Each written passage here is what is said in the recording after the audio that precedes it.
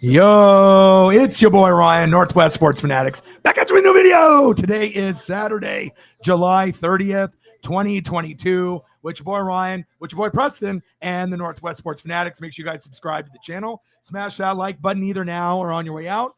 Donate to your boy if you can. Cash App, $ ORION NWSF, or the YouTube Super Chat right here. So we made it just in time for SummerSlam 2022. We don't have really any expectations on the pay-per-view. We hope that it ends up being decent, but we did get it on the TV instead of on the computer. So get locked and loaded, get your beer, get your snacks, get your weed, get ready to go. And we are about to kick this off. How are you, bro?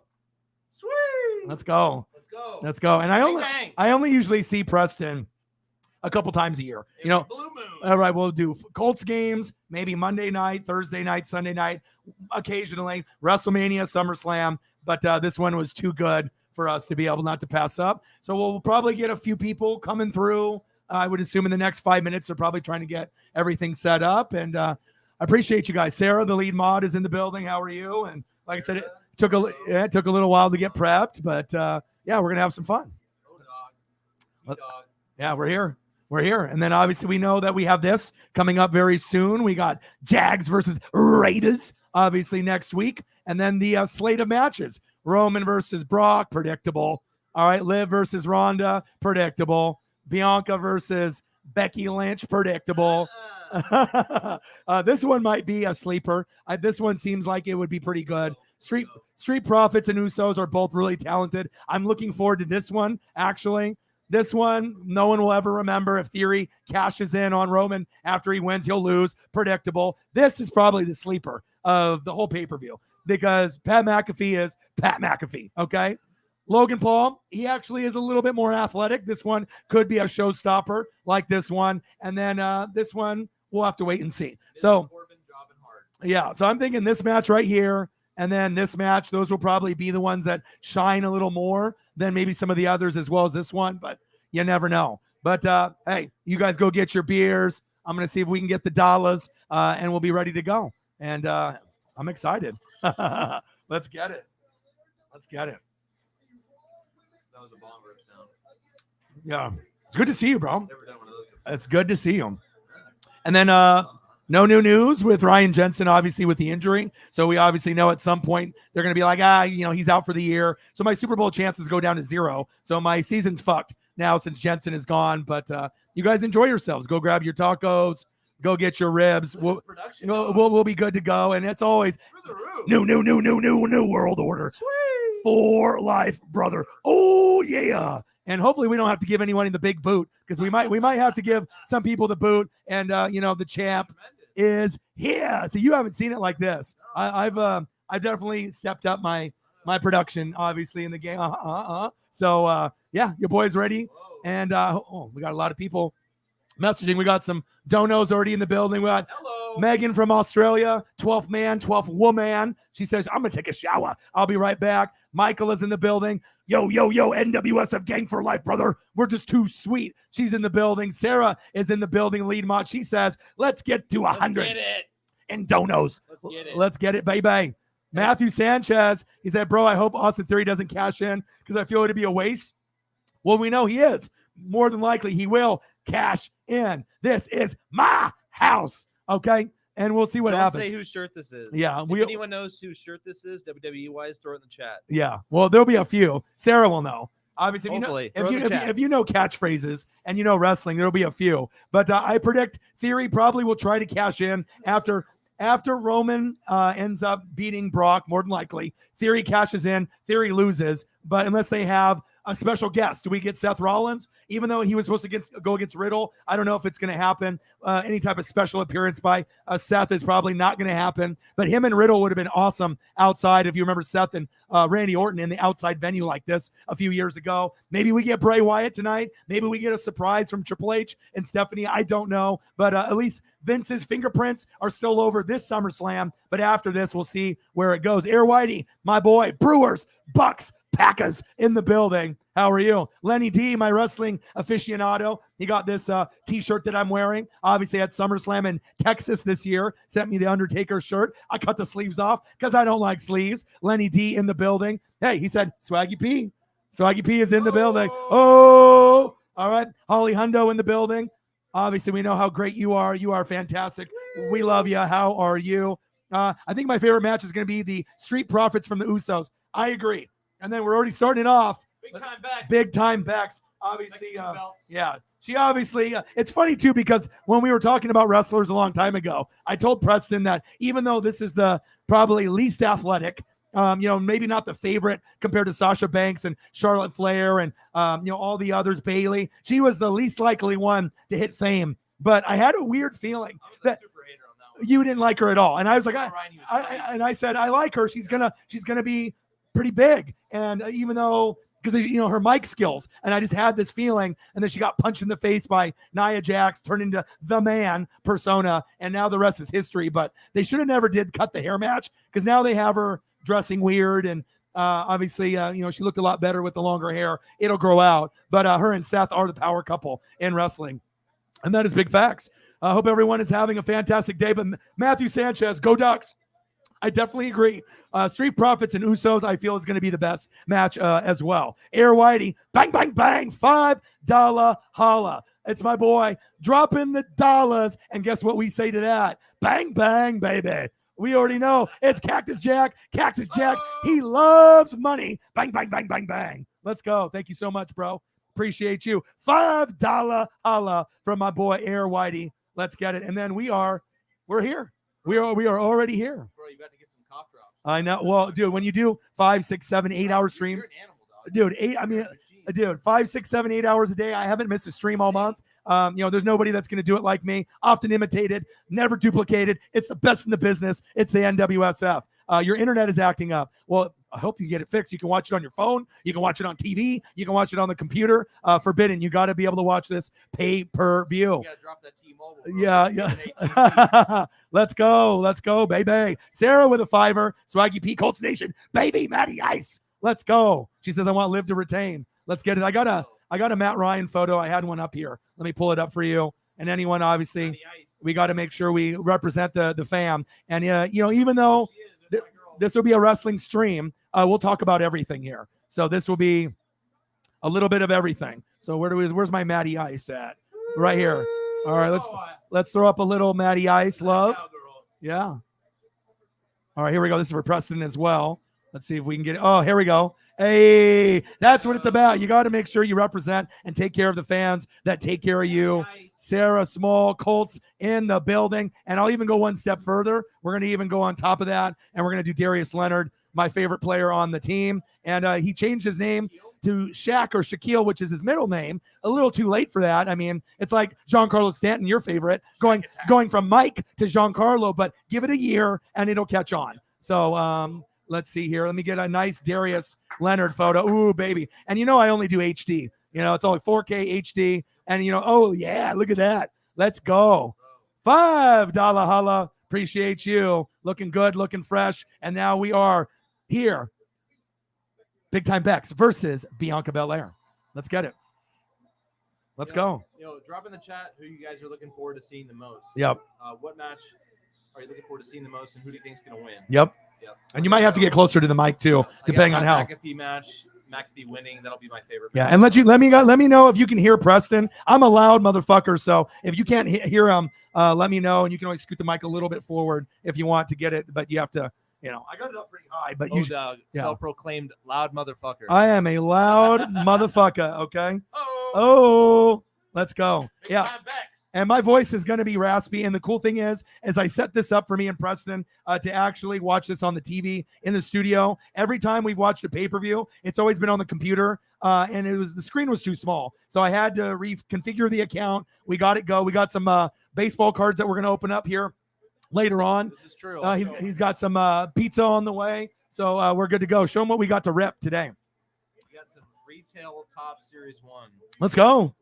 Let's go. Woo-hoo-hoo-hoo. Let's go. Let's get it. Let's go. I'm ready. There you go. They can see it. 3 boxes. We're not really high rolling today. Yeah. Just retail rolling. Yeah. No big deal. Let's go. And here we go. Ring the bell. Ring the bell, baby. Let's blow out my speakers. How about that? Bro, so you think for sure Becky's jobbing for Bianca? Yeah, I don't see. I mean, And it's her hometown. yeah. So right now, I mean, if you're going to have Becky Lynch win this particular match, it pretty much means that the number one face in the women's division, which normally was Charlotte Flair, now it's Bianca Belair. If she loses, you're pretty much saying that Bianca doesn't mean anything to WWE. So you need to make sure you have, the right people representing the brand, because AEW has been much better than WWE. So Roman obviously retaining and Bianca retaining is almost a 100%, thing, unless there's something weird that Triple H has up his sleeve. So, and I like this outdoor venue. The outdoor venue is nice. You get to see everyone's faces. It's like we're watching a college football or NFL game. I like it. It's always better when they do the outside venues rather than inside, for me personally. So, but everyone get locked and loaded. It's obviously on Peacock, $5. It doesn't cost a lot. So if you're a poor motherfucker, pay the $5 on the debit or credit card and watch it with us. So one less $5 foot long. Yes, absolutely. Bro, let's go. Becky Lynch looks like a David Bowie. I know. Type yeah. Collage of colors. I mean, she used to be really, really cute with the long hair, but ever since they did the hair match and then they cut all her hair off, it's going to take some time for it to grow back. And obviously she's got the different persona now that she's got going on. But Lynch has improved dramatically in her technical skills, her mic skills. A lot of stuff has improved. But hey, when your boyfriend is Seth Rollins and then you're married to Seth Rollins, you got a baby with Seth Rollins, you're probably going to end up picking up a little tricks of the trade and you're going to get better at what you do. Same thing goes for Dr. Britt Baker with Adam Cole, Bay in AEW. So let's go. Jake's in the building. Hey, let's go. Corona and lime. Let's get it, baby. Let's go. And then we'll have some baseball up as well. Probably we got Dodgers, Rockies, Mariners as well. I got to be able to keep up on a little bit of everything. Let's go. Lenny D, cryptic messages we've been getting. I wish it was Bray, but I think it's Edge. Yeah, I mean, we could always have a Seth something run in. We could end up having Bray. Edge, I don't really know. Matt Riddle was supposed to go against Seth, and then, Riddle got hurt. So we'll see where it goes. But I'm excited. Good to have you here, bro. Can you guys hear Preston? Yeah. Can you guys hear him? When I want to talk, I talk. Okay. You can hear me. Yeah. Yo, Edge is lame because he's old and he can only do so much now. Yeah. He's just a name, kind of like Brock. Yeah. Yeah. Sad. Yeah. I mean, there's some guys that people love forever, though. You know what I mean? If you've been an Edge and Christian guy from the beginning, it's probably going to be hard to not root for the guy anymore. But I mean, for me, I'm more AEW, but I mean, my guys that I love the best, I like Seth Rollins, Kevin Owens, Randy Orton, Finn Balor, and then I got one other one. Let's see. Seth, Randy, Kevin Owens, Finn Balor, AJ Styles. So those are, and then Charlotte. Those are the ones I like. But I mean, the product has been kind of shitty, but Triple H is taking over. So I have hope that it could get a little bit better. So you can pull it forward, pull the mic forward to you if you want, however you want to do it. So Raspy Dog, let's go. Preston needs to be turned up. Yo. So Yo, let me speak on this. Name that wrestler. All right, is that better? I turned his mic up full blast. So hopefully I'm going to blow your goddamn ears out. All right, let me know I know mine will probably be pretty good. Do I need to turn down his mic at all? Is it too much? You guys let me know. Yo. Ooh, damn it. Yeah. That's all right. Better. Thanks, Megan. Can you guys hear? Are you guys good? Thanks, let us know if the mic is good. We just got to make sure that. Is it good now? Okay. Forbidden Alchemy with the name of the day. Yes. Love it. Oh, we got all kinds of people in the building. Now mine is. Bro, who is Presidon? It's Preston. Yeah. Let's go. And I am not quiet.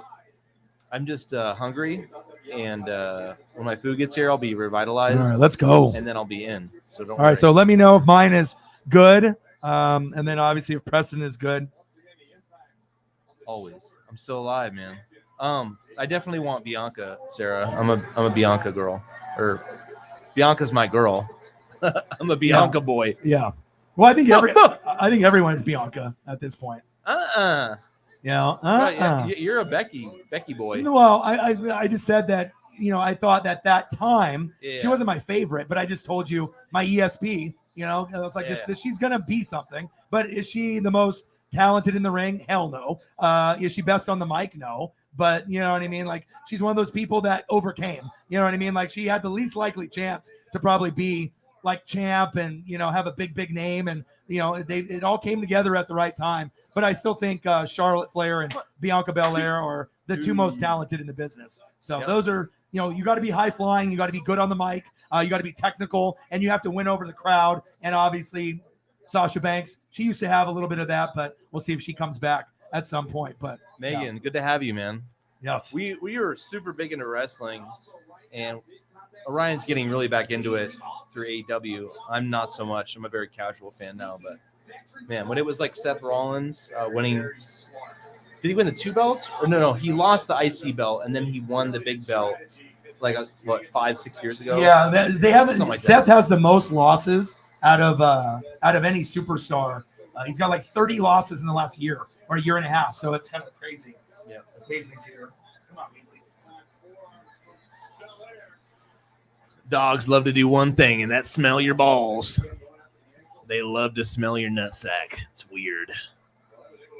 It's what they do, right? I mean, what dogs don't do that? It's almost weird if they don't. Becky with the submission move on Bianca. Roll up pin 2. Orion gave birth to a female dog. I didn't know you had another woman. I know. Weird, man. Look at this. Look at this dog love. I don't know, man. I'm a cat guy, so I'm a cat crew. Down with dogs, up with cats. No, I love them both, but cats. Cats all day. How's the microphone for you? Sweet. Loud over here. All right. Obviously, Preston's going to talk a lot softer usually. And with me, my voice is already going to be fucking raspy for doing 5-hour streams every day for a month. So I can do anything I want with my voice right now because it's fresh as fuck. So I think yours is good. Yeah. Mike is perfect. You guys can hear us both Perfect. Equally? Yeah. Okay. Yeah, WWE is trash now, man. It's absolute trash until proven otherwise. But obviously, as you guys already know, like Orion and I talked about, with Vince supposedly gone, right? The product's going to get much better a lot quicker, and they'll be competing. Better There'll be booking. some cross storylines, too. Yeah, better storylines, better booking, and better endings. That's really what it is. Whenever we watch these pay-per-views, right, as I'm going to pull it up here, right? Take a look. All right, Shout out to you, Holly. So look at this right here. So we got this. This on paper for an average fan or someone looks decent, right? This looks pretty good. This looks decent. Most of these matches look, halfway that they could be something special, right? But the problem is, at the end of the day, when you look at all these matches and all the production that your boy puts in, that at the end of the day, a lot of them have shitty endings. The storyline isn't built up enough. Or they just don't have a good match, or it's too short. It's like, oh, Brock and Roman for the 6th time, and it's like a 5-minute match. Nice. 1, 2. Let's go. But I appreciate you guys, and it's always good to be able to have one of my best friends here in the building to be able to hang out. To take a look at your pizza and everything that's going on here. But shout out to everybody in the room. Shout out to Papa John's gift cards. There we go. Yeah, too bad you had someone that people. couldn't understand what you were saying. They were a Bob. Look it up. Yeah. Google it. Let's go. Holly's in the building. Jake's in the building. Megan's in the building. Forbidden Alchemy's in the building. Holly's Team Preston, not Team Orion. Yeah. Because we're on the cat gang. Yeah. Cat crew. Yeah. Well, she's allergic to short-haired dogs, so. Oh, but well, she's a veterinarian. Oh. So she's actually the #1 donator to the That's channel. gonna suck, man. Because you love all animals, but you are allergic to some. Yeah. That's rough. But she's got 3 cats, Victor, Sploot, and a couple others, and yeah, she loves animals just like me. So. Here we go. Oh, here we go. Oh, damn it. Cross body slam. Come damn on, Bianca. It. Oh, no. Kick out. She's that. Oh, my elbow. Oh, damn it. Here we go. Ooh, diamond. Diamond dust. Oh, diamond dust. 1, 2. 2. 2. Nice. All right, what game are you trying to watch? You trying to watch the Marlins? It's almost over, but yeah. Okay, hold on. Honestly, UFC sounds cool. I'm really excited about the Nunez match because I know she'll get a redemption on Pena or Juliana. See? Yeah. Here we go. Your boy want to watch Marlins? I got you. Yeah, it was 2-0, and then they just hit 2 solo home runs in the 8th. And then I'll go to the Mariners. Once this is over, I'll go Mariners and Dodgers as well. So, But I hope everyone is having a fantastic day. Say it's $5, and the thing. See, Holly normally was never into wrestling. Me and Sarah and Air Whitey especially. He watches a lot of Japanese wrestling. He watches all the federations like NJPW, Impact. Die Hard. Dude. Yeah. We're Die Hard. He and Justin Graves. He's the most extreme Die Hard. And when you can get people that trying to get into what the other people are into, it's nice. It doesn't have to be your favorite thing, but if it's going to cost $5 and you're going to be able to have fun, well, instead of us talking about it and hearing everyone else react to it, $5, sign up for the Peacock. You might actually find some other TV shows or movies on there that you want to keep it. I keep it just for this, so specifically, but yeah, might as well order it and hang out with us. And I'll be doing these every month regardless. So, one less Starbucks. Yeah. Bang. Yeah. Anyway, who just ordered it? Holly? Yeah, Holly did. Yeah, Holly. I watched two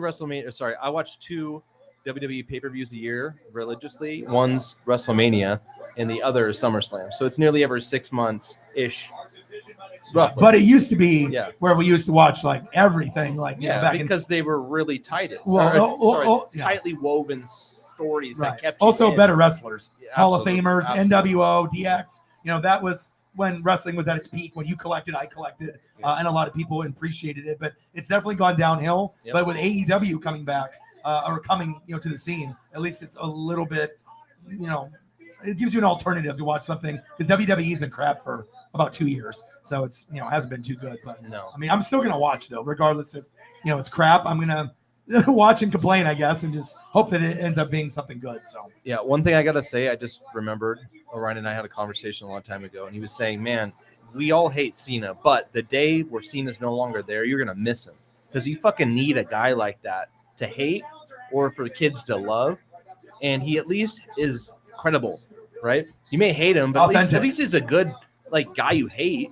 And I miss hating him. I know. I miss seeing him wrestle, man. Well, also too, on top of that, if they would have did NWO and he was the leader in 2012, and he would have said fuck the kids, and then just been the Hogan, and been the leader. Never, but I mean, if it did happen, that would have been the biggest moment in current wrestling besides Hogan going from Hulk Hogan to Hollywood. It would have been very transcendent in wrestling. It would have been the number 2 biggest moment in wrestling if he would have done that. Yeah. But it is what it is. But I mean, I do miss watching him wrestle. It's like you always take guys for granted, like even LeBron. Once LeBron is witty on the mic, right? And once LeBron is gone, you'll be like, "Fuck LeBron." But then once he's gone, you're like, "Damn, I kind of miss him." You either love watching him or love to root for him to lose or whatever you want to go. So, it's true. Yeah, the match isn't too crazy so far, but it might pick up. We'll see. Yeah, Lenny D loves John Cena. Mariners up 3-0. Mariners are up 3-0. Let's go. Oh, damn it. Damn it. 1, 2. Wow. Live in Sports Talk with Jake. That's my guy. Said the same thing as I said. Yeah, he's my guy from Yakima. He's my Mariner guy. He goes deep. Single A, double A, triple A, guys that get traded, all that stuff. So you got to have different people that support. We're going to try to go Mariners here as well. Thanks, ladies. I try. I like how Orion and I are matching too. We got the black and the white going on, like NWO shit. Yes. But yeah, dude, my fucking shirt. Come on, whose shirt was this? Yeah, Sarah should know. They're not even with the WWE anymore. What is it, Sarah? Whose shirt? Whose catchphrase was that? Whose catchphrase was that? That's easy. Come on. They're not wrestling anymore. I can't show you the back because it would give it away. The back would give it away. Nah, Becky ain't winning this match, bro. Come on. Orion nailed that. Becky's not winning. Yeah. Nope. Oh, 1.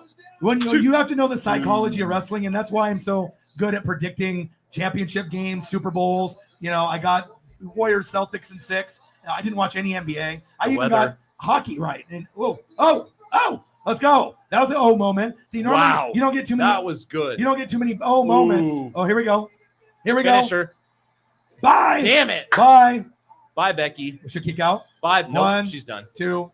Ring Okay. the bell. Ring the bell. Damn it. Damn it. There we It's go. over. It's over.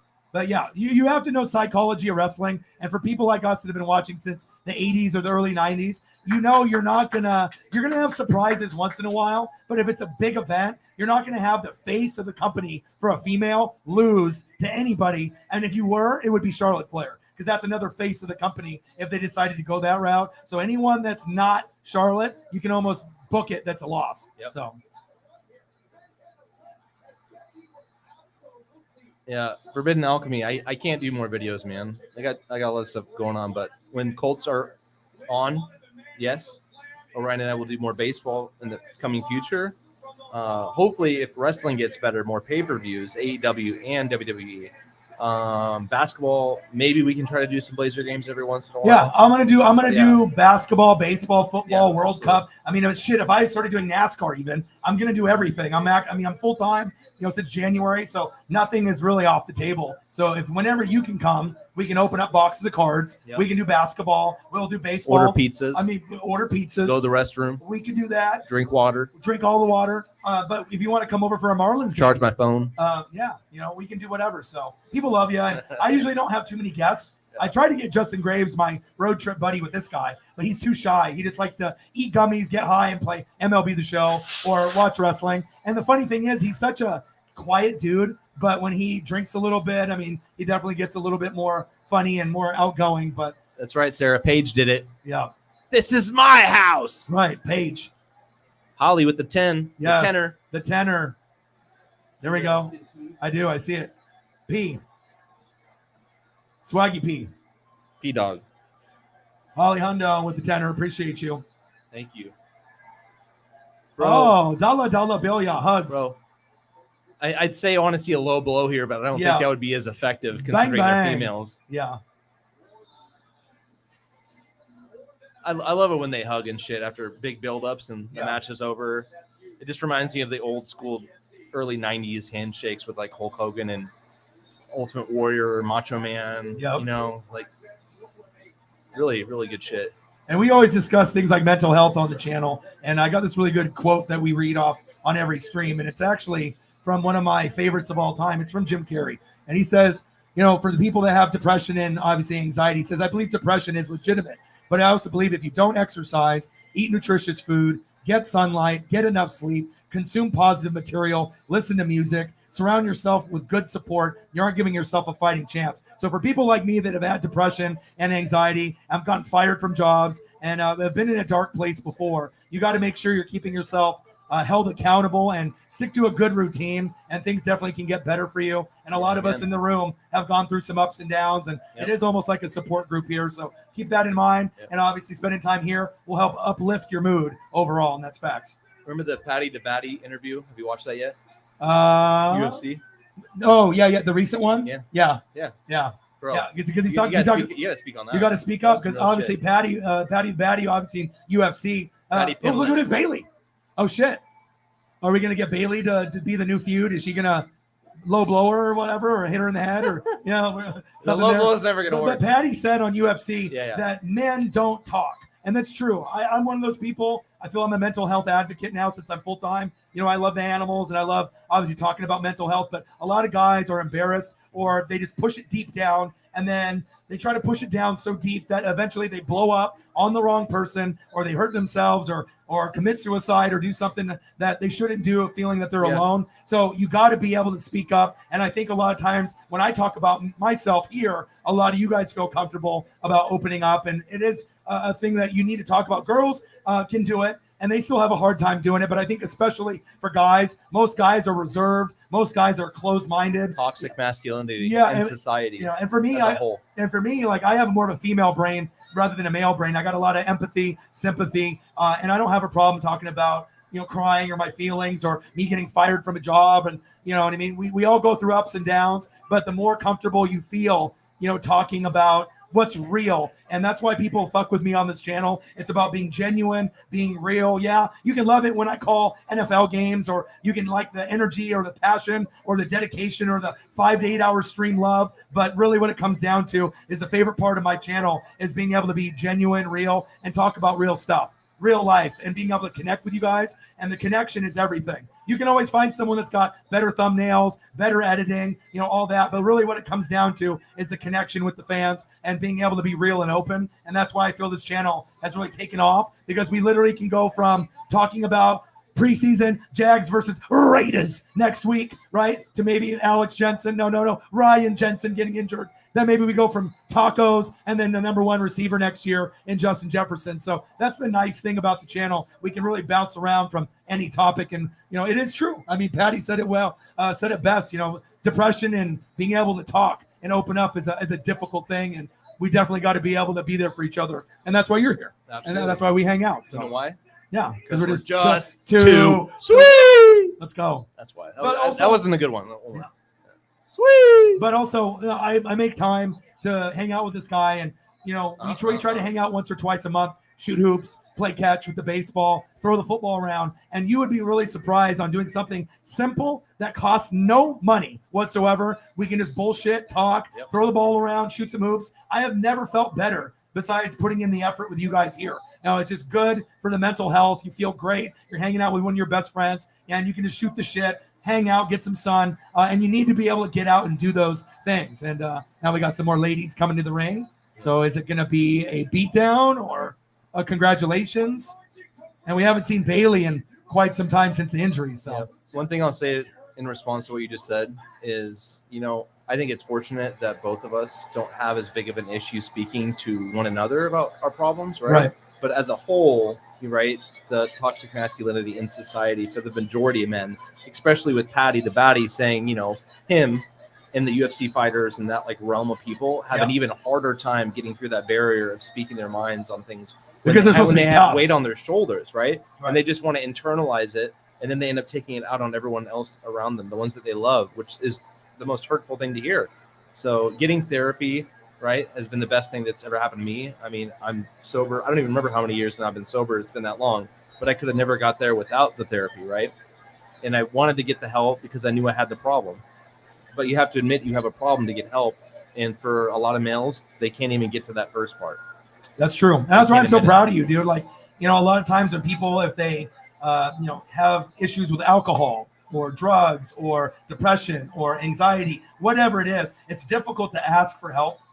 But I think we've supported each other through it all. And it's always about honesty, loyalty, respect. And that's what I was trying to tell people before. It's like you saw me record with a partner in the past, and people thought we were so tight and best friends. But just because you record on YouTube, Twitch, or TV doesn't mean you're actually best friends. You could just have a common interest in certain things. But with Preston and Justin, I mean, these are real friends of mine. It's not just someone that, records with me. It's, we actually have each other's back. It's loyalty, it's honesty, it's respect. And if you break that bond, we're not going to be tight. You know what I mean? And I just feel good to be able to have a small circle, but the people that I do have in my life are lifers.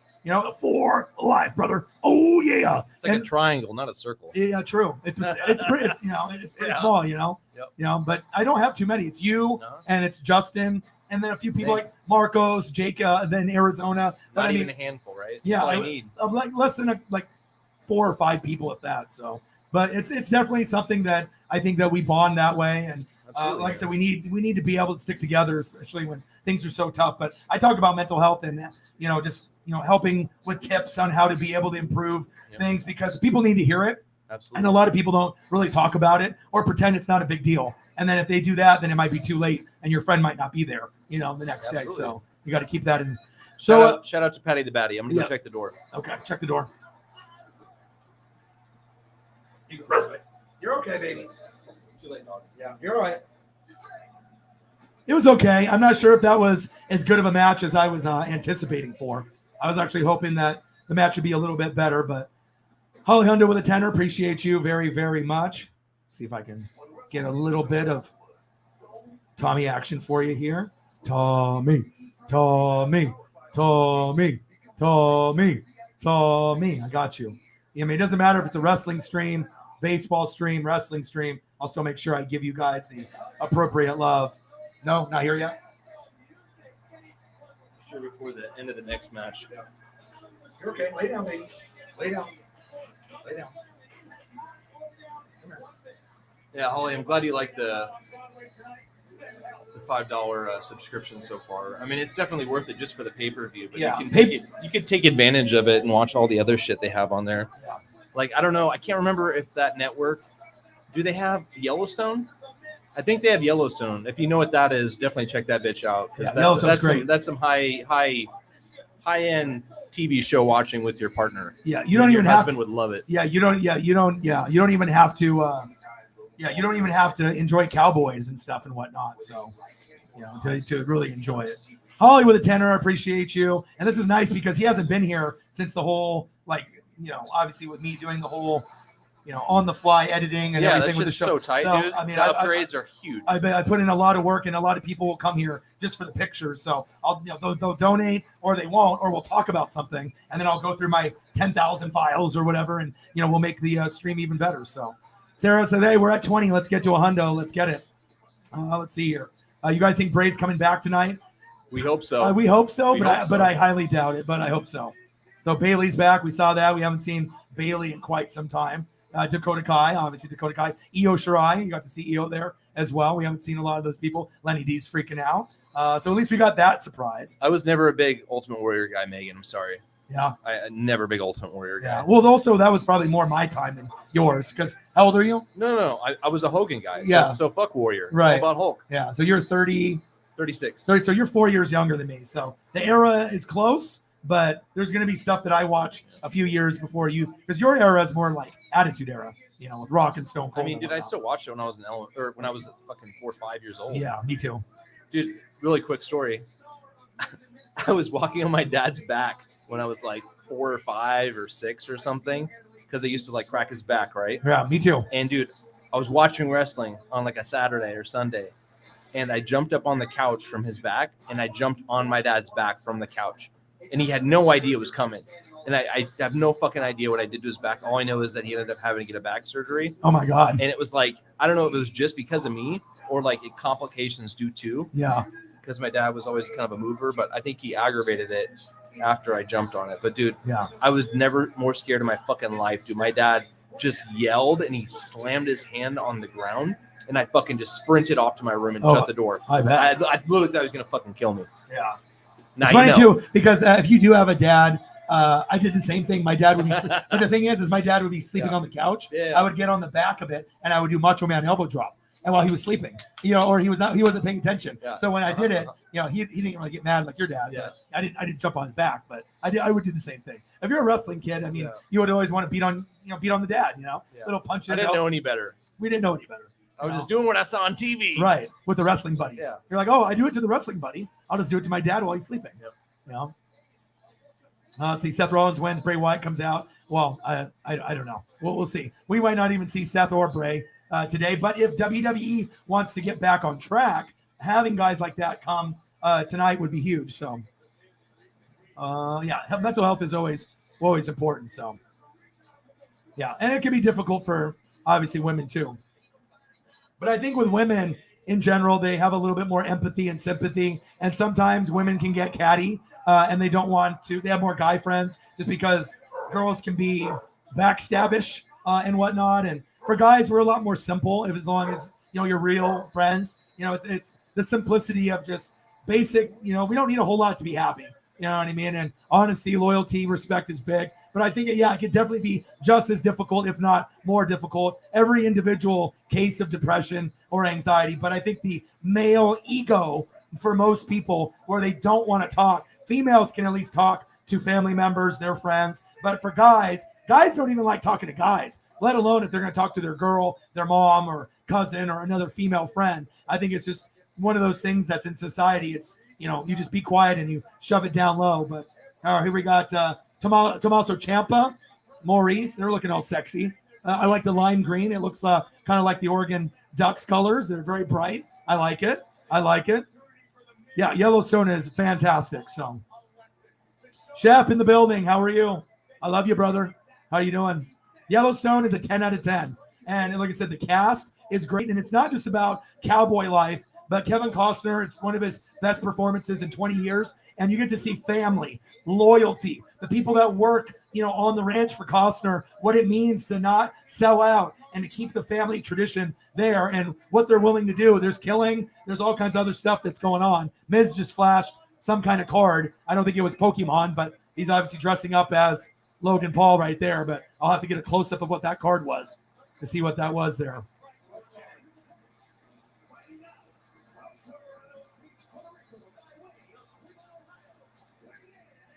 Yeah, I feel that, the connection ever since, a lot of you have been following me for 5 or 6 years or a couple years, or maybe when the Grossi raid happened, but I've been full-time since January. And when you stream 5 to 8 hours, every day, think about how much time that you usually spend, with, a YouTuber. If it's like NFL season, yeah, you can be there for Monday night, Thursday night, Sunday night to get interaction.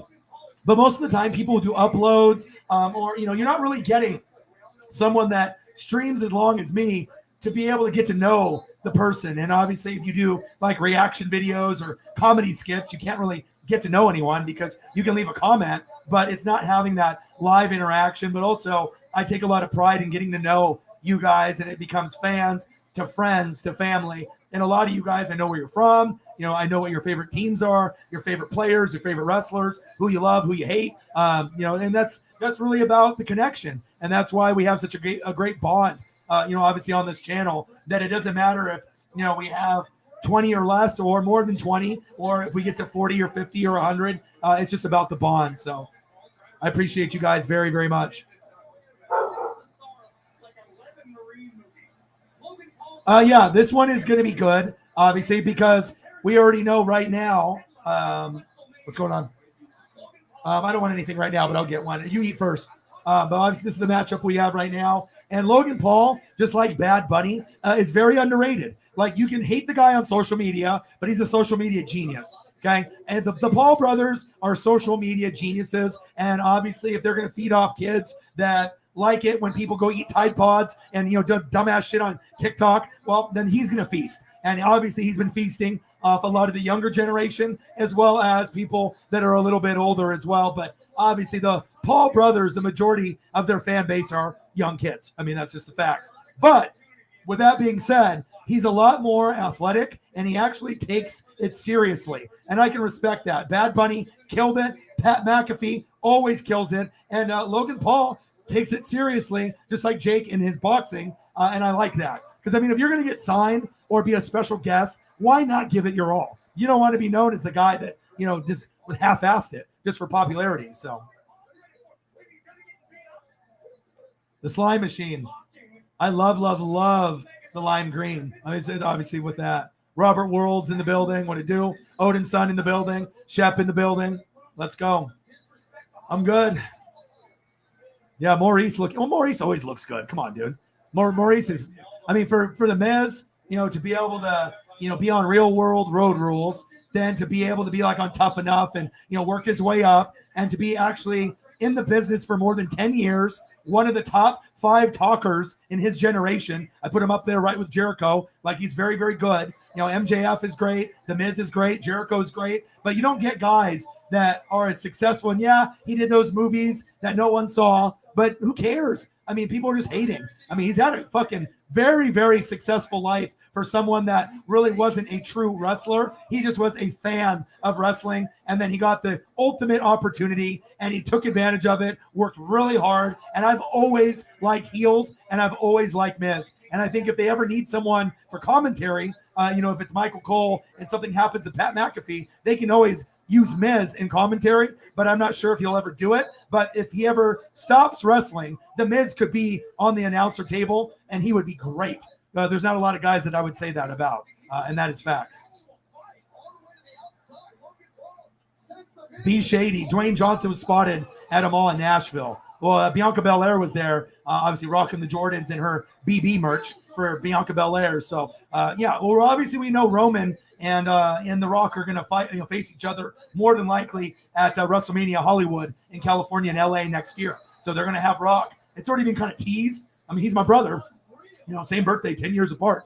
So you already know Dwayne is going to be. That's what they need. They're going to need big names to try to bring their product back. And if Vince is not involved, or they say he's not involved, but we'll see. Every time they say Vince is no longer in the business, but who's to say Vince still tells Stephanie or Triple H, what to do? No one would know, right? They'll be like, oh, Triple H is the one doing it and Stephanie. But how do you really know that Vince doesn't have any more input? I mean, this has been his company and his baby for so long. I find it hard to believe that he would have no input whatsoever, with the company that he built with his dad. So we'll see. But I think if he does have no fingerprints, it will be better for WWE. Just like Jerry Jones, if he was able not to be a part of, the Cowboys, I think they would be better. So sometimes when you have your hands in the cookie jar too much, obviously the product overall suffers. So. Yeah, we don't need proof. I mean, it's a wrestler. Wrestlers are everywhere. The Rock is the biggest superstar on planet Earth. The biggest actor, one of the still biggest names. He's like Sylvester Stallone or Arnold Schwarzenegger now. So, but that doesn't mean that he's going to be here tonight. You can have people close by. He could be working on his XFL stuff. You know what I mean? There's a lot of stuff that The Rock has going on with $7 Productions. I mean, I follow The Rock to the T. So, Instagram, Twitter, all that. So Tommaso Ciampa. Eagles John in the building. What to do? But Miz is very unique. And there's not a lot of people that I feel that have the skill set to talk shit, but, he can be professional, but then also, cross the line a little bit. But I like heels. And obviously, if you're a heel, anybody can wrestle, right? But how good are you on the microphone? And that's really what makes people stand out on Twitch, YouTube, obviously in wrestling. Anybody can wrestle. Anybody can have a channel. But if you're a monster on the microphone and have that charisma, that swag, you're well-spoken, you got a nice voice, you have energy, you're genuine, you're real. There's a reason why that there's GOATs on YouTube and Twitch, and there's other people that will never be that. It's just there's always going to be people that are a little bit better than others, and it shows. Like, for example, Tom Grossi. He's a legend. Clickbait Sports. I mean, these guys are great. Obviously, I'm just trying to follow into the same footsteps of the greatness. And I don't think there's anybody better that, calls football games than me and Grossi. So, if you want to end up watching some fantastic play-by-play and reactions for NFL and college football and a lot of other things, stay tuned, obviously, for the collab week 3, more than likely, as well as what we do, during pretty much every day. Because, I mean, he records pretty much every day like myself. And I don't know if there's anyone else that I know that puts in that much time and effort. Sports Fury puts in a lot of effort as well. And there's kind of a reason I feel that we're kind of the ones that are the most well-known. You got Grossi, you got Clickbait Sports, you got Sports Fury, you got the Northwest Sports Fanatics. I mean, I feel that even though my sub count isn't on their level yet, we will. I'm not getting a whole lot of support from YouTube, but it's okay. It's all about just, everyone's journey and path is different. You can't compare yourself to anybody else. And like I said, if you got a great product and you got great fans, eventually your time is going to come, especially if you have the passion and dedication and drive to do 5-hour streams every day. Obviously, not a lot of people are willing to do that, so that's facts. Yeah, for the Eagles you want to, but I mean, I think for the whole globe, we would want to be able to see a change at some point. Or get Sean Payton to come, and at least they can be relevant and they can actually win a playoff game.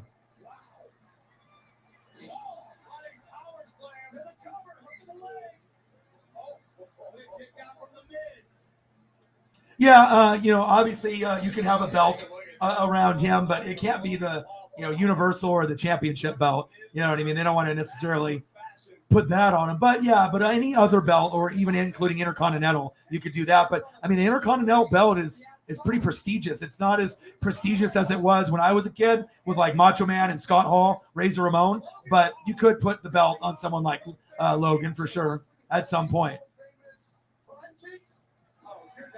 I agree. Yeah, based off his size, I mean, it's not like he can be, like a smaller belt type of guy. Like, remember when they had the cruiserweight belt in like WCW and 24/7? That's not, he's too good for that. You know what I mean? Like, they shouldn't even really remember the hardcore belt. Hardcore belt. That would be cool if they would have brought that back, so we could have like a hardcore era. But we've already gone through one match so far. So we got Bianca Belair that defeated Becky Lynch, all right, formerly Becky Two Belts, and now we're here. So this is the second match, and we'll see where it goes. Like I said, the ones I'm looking forward to the most, honestly, we're going to be this one. This one might steal the show if McAfee goes off, but I think this one has the potential to be the best match of the night. I think this one has the biggest names, but it could be the biggest disappointment. And then if Roman wins, Lashley, obviously he can keep his belt if he wants. And then if Theory cashes in, whether he wins this or not, you can go whatever direction. But I'm looking forward to this one. This is my number one. And then this one's number two. And I think this one was probably going to be my number three, just knowing that they're going to try to put on a really good show. Because Miz is always going to put in 100% effort. Oh, wow, standing backward moonsault there. Okay. Look at Logan Paul is very athletic. And obviously they got the size, and when your brother's doing boxing, I mean, it started off them being just social media geniuses, but it shows you that sometimes guys that are great on social media, they can actually do more than just talk or make videos or have a team help them make thumbnails and make videos for content. Sometimes these guys that are on social media can actually, do things like boxing and, being in WWE. It's not like Logan sucks. I mean, the haters maybe want to say that, because they don't like him or whatever, but I don't watch him on YouTube and I never will, but I can at least respect that him and his brother are social media moguls, and they're doing podcasts, they're making the money, they're making sure their brand stays relevant. And I've been impressed with Jake and Logan with the boxing and with WWE, if I'm being honest and truthful. So Eagles John in the building. How are you?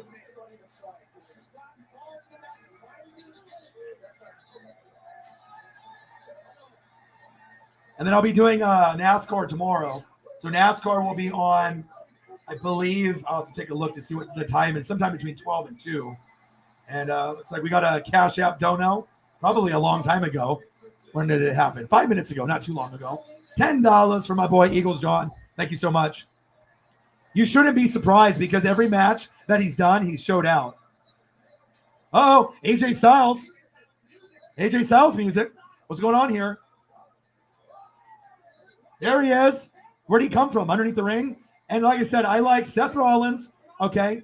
I like Seth Rollins, Randy Orton, AJ Styles, Kevin Owens, and AJ, Seth, Kevin Owens, Finn Balor, Randy Orton. Those are my top 5 in the guys. So anytime that they're on, those are, guys I would love in AEW. So Eagles, thank you.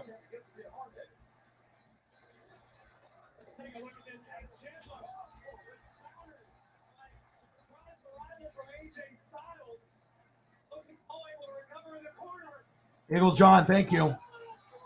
Appreciate you, bro.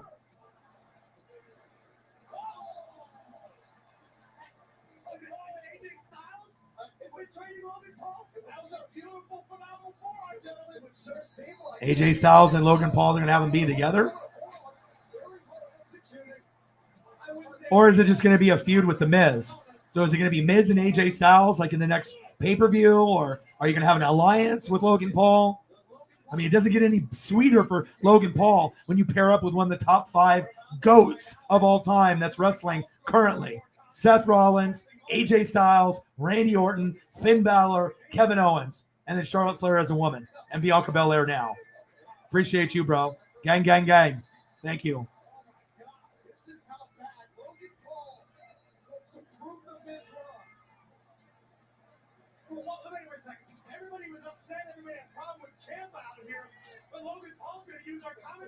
Hi, Paisley.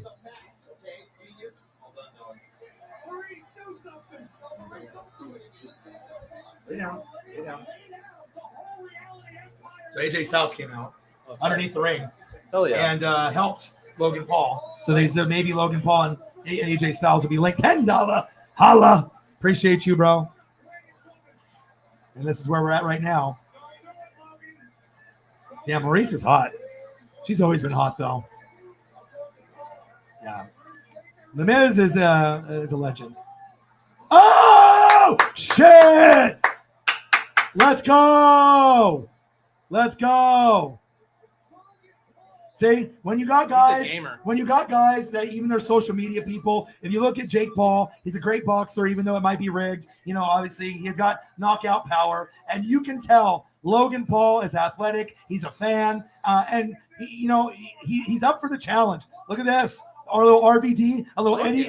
Look at Eddie Guerrero, a little RVD. Let's go, bro. He is a gamer. Yeah. He did not botch that. No. And the funny thing is, it's for all the haters of Logan and Jake Paul, they actually have athletic delivery. When you see them do moves, they're very, very clean and athletic.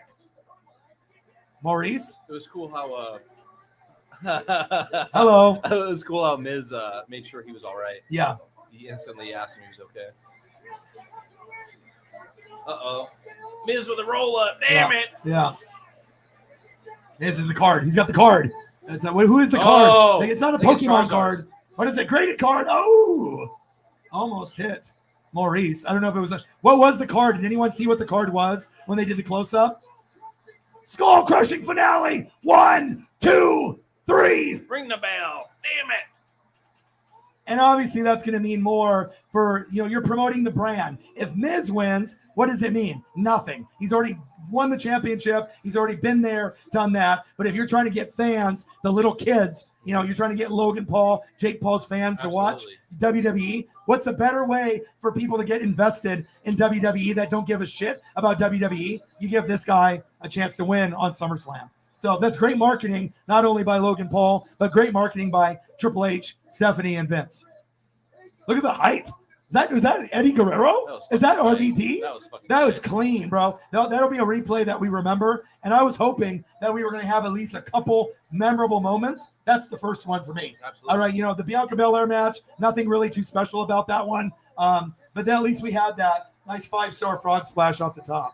Great match. So I think the first match with Bianca Belair, and obviously Becky Lynch was like maybe a 7. This one, I think it was a solid 9. This one was pretty fucking good. And then he had a nice iconic, RVD Eddie Guerrero move. That was a 10 in obviously style points, as well as, obviously him not botching any of the moves. Like he looks like a wrestler. Like if you just turned on WWE for the first time and you didn't watch YouTube, you'd be like, dude, who is this guy? This guy's kind of cool. So I see you, Logan. Tight. Yeah. I thought I did not miss. Look at Shepard, he said. Oh yeah. Yeah. Not to be misogynistic. No. But just preference. Yeah. Because all men and even women, I think, have it as well. It's, infatuation with the butt. It's tier A. Yeah. Right. Yeah. I'll be nice and say that. Especially, well, they know what they're doing. They always have the ladies' butts out and then the boobs flopping around. That's what they do. I'm a big A guy. Yeah. A big A guy. Yeah. What did I say before the stream started? I told you what matches were going to be good. This one. Okay. Still, this might be the showstopper. And then this one.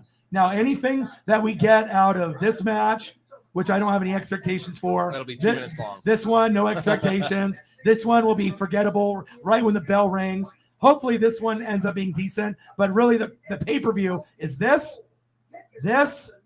and this. And for you homers, you hope that this steals the show, Roman and Brock, but more than likely it won't. But at least we're going to get 3 out of the 1, 2, 3, 4, 5, 6, 7, 8 matches. You want 4 to be good, at least half. You're probably not going to get 4, but if you do get 4, this will be the 4th one. So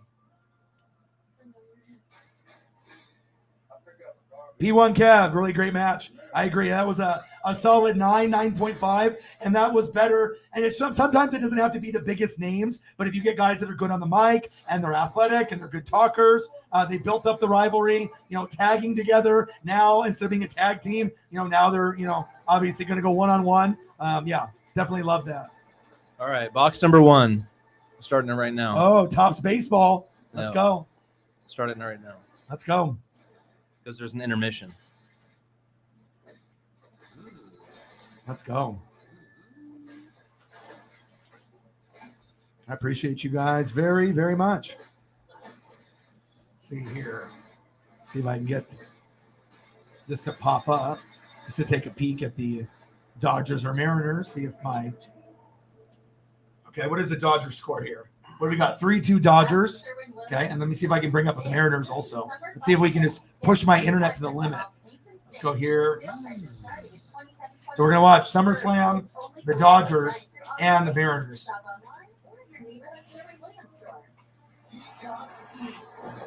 And there's UFC on 277. That's gonna be the tight. I'll put it on whenever. Yeah. If you want to watch that. Yeah, absolutely.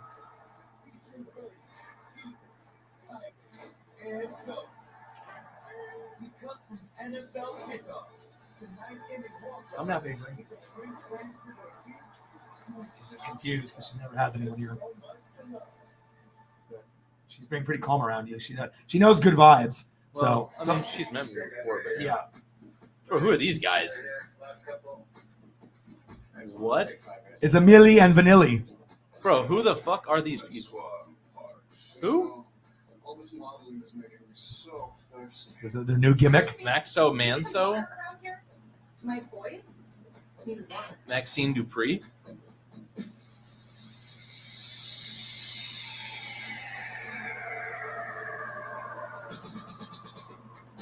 Yeah. Bro, what is this? I don't know. It's a new gimmick that they have. I don't even know who these guys are. No, neither do I. I don't watch WWE or NXT or SmackDown for these new guys, you know. Yeah. This is supposed to be like sexual for the men, like model guys. Yeah, I already knew it was going to be good because if you actually watched Bad Bunny and Logan Paul wrestle before, they killed it. And same thing with Pat McAfee, those three. So, definitely. Lenny, that was some of the best air, dude. Lenny, ass all day, bro. All day, man. I just like somewhere to put my hands. You know what I mean? I'm just a big holder. I like to rest on. Let me see. Rest my laurels on my. What do you NASCAR? I haven't ruling out doing F1 or whatever, but I will do anything. Really, Yeah. It doesn't really matter. I mean, as long as people are gonna be there, and if I have an opportunity, if I'm gonna take 3, 4, 5 hours of my time, as long as I'm able to get compensated, to be able to do that. Because obviously, if I do like a 4-hour stream of F1 and I make nothing on the donations, and I could have done an NFL stream and at least made something to make it worthwhile, because obviously, you don't want to work for free. And, this is my full-time job. This is not, for fun. This is not a hobby. This is my job, my full-time job. So normally I have 2 or 3 jobs at once. So, but if F-150, if I had enough of a crowd and I knew that after 4 or 5 hours, I could get to like $100 at very least, then I would probably start doing them. But, that's a very special category because even NASCAR people don't watch F1. You know what I mean? So, but I am willing to do anything, but I have to be able to make it worth my time. And I know if I do wrestling, NASCAR, baseball, football, wrestling, certain things, I know that the people will be there. So You got some packs in front of you. yeah, I'm gonna open some packs up. Mr. Williams in the building. What do you do? Let's go. Especially if you're a woman who's also having trouble doing that totally normal thing all humans do. Shep knows. Hi, Paisley. Shep knows. I know. I knew Lenny knew, but Yeah, Lenny, my dude. I know Shep knew. Come down, baby. Yo, Shep, you ever seen Above the Rim with Tupac and Leon? Remember Leon's character was Shep? Shout out to Above the Rim, bro. Yeah. That soundtrack was fire. Yes, above the rim. Woo, boy.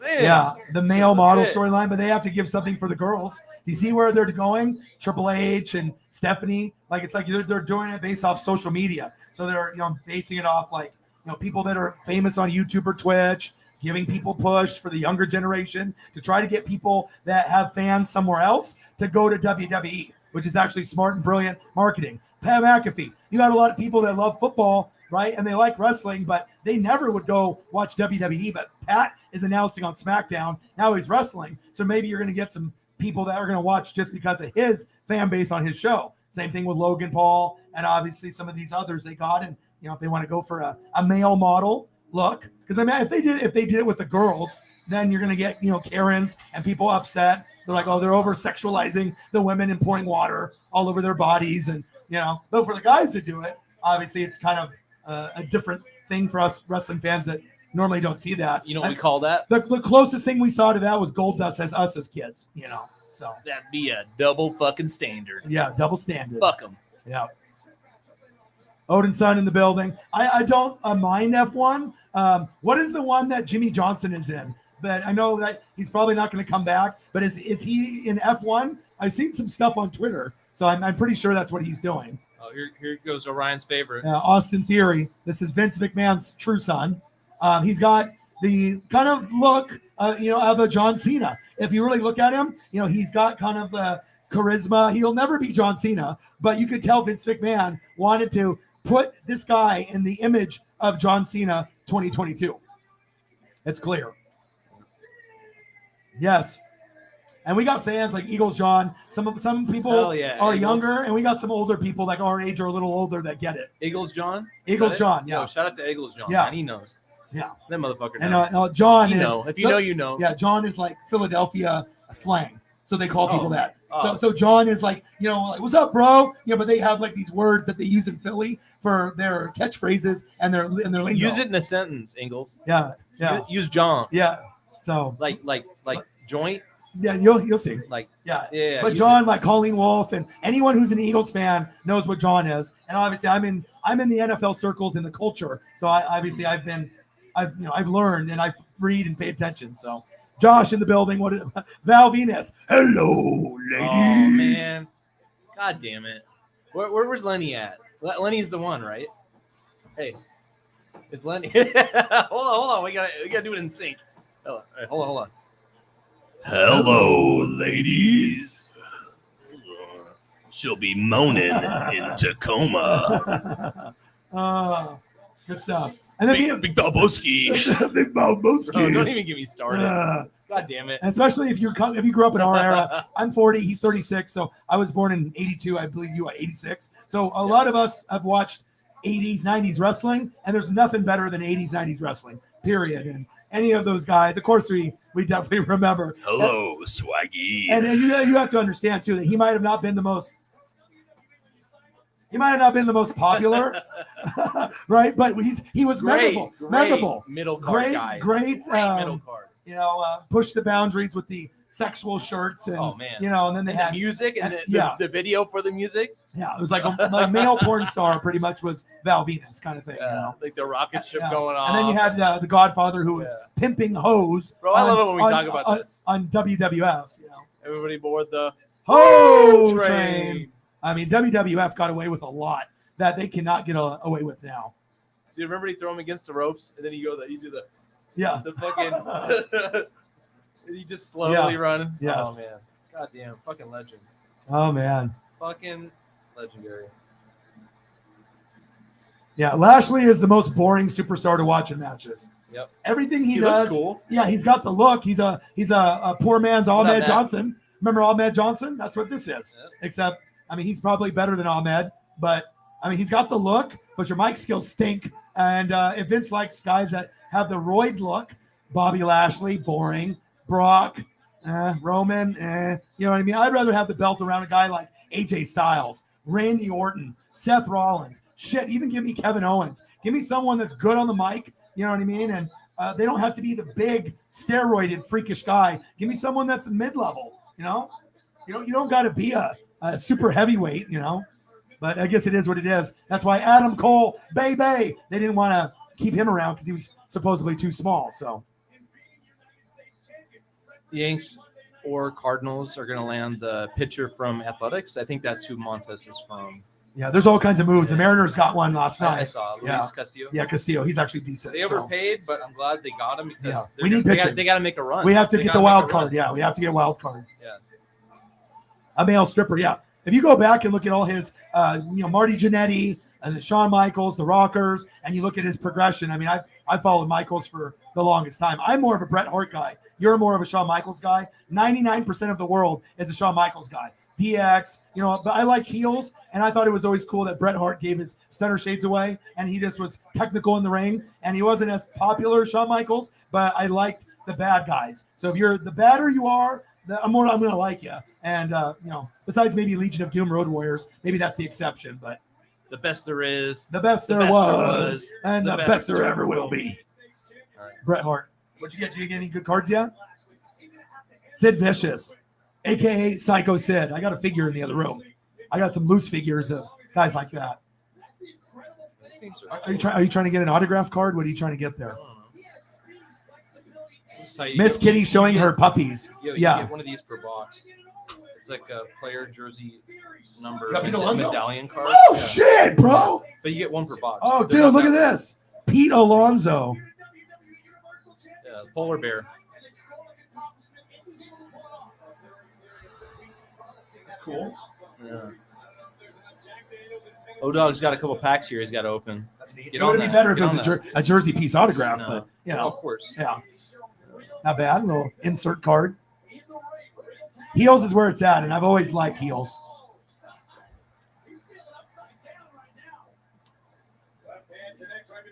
Bro,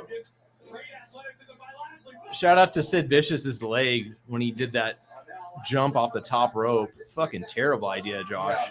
What an idiot. Remember he picks up his leg like this? Like, what the fuck? Yeah.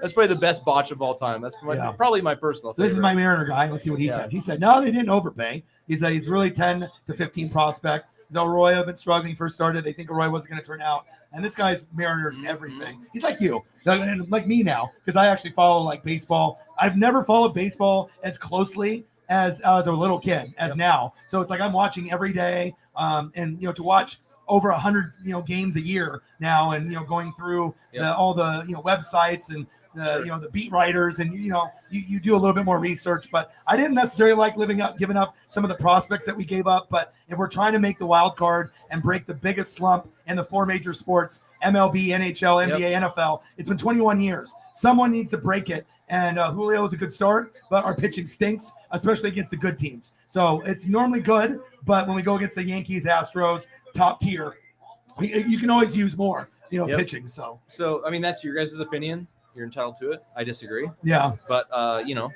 that's what opinions are. Yeah. Right? Sometimes And time will tell. Yeah. Sometimes because if those prospects end up being better, then you're going to be like, damn. And then also it depends if we keep the pitcher. Is it just temporary, or are we actually going to keep him for 5 years? So, but if can he get you to the promised land? Yeah. Right. And if he does, and he's gone next year, he's worth it. Yeah. Just like Aroldis Chapman when he got traded to the Cubs. Yeah. And then that next year, he just went right back to the fucking Yankees. He came in there to do a job. He did it. They won. He left. Yeah. So if we end up keeping, Castillo long term, then it's worth it. But if we're just renting him, just for the simple fact for this year for the streak to end, then obviously with the couple of those players, our top guys, it could have been maybe a disaster. We'll see. I mean, it all depends if we can keep guys. But if we do get past the streak of losing, that will change the vibe in Seattle, where we're going to expect to make it and try to finish in first. But realistically, we'll be in second behind the Astros. That'll be the goal, to eventually surpass the Astros. But we'll have to wait till Verlander retires, in my opinion, to get past them, because he's still on fire. So Jake knows this, and I just heard it the other day from a really good announcer when he was talking about trades coming up, and he said, "Remember, almost butchered that. Yeah. He said all prospects are suspects because how often does someone get to the league, let alone stay in the league, and then become an all-star, right? Yeah, I mean, little to none. Yeah, it's very, very rare for guys to pan out in baseball. I mean, you get these guys that they're number one, in junior high school. They go to college, and they're just they're going to be the next big thing, the next Nolan Ryan, the next Randy Johnson, and a lot of these guys fizzle out really quick just because baseball is the hardest sport to play on planet Earth, in my opinion, besides golf. I mean, you have to have a lot of skills for the putting game, and obviously, I feel with baseball, to be able to defend and to be able to hit and pitch is the hardest thing on planet Earth. I don't care. Football and basketball, people can do that. Baseball, to be able to hit something 95 or 90 and up, and to be able to field and to be able to play good defense. I mean, not many people can do that on planet Earth. That's facts. So Devoto still haven't spent money. We can extend. Still have Kirby and Gilbert. Yeah. What about Marte, though, the number one guy that we gave up? What happens if he ends up being like all-star? I mean, I doubt that he'll be an all-star, but you never know. And Bobby Lashley wins in the most boring match on pay-per-view history ever. That was a D. That was just an F. We should. That was an F match. We should give Bobby Lashley the name Mr. Forgettable, because every time I watch a match, I literally forget what happened. Like I don't remember anything that he did. There's nothing memorable. Not a good talker. A couple grunts, a couple punches, a suplex, a pin or two. Bro. Yeah, just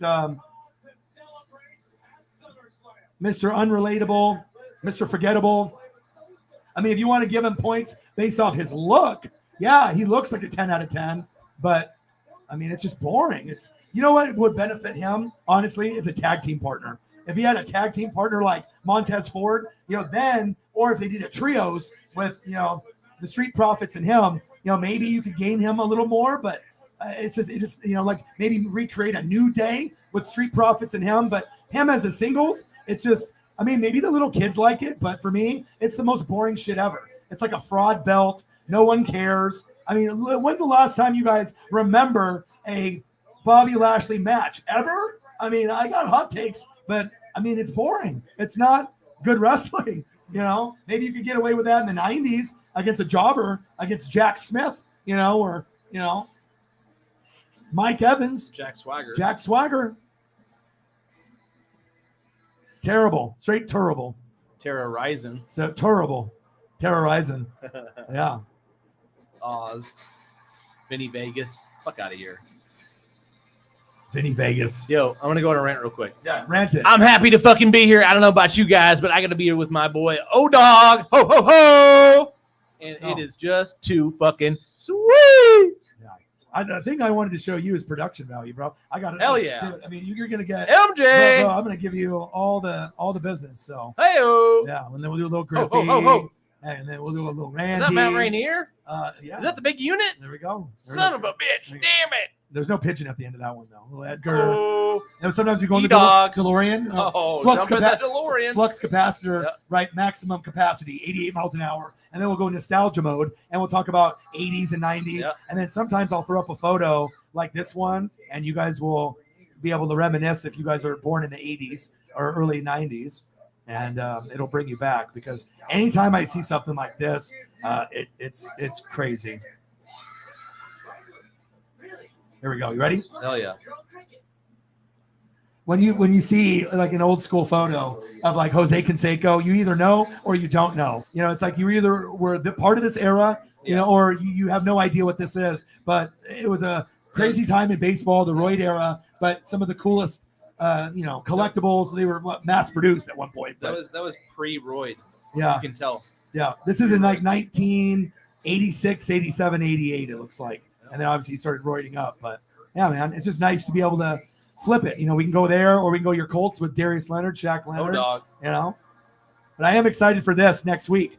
The Jaguars with Trevor Lawrence versus Carr and the Raiders. I will be doing live play-by-play and reactions for fifth stringers, okay? But it still will be fun because it is football. Yep. Let's go. Open this, bro.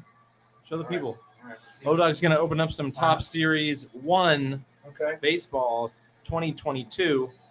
Or do we have any chances for autographs in Yeah, these boxes? We do. absolutely. Okay. So jersey. Getting one is little to none. So because the jersey odds are piece. So shitty for jersey retail. piece. A jersey piece possible in these three boxes, and course. an autograph is possible, Absolutely. but not likely.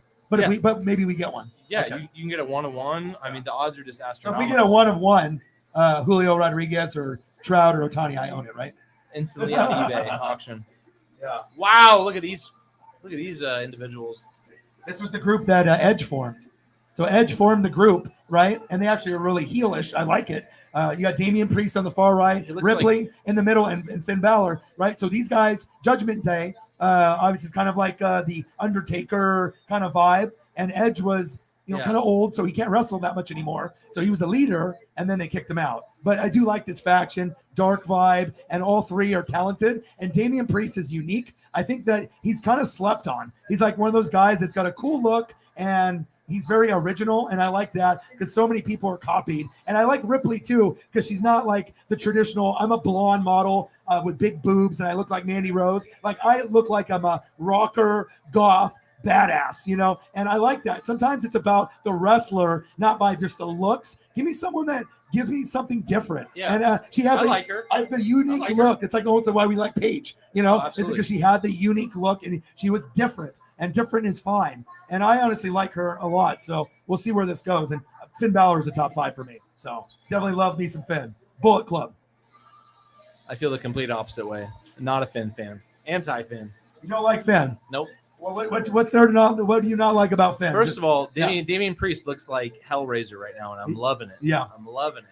Finn isn't for everyone. Finn is just no. It's just a no. Did you watch it? I never need watched him in people Bullet with Club, charisma. though. I need people with charisma on the mic, and if they don't have charisma on the mic, they need to have a manager, right? And he just doesn't do it for me. And I don't like. He doesn't have enough charisma for you.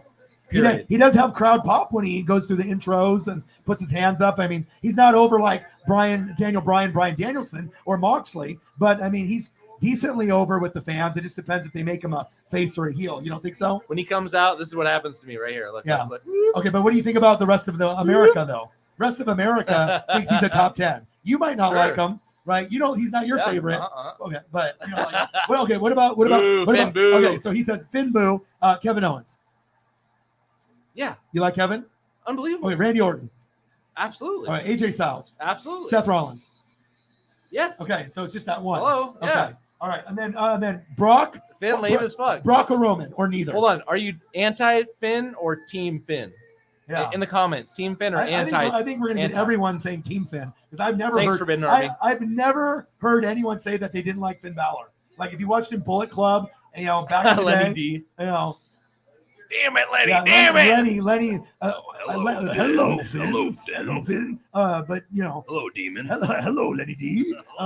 But like you know, John Cena. Obviously, he loves John Cena, and you know he loves Bullet Club. So, did you ever watch Bullet Club? No. If you did, you would be a Finn fan because Bullet Club is NWO. They copied the NWO. They got the Bullet, and they have a lot of members. And the Bullet Club, honestly, is right there with NWO and DX. But a lot of people, including us, didn't watch like we should have. And you got guys like Lenny D that did. And then if you go back and watch old matches, AJ Styles was part of it. You know, you had a lot of the guys, Young Bucks, you know, Adam Cole Bebe. You know, you had a lot of those guys that were there, and they actually were one of the coolest factions ever, honestly. But I think a lot of people didn't watch them. I think Preston would change his mind. Maybe. No chance. Maybe. No. Bullet Club Finn is cooler than any Finn that WWE has had, in my opinion. You can ask Lenny D if he thought Finn was cooler now or back then. And I think back then. But everyone's got their opinions. All right. I think that's a good hot take, though. Oh, for sure. He said, "Boo Finn." Never heard it. Let's count it up. Yeah. Hold on. We got one for anti-Finn from Forbidden. Yeah. We got Matt, not a big Finn Balor guy. That's 2-0. Odin Child, I like Finn. That's 2-1. Lenny D, Team Finn Balor. That's 2-2.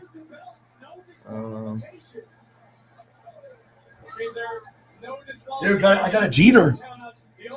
Yeah. What's that? Insert. 2-2. Have serial number. All right, it's 2-2. We need more votes, but Well, the thing Air is, Whitey, there's 3-2. See, it doesn't have to be like, you know, he has to be your favorite. But if you don't even think he's a top 10, like if you think he's one of the jobbers in the company, like I don't know. I think Finn would kill it in AEW, and I think that if you didn't watch Bullet Club, then what you've seen here isn't his best. If you did watch Bullet Club, I honestly think your perception of him would be a little different because even I can admit I didn't watch enough Bullet Club, but then after, you know, rewatching stuff that's already been aired, you definitely see him a little differently. And that faction it's very similar to NWO, you know, based off their, oh my God. Wow, right through the ropes right there. But again, I can agree out of my favorite 5, Finn is my number 5 by far. You know, it's definitely Seth and AJ Styles, Randy Orton, Kevin Owens. Those are like my 4. And then Finn is just like that guy I wanted to throw in there. I mean, I could have just left him out and put Charlotte Flair, but I mean, I think that, you know, he's pretty entertaining. I mean, he doesn't really have bad matches. I want to clarify it. Yeah. So I'm going with charisma, right? Based on So charisma you're talking alone, about mic skills. Based on charisma alone, I'm saying absolutely not. Yeah. And anti-Balor. Who are you? Anti-Balor. who are But you when I'm compa- talking about Finn Balor in the ring, that's a whole different question. Yeah. Is he a good performer? Can he put on a good match? Oh, absolutely. He's an A. Yeah. He's an A. So but his he mic has the skills and- personality, Yeah. right, of an eggplant. Okay. He has no personality to me. Yeah. He fucking sucks dick Yeah. for charisma. Yeah. And that is the deal breaker. Okay. It's a no for me. So dog. who are you comparing him to though? Everyone in the world. Okay, because I was saying your standard of charisma, I get it. You know, so you want someone that has more like talking ability and just the way his vibe is overall. Obviously, the charisma part. So everyone else in like the other top guys, they all have the charisma, but he just doesn't have it. Why do you believe that is? Bro, he's the demon. I'm the Yeah. demon today, but Yeah. tomorrow I may be Finn Balor. Yeah. Oh, who's going to show up at the pay-per-view? I bet it's going to be the demon. Yeah. Here comes the demon. Yes, you don't but demons can't talk, Yeah. right? It's fucking lame. He can perform.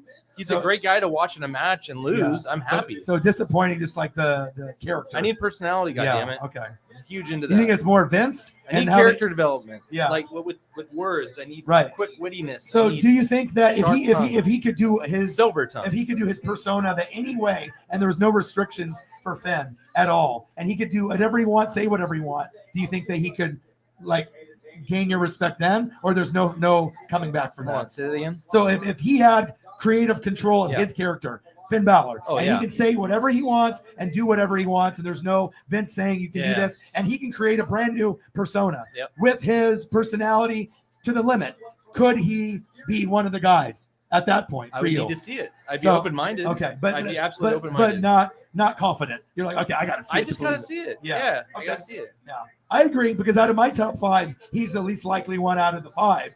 I mean, he's good, but you want more. I think it's just the greatness factor. It's like if you're great in the ring, Yeah. we want to see you have great mic skills, but that's the problem. You know, a lot of people on Twitch, YouTube, and wrestlers, people on podcasts, TV. Dude, we're going deep. Not a lot of people. We're going deep Not here, a lot of boys. people are great on the mic. Girls. I mean, if you're comparing to Rock and Mhm. Stone Cold, and I mean, you're not going to get a lot of people. Hogan, Miz, you know, right? I mean, Bro, we're going even deeper, okay? Yeah. I just went and saw a movie. It's called Vengeance. Okay. It's got BJ Novak in it and Ashton Kutcher's in there, Issa Rae, right? It just came out. It's like rated R. Anyway, Okay. the main guy, BJ Novak, apparently he's from The Office. I didn't know that. My buddy Tyler told me that. It's a really good movie, but the main character is so stale.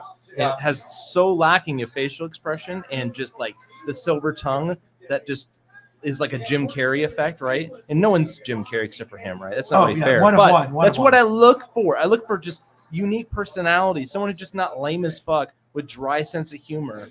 And it was a no for me, man. Yeah. That's it. I gotta have personality. That's why I Right. love you so much. Yeah. This guy's not fucking vanilla, bro. This guy's every flavor of all 31s at all times, right?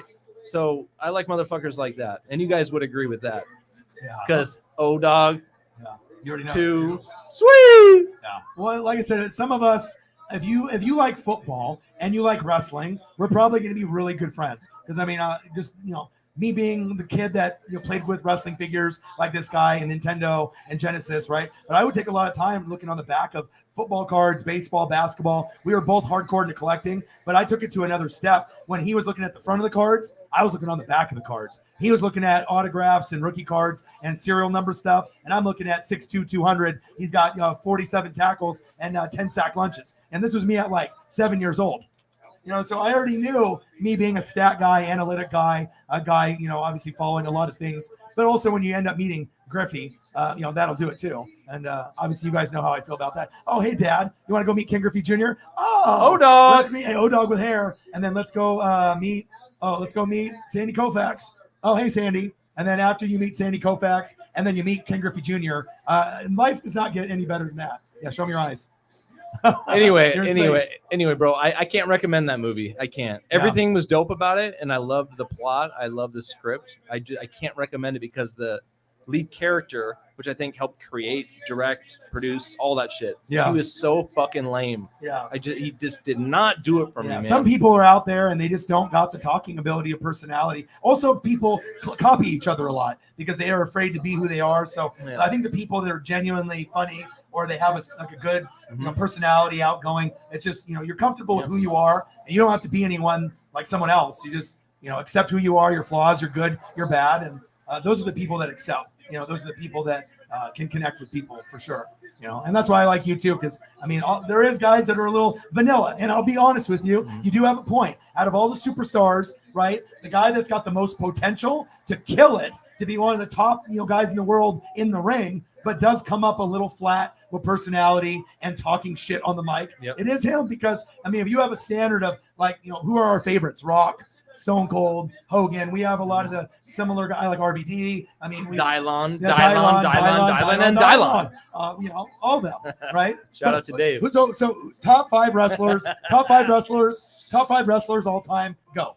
Dude, we've For done you. that, we've done this so many Do it times. again. They need to I hear gotta it. think about it though, because I want to get in order. Yeah. I want to get in order. Yeah. I You mean, know, I already know like my top I three. already know mine. You gotta want to know mine? critique it. Okay. I'm pretty sure I know, but yeah. Rock, Yeah. Stone Cold, Mhm. Hogan, RVD, and Macho Man. Those are my top 5. I love Yep. Undertaker. I have to have Too Old, right? And then WCW and ECW. And then obviously I could do Scott Hall, Kevin Nash, Undertaker, Mankind, Ric Flair, Andre the Giant. I mean, I can go Legion of Doom, Road Warriors, Absolutely. Young Bucks, Kenny Omega. I mean, I can go. We can do this for days. Yeah. But I mean, Only top 5. And you grew.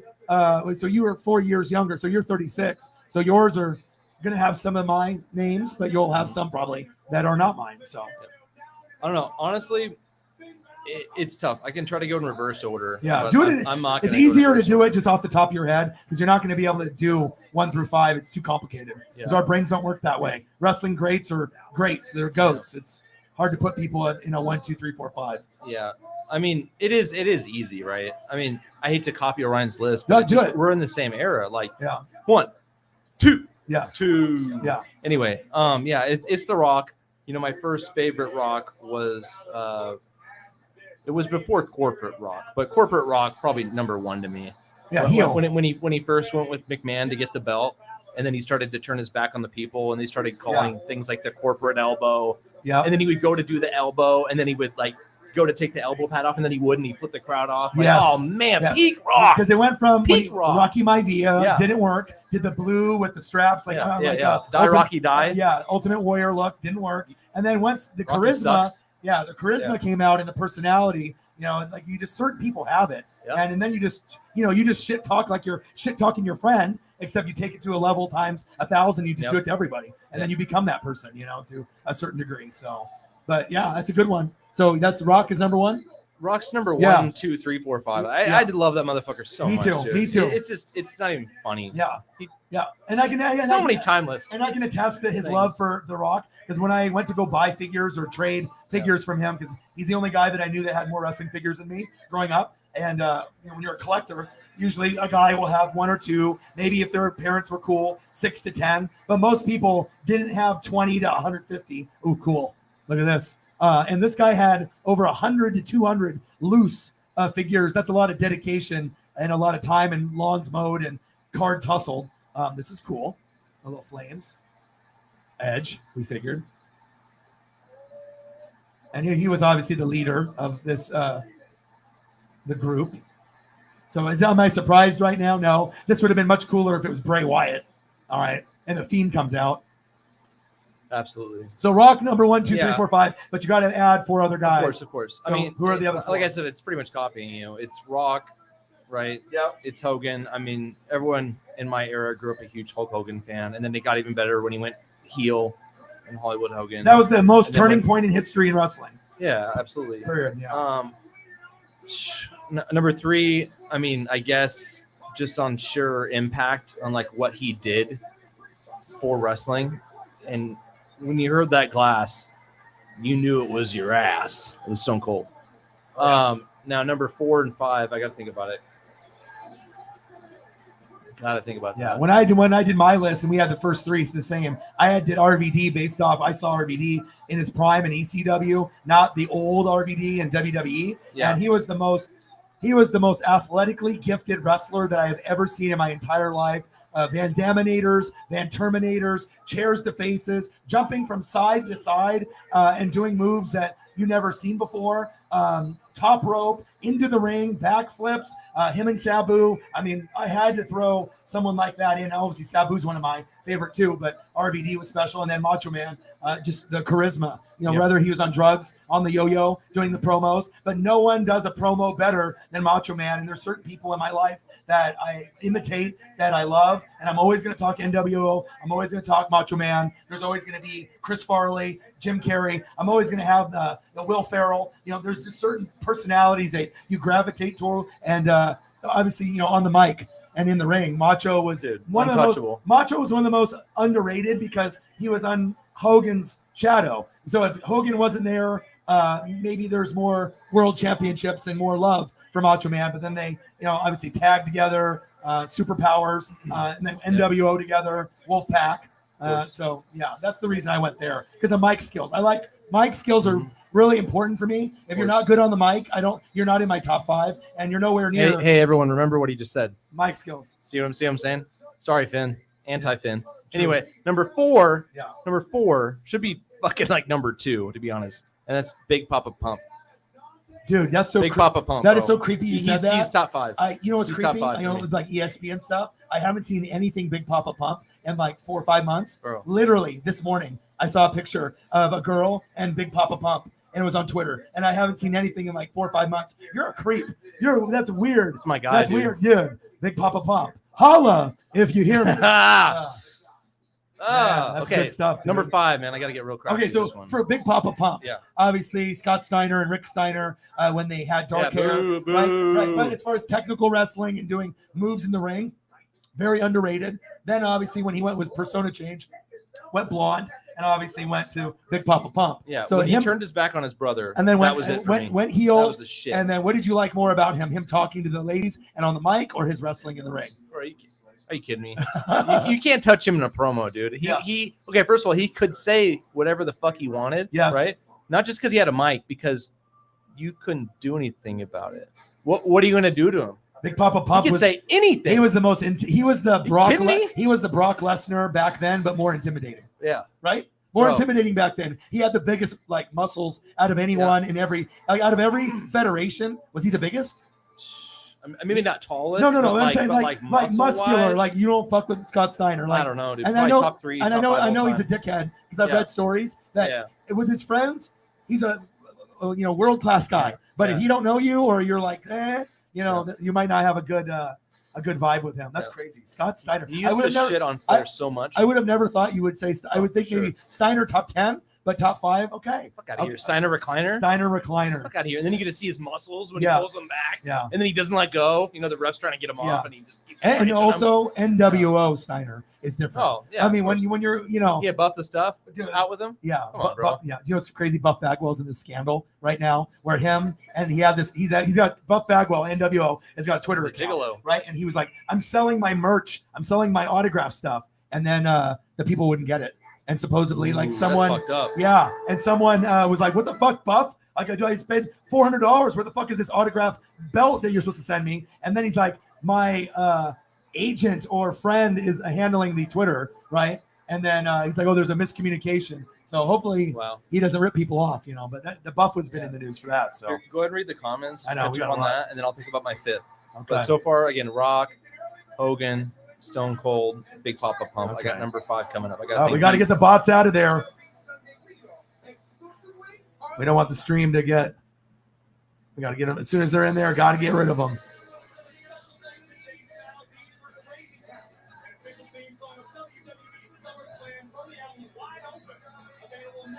All right, show so far is decent. Shit, watching us, you'll have a fun time. All right, so Lenny D said Triple H surely has creative control and tells Finn Balor to bring out Prince Devitt. Yeah, but Preston doesn't know who Prince Devitt is, though. Right. I don't. Yeah, I actually don't. Right. But like I think what he's saying though is even when a Finn Balor is at his peak, and even if he hasn't seen it, it's still not going to be on the Rock, Stone Cold, Hogan, not even close. Like a Jericho, Miz, even if those guys aren't in your top 5, but we're talking about talkers, MJF, like there's just certain personalities that are the master of the microphone, and you can just tell, like you want to have a verbal assault with someone that is intelligent, that can spit on the mic. It's like Eminem. You're going to lose. Lil Wayne, nice try. Like not smart. Not smart. Don't come at the goats. Yeah. You got to beat the man. Yeah.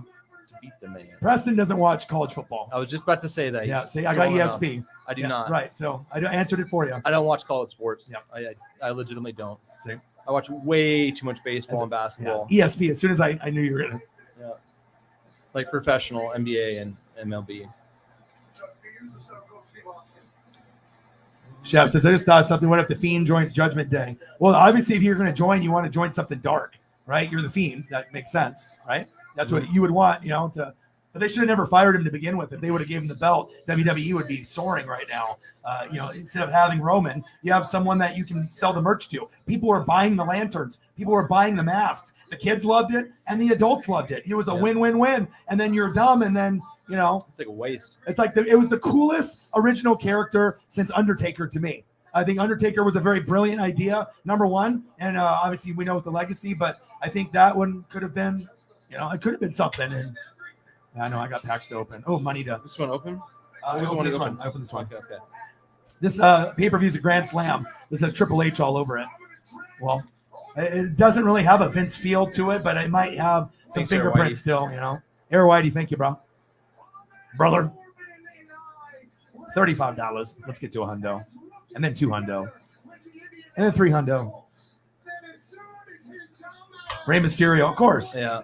Yeah, my favorite memory is Rey Mysterio getting powerbombed God, by dude. Nash outside Against the fucking- against the semi-truck trailer. Unbelievable. And he bounced off like 5 Dude, feet. what a bump. Oh my God. I love Ray. I Such love a gamer. Lucha Libre wrestling is my favorite. Like I like fast. I like up tempo, Hurricane Ranas, stuff off the top, backflips. Like if I could see like a Bianca Belair, Charlotte Flair, RVD, you give me the athletic guys that can do the shit quick off the top. That's Juventud Guerrero, Hoovy Juice, all that stuff from back then. La Parca. That was the good old days in the cruiserweight division back then. Shout out to your dinner, Eagles John. Eagles, John. Eagles John. Man, number 5, I gotta go recent, like new. So I'll throw in Seth Rollins. Seth Rollins is great. I man. just love to watch him in any match. That's an actual real match. Like longer than Seth- 5 minutes. That's not on Raw. Seth Rollins He's was just the architect, bro. Yeah, he's my number. unbelievable. He's my number one. That's currently, in the, and he always has been, and they've been shitting on him. But I think he's got great charisma. He's amazing on the mic. He's great in the ring and high risk and technical, and that's rare to be good at all those things. Like you're a top 2 guy in the company, but they treat him like a top 10 guy. So it's like if they want ratings, giving Seth Rollins the belt and like the Fiend the belt, that would give the ratings the most pop. And then you can throw McAfee in, Logan Paul, you can mix in the Street Profits and Usos, and you just need to be able to mix it up. And you either know wrestling psychology and what the fans want, or you're doing it based off your image. And that's what Vince was doing. He didn't give a fuck about you. He's like, this is what I want the image of it to be. I don't give a shit about selling fucking merch. I'm making billions. I don't, you're gonna buy a belt. What other belt you gonna buy? Yep. So he knows it. So hopefully things change. It looks like it's better though. Steak, potatoes, and gravy, broccoli. Yes, ma'am. And pig's feet. And pig's feet. Hog mosh. Hog moss. Yeah, my favorite thing is, besides, in-ring performance is great, but for me in wrestling, it's microphone skills is my number one thing. Anybody can wrestle, right? But if you're great on the mic, that's like 1%. I mean, people don't understand how rare it is to be a maestro on the microphone. I mean, you have to really, be special, and the ones that are special, people know it. I mean, you're never gonna copy Rock and Stone Cold. That's always going to be the number one rivalry of all time. Period. There was nobody that was a verbal assassin on one side, and then the other side had the same thing. And they could be faces, they could be heels. Didn't fucking matter. Stone Cold can middle finger the boss, and that's why we love that. Drinking beer, middle finger to the boss. All right. And then Rock had the most charisma out of any wrestler of all time. Cutting promos, The Rock is number one by far. Macho Man on drugs, pretty close. Okay. But The Rock. Joker guy? Yes. Yeah, they got to dress up, bro. If we're sitting front row, you got to dress up.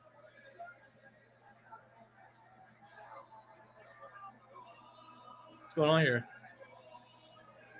He's got like a choir. What's going on here?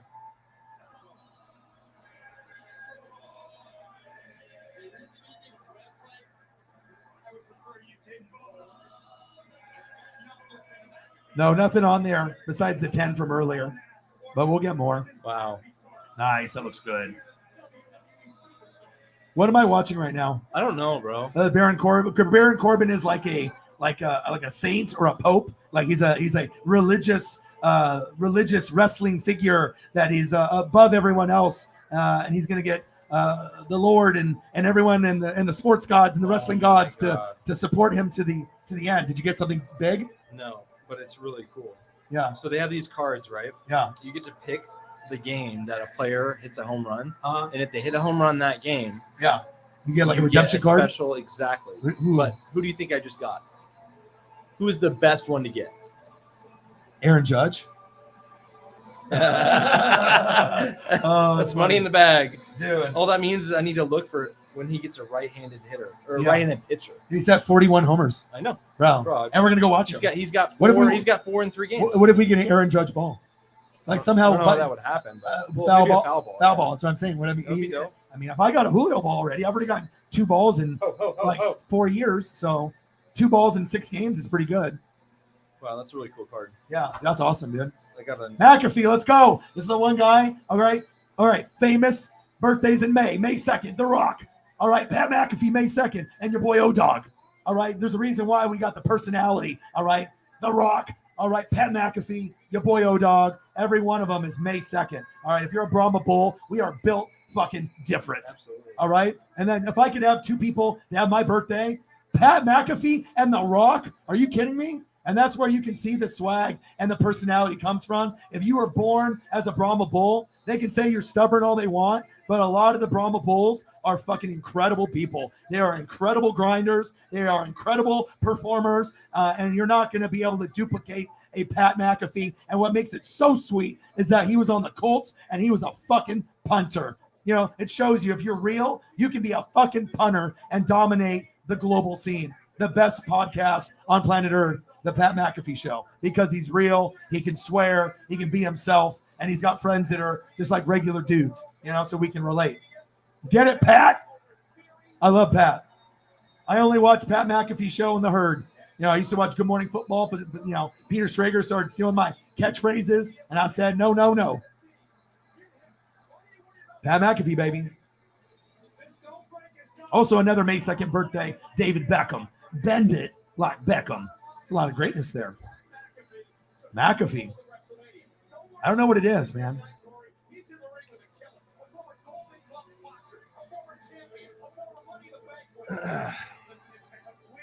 Oh, if Rock and Pat McAfee were a tag team, oh my God. Or if they went one-on-one, but that's not going to happen. But as far as like shit-talking ability and, you know, people respect people that are great on the mic, you know, and obviously Pat is great and him being real. But the cool thing about Pat is that he's just like Logan Paul. He's way more fucking athletic than you think. If you watch Pat McAfee show, he can play basketball, he can play baseball, he can play soccer, he can throw a football, he can kick, he can golf. I mean, this motherfucker does everything. Like, he might not be great at anything, but he's really good at everything. Hashtag bum-ass Corbin. Bum-ass Corbin.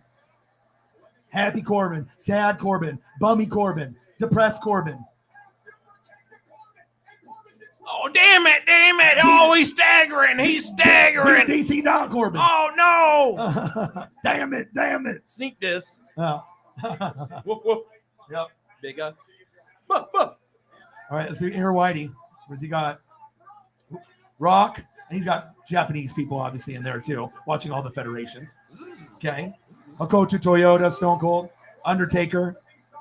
Here we go. He's not going to know about the Japanese ones. Even I have a hard time keeping up with you with all the Japanese ones. I'm learning, though. Yeah, and definitely you want Pat to win. This is going to be good for ratings. You know, you want to have Pat win and for his fan base and Logan. So now if you had Logan Paul and Pat McAfee, then we got something there, because then you're going to be like, who's the best on social media? Is it me, the YouTuber, or me, you know, the podcaster? See, that's the angle that I would go. That's where my brain goes. You know, if you want to be able to do something unique and different, that would be because then who wins? There's no favorite. Is it Logan Paul? I don't know. Is it Pat McAfee? I don't know. They're both athletic. They're both good on the mic. They both have good media presence. See, your boy should be a booker. They should just call me up. All right. Hit up the NWSF if you want to get ratings. I think that would be one of the top 3 matches of a pay-per-view. McAfee, Logan Paul could steal the show, and they're not even regular wrestlers. Oh, look at this. High risk. Look. Let's see if we get a suplex or some kind of... No. Oh, shit. You see little Nate? A little backflip. You see little Nate? Oh. Whoa. Jesus. Yes.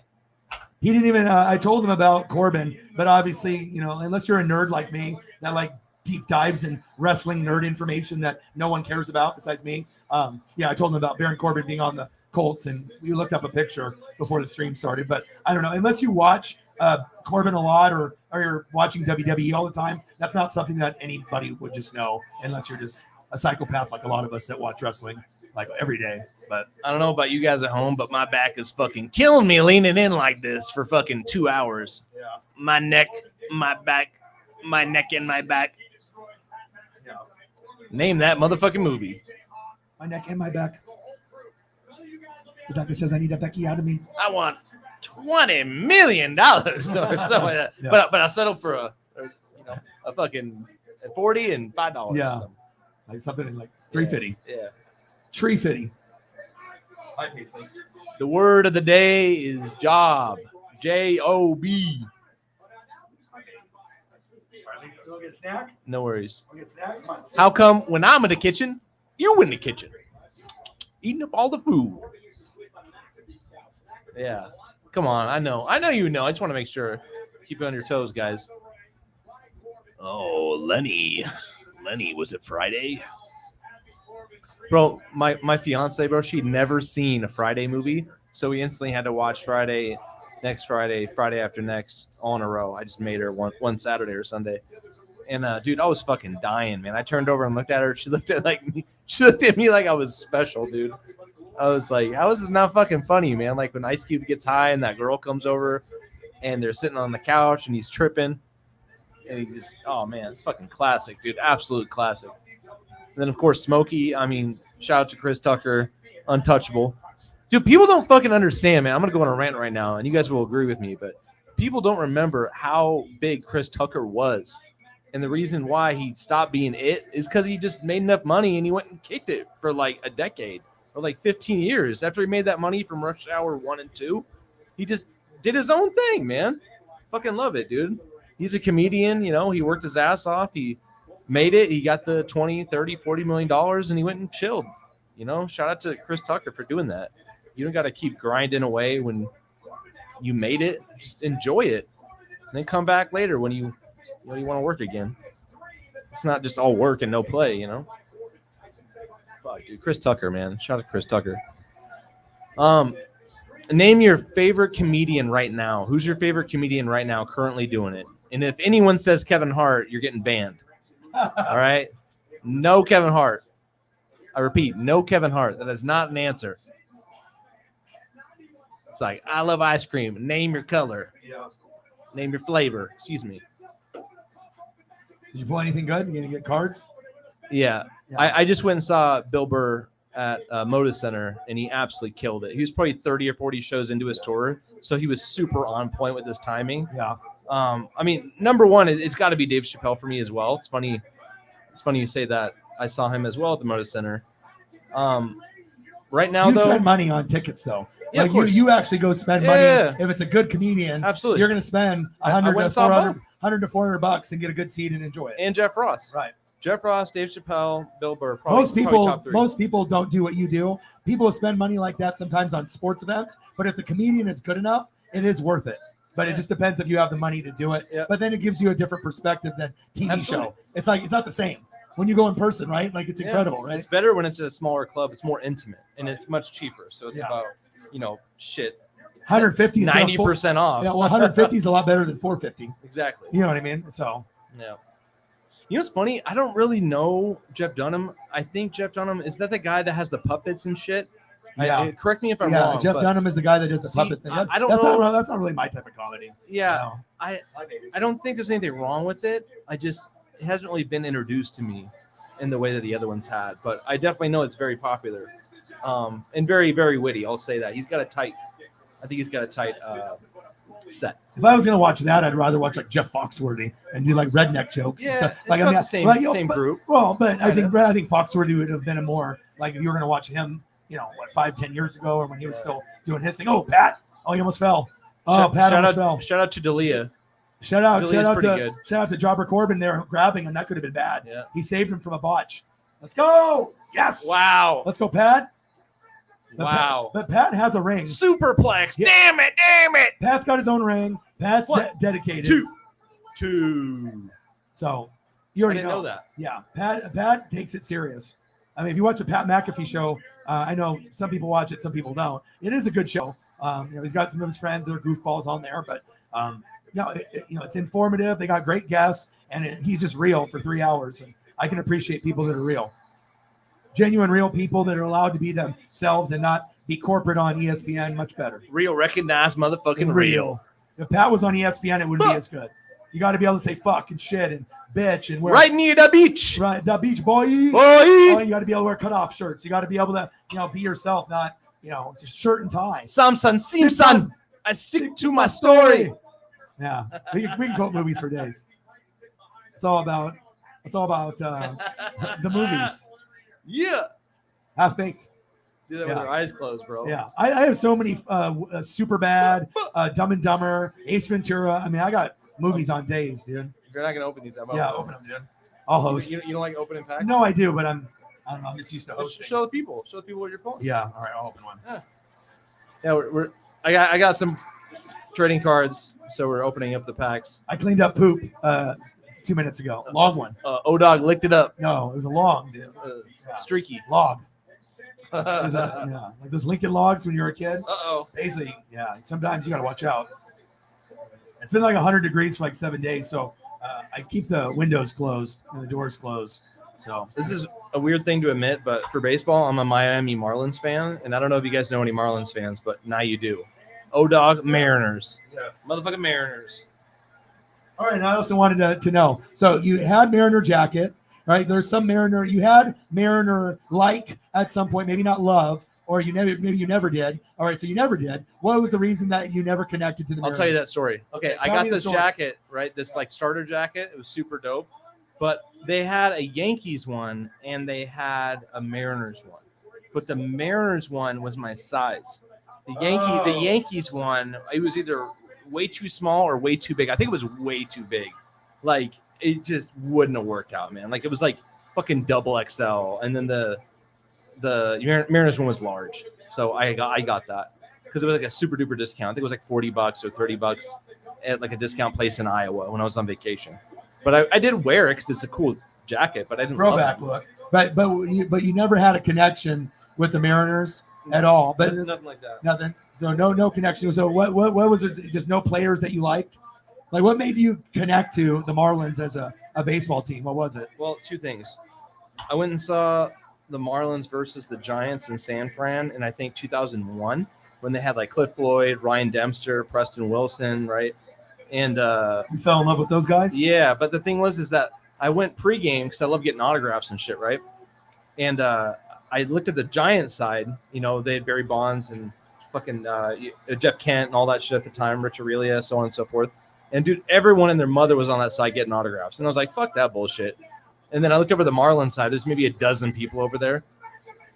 McAfee wins. Ring the bell. Fans, ring it. But I went to the Marlins side, and I pretty much got anyone I wanted. And talked to Ryan Dempster before the game. He was cool as shit. Signed my ball. And then after the game, I went down to the Marlins bullpen to get like a ball or a bat. And then Cliff Floyd was there. And then I got him to sign my ball and talked to him for a minute. And then after the game again, Dempster came out and we talked again. And I remember he talked to some guy about American Pie. So that dates the time. And how he liked the movie and his friends should go see it. That's one. The second thing was the Cubs game with Bartman. My boy Tony's a diehard Cubs fan. I was hanging out with him watching that Bartman game. And right as the Bartman ball thing happened and the Marlins went on the win, went on the run in the 8th inning, I think, I said, I'll be back when the Cubs are winning. And I didn't go back to his house for like 3 months. But I bought a Marlins hat and jacket just to troll him. So when I went over to his house, it, pissed him off. And then I just kind of stuck. Yeah. I was like, fuck it, Yeah. Yeah. Well, it's always cool to pick a team that isn't close by. You know what I mean? The only one I have is the Bucks. But the reason I'm not a Seahawks fan is I didn't have a connection with defensive players with Seattle. So, and Niners didn't have the guy, they had Dion, but he ended up leaving in '95 to Dallas. So, What up, Marcos? Marcos in the building. What to do? Oh, I think all the refs should be female. That's just my opinion. That'd be dope. McAfee.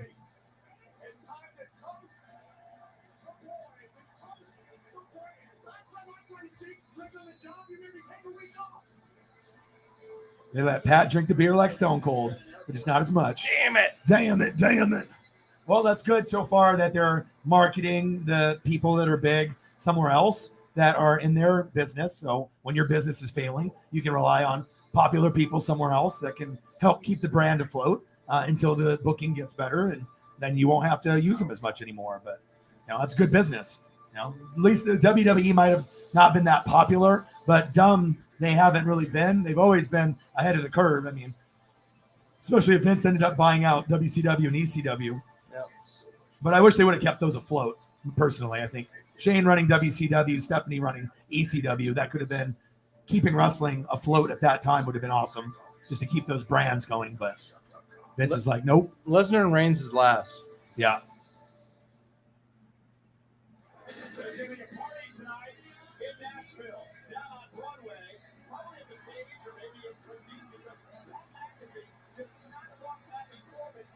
Yeah, I already said I figured that was going to be the one. My matches we're going to be here, number 1, and then I was thinking maybe this, number 2, or I was hoping, and then this was going to be 3 that I knew that was going to be worth watching, and that wouldn't disappoint me. And then if you're looking for the 4th one, you're hoping it's this. That at least half of them are like an 8 or a 9. That's what you're shooting for, or 10. You know what I mean? Like, but if this one doesn't hit and it's like, a boring ending, or I don't know, we'll see what happens with the cash in or whatever, if Theory does that. And I don't know. This one probably won't be that memorable. Cool that Liv is the champion, but I'm not sure if this is a good pair to wrestle against each other. Even like this pair, they don't have the same kind of chemistry. If it was like Bianca and Charlotte, it would have been like one of the matches of the year. But there's just certain females and males that match up better to each other, like this one. These guys match up evenly, so that's why I know that the Usos and the Street Profits have the potential of being the best match tonight.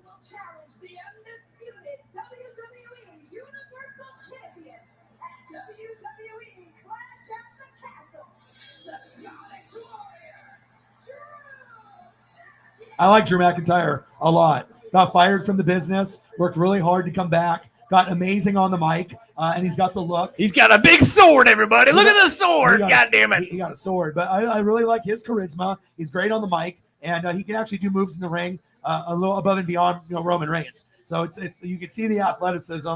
I like the guys that are foreign, and usually when you get guys that are British, Scottish, you get these guys like Sheamus is so stiff. Like, I think everyone has mentioned that when they wrestle Sheamus, they hate it because he actually punches them with closed fists and hurts them. So I get it. But I like Drew McIntyre gives you that, that go after it vibe, and he's physical. I like him on the mic, though. Very underrated, Drew McIntyre. And then his title reign happened during COVID, so no fans got to see it, which is kind of crappy. He's got great tonality. My God, I love this place. Broadway, Music City, home of the Titans who are in the house tonight.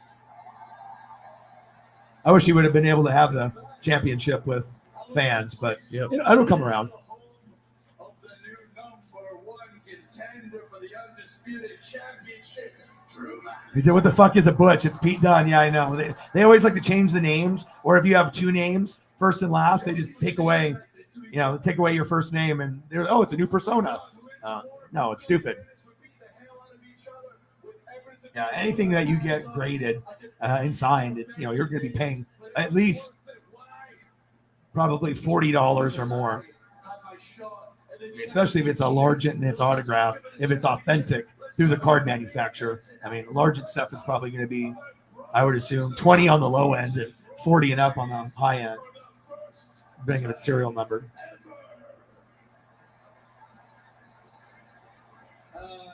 In Nashville.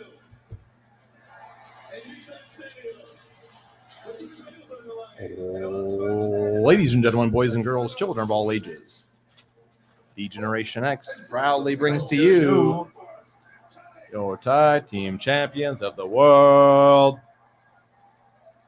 The old dog, Jesse James. It's me. The badass P-Dog. It's him. The new Age Outlaws.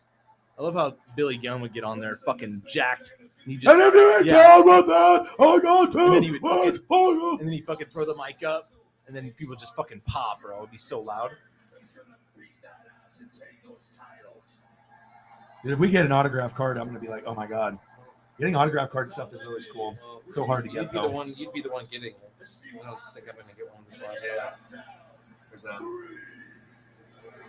Garbage. Hold on. I'm glad Paisley's being, she's behaving. I love you, Paisley.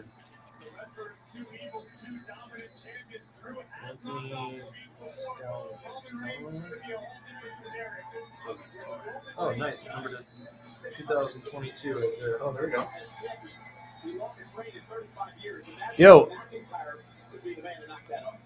O-Dog needs some Uber Eats. O-Dog is hungry. O-Dog. All right. Welcome to the show, Ichiro. Yeah. Let's tell you. One more pack to open.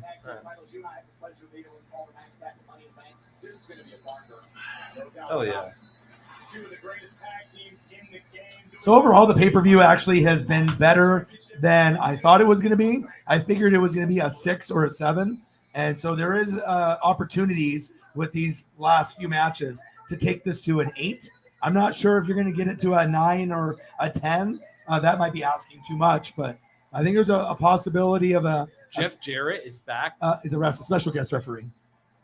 See, you didn't read the card, did you? No, I never Yeah. thought I'd ever see him in a WWE event ever again after what he did to Vince. Double J. Bro, he fucked Vince hard. Yeah. And they tried running his own promotion over there, and Double J was always iconic. I remember a lot of memories of Double J and WCW, and that's why I like WCW more than WWF. And a lot of people love WWF, but I just like the way that the guys, when they got body slammed, the way it sounded on the WCW ring compared to WWF. I'm like kind of weirdo like that, like those little things, like the announcers, with Tony Schiavone and Mike Tenay and Mongo McMichael and certain guys that were on the microphone, Joey Styles for WCW. I don't know, like good old JR, and there was some the King was good, but I think the WCW ECW announcers were better. Halloween Havoc, Bash at the Beach, a lot of the Living Dangerously for ECW. So I don't know. I've always been, soon, Megan. A little bit on that end, but I still got love for WWF and E. It's just I got a high standard and expectations for them. And you're the best, and if you don't live up to the best, I mean, people got to know. You'll get it a 10 if Bray comes back. JEFF. JRRETT. Fuck. You just made my day right there. Because that's how he used to do it too. So creative.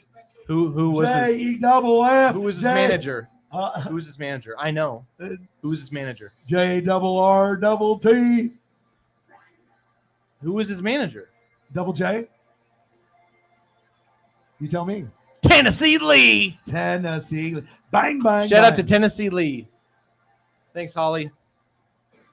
How do they choose? Vince McMahon, the owner, decides everything at the point, and he decides who wrestles, who wins, and then they have a board, and the board says, "Hey, Vince, let's do this," and then he does whatever he wants. And then now Stephanie and Triple H, his daughter, and then Triple H used to be an icon and still is one of the greatest heels of all time, and obviously him and the daughter are married together, 3 kids, I believe 3 girls, and so now they're running the company. And this is probably what Triple H thought was going to happen at some point. And now they have an opportunity to bring the business back to prominence and to be good again. So Street Profits, it's like Private Party, but they're much better. So they have a AEW Private Party, but these guys have the swag. Montez Ford is good enough alone to win Intercontinental. He has got swag. He's a good wrestler. He's high flying. They're great on the mic, and they obviously are a certain vibe when you feel, and there's not a lot of guys that have the vibe, but I think if Montez Ford left, there's The guy on the right? The guy on the right Yeah, is the guy that's he's much, got the swag. he's more swagger than the other guy. The other guy is the Batman to the Robin, but they're both good. Yeah, but that's how it goes in SummerSlam, WrestleMania, Royal Rumble, and Survivor Series are the number 4 pay-per-views, top 4, and then Money in the Bank, as of the last maybe 10 years, has been considered a top 5 pay-per-view usually. So Thank you so much. I appreciate you. But as Sarah and I know, fuck the Titans. Fuck them. Go Colts. Yeah, Street Profits got some gear. And they're like Bianca Belair. They're like, if you want to have the right people leading the company, you got to have people like this. Might be the only one where, they kind of listen to the people and the vibe where they're like, okay, if we make these guys a push and give these guys a little bit of a spotlight, the crowd, will react to them, whether it's good or bad, but mostly good. So, but Usos are Hall of Fame. They are one of the best tag teams ever. They are, in the bloodline with Roman Reigns and The Rock and Rikishi, and it's a special group when you're a Samoan and you have that kind of bloodline.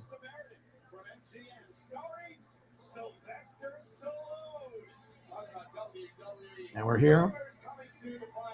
Oh, graphics dog. Improved Tight. dog. Hella tight. Last pack mojo, dog. Last pack mojo. Yo, who's your favorite tag team of all time? I think we've done this one a billion times. It's always fun to do. And it's always going to be the Hardy Boys. Usos! I don't know who I like more between these two. Yeah, best tag team for you? Like the Rock and Sock connection. Yeah, mine's Legion of Doom, Road Warriors. Hands down, Rock and Sock. Hands down. Yeah, mine's Road Warriors, Legion of Doom, Animal, and Hawk. And then if not them, it's the Outsiders, Kevin Nash and Scott Hall. I tell you who it ain't. The Uso brothers. No, but they are talented, man. But it ain't them. They ain't Clayton number Kershaw. one.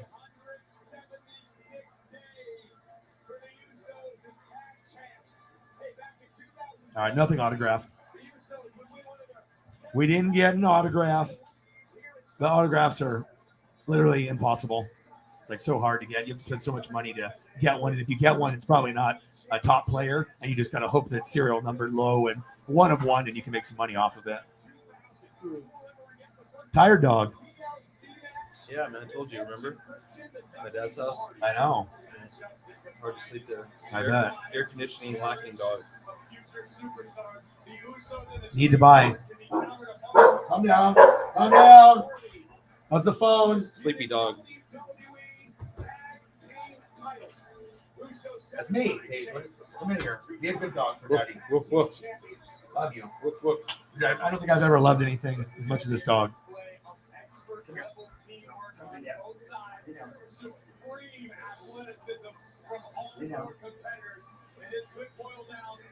You know what I love more than anything in the world? What? Myself. I love me more than anything. Hey, I love me. I love me. Yeah, I love me some me. T.O. Yeah, I'm a dig me guy, man. Terrell Owens. I love myself. You got to love yourself. I do. Because my happiness is paramount. Yeah. You got to be able to love yourself before you can love someone else. That's right. Especially if you've gone through some shit. If you've gone through the trials and tribulations and you've gone through a lot of good times and bad times. So, shit's important. All right, this should be hopefully the match of the night. Hopefully. Dude, Jeff Jarrett's going to help. Jeff Jarrett's going to help the Profits win. Yeah. To be honest, I have no idea what direction this is going to go because I haven't been watching Raw, SmackDown, and NXT regularly. But obviously with the bloodline, Usos got to go.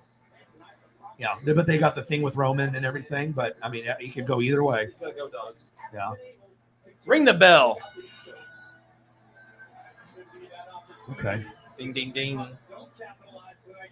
Don't expect them to receive another opportunity anytime soon. Angelo Dawkins starts things off against Jimmy Uso in this tag match. There's Jeff Jarrett, your special guest referee. It would have been cool to get some autographs. Yeah. I only bought 3 boxes.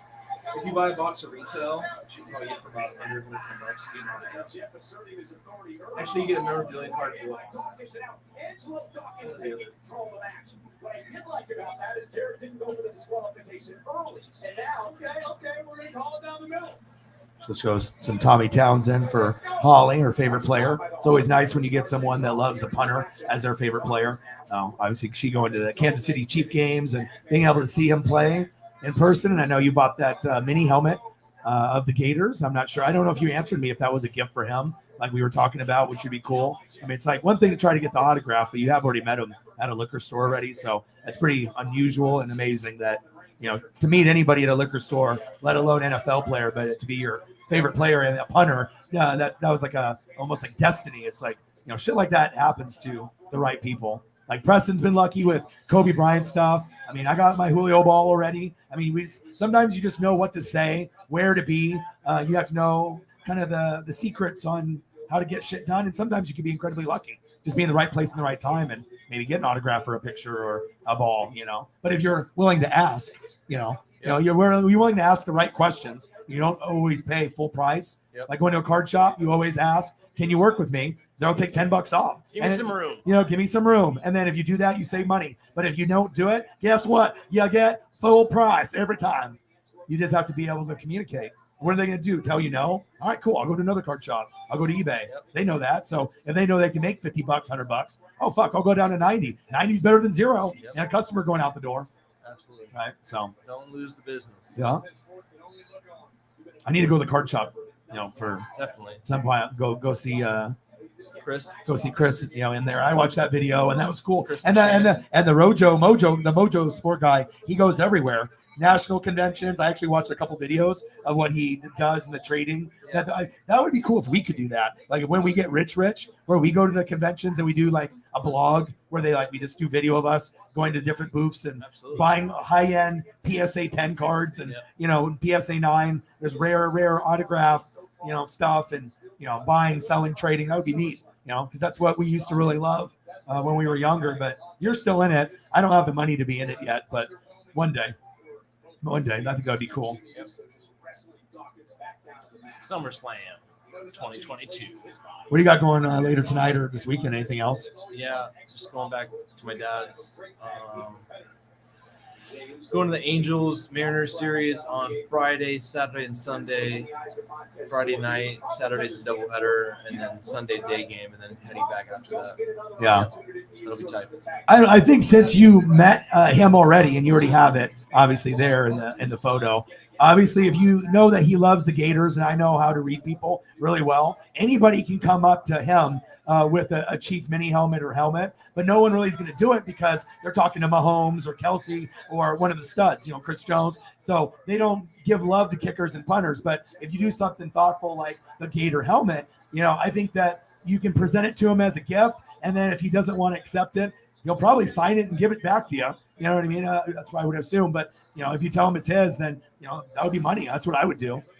Sometimes when a player wears the gear outside of the NFL as their number one clothing choice, if he wears Florida Gator gear everywhere and he's on the Chiefs, and that shows a lot of love and pride. His family went there, obviously mom, dad, so I don't know what you want to do, but giving as a gift, I think if you're going to be in the front row at a Chief game and you're going to be there, he'd love it. I mean, like I said, if that's how you build bonds, and then the next time you see him, maybe he ends up giving you his jersey from Florida and it's signed. Sometimes shit like that sounds crazy, but if you do certain things like that, you can build a rapport, or sometimes someone will remember you, and then you can get something later down the road. It happens. Like Christian McCaffrey today in training camp wanted Oreos, because they know that's his favorite or whatever. And they brought 2 bags, and they gave one to him, and he signed the other one. And then the next day, they were there again. They hooked him up with Doritos or Cheetos. It was Cheetos or Doritos in the first video, and then Oreos after training camp, and another one. He signed one of the Oreos, gave it back, and then the next day gave him autographed cleats. He's like, so people remember when you do that stuff, especially like food, and if the player loves, you follow him on Instagram, and he's an Oreo freak. Of course, dude, you're fucking tired. You got beat up in training camp. I mean, that's the least likely thing you think you're going to get from a fan. Someone, badgering you for an autograph or some kind of jersey piece or something. So that's what I would do. I think Preston would agree. I think giving the mini helmet as a gift would be cool. I think he would think that'd be incredibly dope. And he's a punter, so no one's going to talk to him anyways, really, or very few, which is unfair, just like kickers. But, that would make it even more special. I think if someone did that for me and I was him, I'd be like, wow, this person actually got me a fucking mini helmet for my college. Can you translate that? I have no idea what that is. Yeah. I'm curious to know. Yeah, it doesn't give me that option. That'd be cool. Probably towards you. That'd be cool. Yeah. It'd be cool if you could translate. Oh, I know. Can you not copy paste or into Google? I don't think so. Oh, okay. Like, yeah, I just can show it up here. Show it and ask if someone can translate it. I'm serious. I'm curious. Yo, if anyone can translate that, I don't know, is that Arabic or something? Preston wants translation. I'm super curious. If I think anyone this can is- translate this that, is better. I'd love to know. This is better than a bot, but we do need some translation here. What if it was something like, we want to give you $10,000. How do we send it? I need help. Right. You know, but we need help to help them. Yeah. Help us help them. Or Help us. or maybe that time where the African prince emailed me and said if I give he said if I give him too? he said if I give him my email and my bank account, then I can be the Routing number 8686004218. I can be the the new proud owner of X amount of dollars. All I have to do is provide my bank account information and the money will get deposited tomorrow. Yeah. So Wow. yeah, I know he's got plenty, right? But if you were like, hey, remember me from the liquor store? He probably won't remember you. And to be like, hey, it was cool meeting you. I don't need any autographs or I don't need a bag, but hey, I wanted to get you a gift. And then it's, and you do that, that's going to lead to either something that you're going to get there, either the helmet back signed or something different later on. But I mean, if you're going to be there at the games a few times this season or all the home games, building a bond like that is huge. So. Especially when like we talk about him every day on the stream. So sometimes I feel like we almost talked it into existence because, I mean, there's plenty of times where you'll meet players. But how often do you meet a player at like a liquor store or at a store? I don't think it's that common. You have to be incredibly lucky to be at the right time, let alone to be your favorite out of the whole team. I mean, like that, the odds of that happening is like 1 in a million. And so shows you things happen. Oh, baby. Wow. Oh, baby. The big man can fly. Oh, yeah. I like that. But he had some height there. He's like, I'm a little chubby, but guess what? Oh, I'm kind of athletic. He's like, hey, big guys can wrestle too. Two. Wow. Oh, now Good action. Good action. Good action. I'm getting action here. I'm getting some Bang, bang, action. bang. I got a love chat. I got some action. Oh, wow. Watch out. Out of here. Yeah. Wrestling and Will they take my credit card number? yeah, the bots. You're like, oh, I've been waiting for you. Thank God you came. And one time they came 50 times in a NASCAR stream Wow. at like 1:00. Did you give them your social? I gave them all the info they needed. It's like, that's not the right combination if you're trying to attract an audience. A NASCAR audience and bot links. Funny. Yeah, this pay-per-view has been decently, surprisingly, overall good, but it also makes it good because you're here. So obviously the pay-per-view could be shit and I could still have fun hanging out with you. But the pay-per-view actually has been the best wrestling, I think, one that we've watched together, because a lot of the ones we've watched in the last 3, 4, 5 years and shows we've been to live have not been good. They have been like where we hope for one good match in the whole thing, and that's not good. So, Dude, I hate looking at Roman Reigns' face, dude. He just irks the shit out of me. I need a double cross. I need someone to come in. I need someone to take his fucking belt, dude. I fucking hate him. I will say his mic skills are getting better. Definitely. that was always the knock. He's the worst one out of the Shield on the mic. He had the personality of drywall before, but now it's much better. They're letting him talk. Yeah. Letting him, have maybe be a closer version of himself instead of, Remember that promo where he said, "Daddy's not here anymore"? Yeah. He's talking about Austin Theory. Yep. Because obviously Austin Theory in Vince's mind is mini John Cena. I really think that's what he sees. Like, that type of potential. But, Theory will never win the crowd over like Cena. It's either you got it or you don't. Simple as that. You can manufacture different promos, but you either got the juice or you don't. I mean, that's just how it goes. Basically. Preston's got the juice. Here we go. Yeah. Oh! Ready? 1, 2. 2.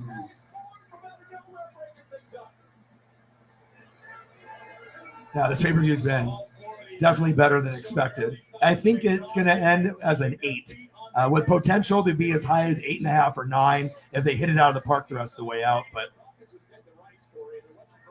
I can't even tell you the last time there was a 9 pay-per-view for WWE for me. When's the last? Can you even think of the last time you had a 9 or a 10 where we was so good that we were talking about it the next day? Never. Like, when's the last time I was like, oh my God, do you remember last night when fucking blah, blah, blah did the fucking blah, da, da, elbow drop, da? You know, you don't really remember matches like you used to. That shows you the eras are so different. Yeah. It's been about 20 years since I saw a 5-star match. I mean, 5-star matches. Dave Meltzer in the Wrestling Observer community, there's guys that do like these ratings that we're supposed, you know, Jim Cornette will do his little piece, and you got all the different wrestling personalities. Bubba Ray, Busted Open podcast, and all that other shit. Oh, nice tag. Montez Ford. He's like, guess what? I'm athletic. God damn it, top rope. Damn it. Look athletic. at him. The big splash, RVD, Eddie Guerrero. Pan him. Oh, they're not winning. They're not. Crawl. 1, 2. Or, you know, if they stop, like when you get the heel ref, and then 1, 2, and then they don't. They hold it and they look at them. Boo! Vince would do that. Yeah. Oh, yeah. They do that. They don't go through the full count. I already knew that this was going to be good because you can just look at the athleticism of both, and they've wrestled before, and you got 2 of the better tag teams. If the Street Profits can be healthy for 10 more years, they can get into Uso kind of category, or like, you know, Hardy's, Dudley's, Edge and Christian. You need to have the length. New Day. It's like the longer you're dominant, you know, and you're over on the crowd, then your legacy grows. But they're not like Hall of Fame yet, but they're really fun to watch. Usos are so fucking lame, dude.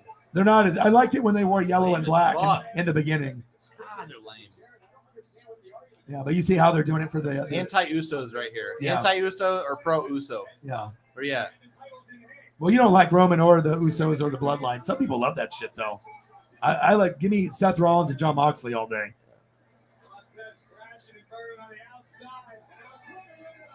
Oh! Amongst the Billy Bigs. My baby. Good dog. You're a good girl. Good behaved girl. Good girl. You guys, so far from what you've seen, what rating do you give this entire pay-per-view so far? I give it a solid D+. And then B+. B+. C-. B, yeah, but this is surprisingly better than you thought it was going to be. And the Usos win, your favorite. So fucking stupid. And the reason that the Usos win is because of the Bloodline angle and the Roman to make them look powerful, and, you know, they decide when they give it up, you know. But if you were going to drop the belts, dropping the belts to a tag team like this would be appropriate. Like, no one would have a problem with Street Profits being champs. And even if they were champs for a long time, I don't think people would care. Most people enjoy them as a team. Oh, Jeff Jarrett's going to get him some. Yeah, forbidden. Jeff Jarrett wants some. It's at 7. You went to training camp today in Kansas City?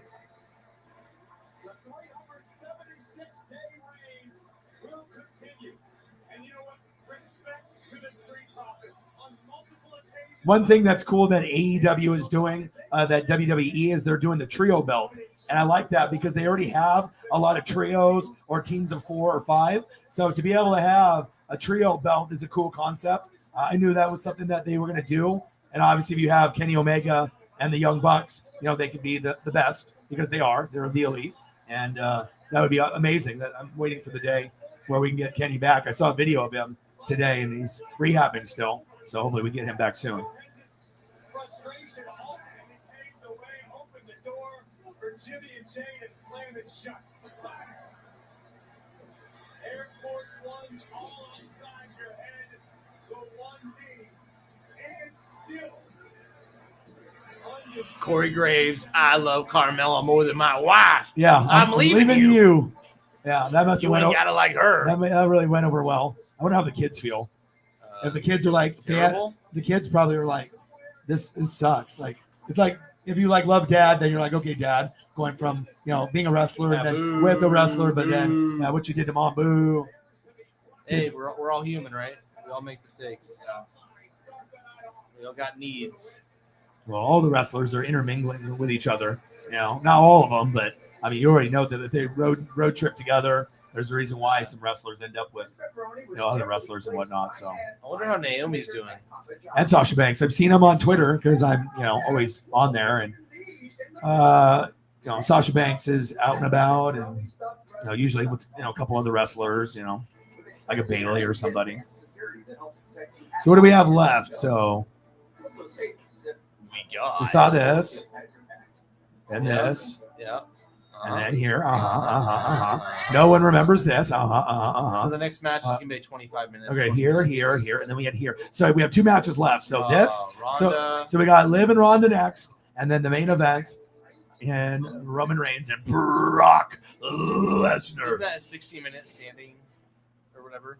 Yeah, I mean, Yeah, last man standing or this has really, match. this unfortunately is going to underwhelm. I feel, we'll see how it turns out, but it might be a little sloppy. Certain wrestlers have to wrestle with each other, and since Ronda obviously is MMA, she's not really the best technical wrestler, so it really depends if Liv can sell and if they have good chemistry together. But I hope this is a memorable match. But if I had to take a guess, retains, and more than likely it's a kind of a forgettable match. Like no one's gonna be like, the big moment. Liv already did it. She got the belt after like 7-8 years. So Yeah. I don't know. And then this one I hope is a 9 or 10 match. That's what I always want. But in reality, it's a 5 every time. It's Here, come here, baby. Yeah, there's no way that's gonna be. Lay down. Lay down. No. I really hope so. We may be surprised, and we may see a really, really good main event. I mean, honestly, especially with the cash in. Excuse me, the cash in coming. It'll be tight. Switch it up and get the all-new Google Pixel 6a, all for a smarter price. Who do you guys want to win the main event? I want Brock to win, obviously. It's not gonna happen, but fuck Roman, anti-Roman, anti-Usos, pro Heyman all day. Pro Heyman. Heyman's the shit, but fucking Lesnar, man. Lesnar's just the man, dude. He is the fucking man. Pro Lesnar. Pro Lesnar. Lesnar dog. Lesnar dog. Yeah. Throw it in the chat. Who do you want to win the main event? Kid Rock's honky tonk.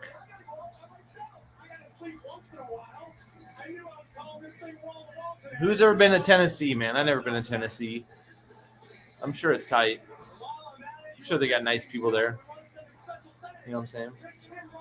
Not as many stupid fucking assholes like Portland. Man.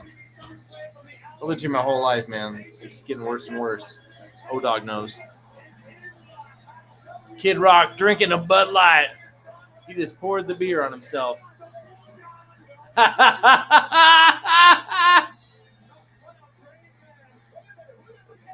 That shit was hilarious. Kid Rock was making out with some dude. Matt Riddle. RK Bro. let's go, bro. Yeah. So, I'm not medically cleared to compete tonight. I like Riddle. It's a cool gimmick. Shut up.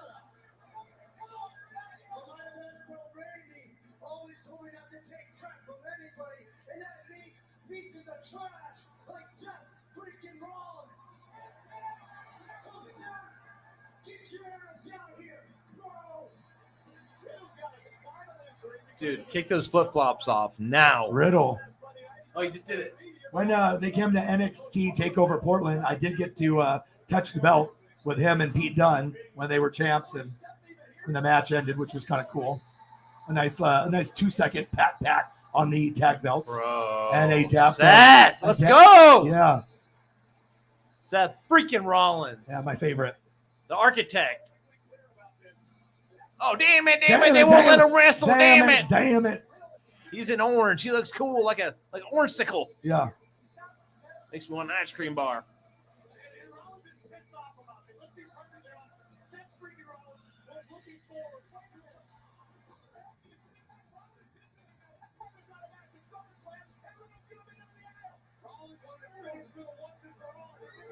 It's okay. Relax. Shh, baby. Stop.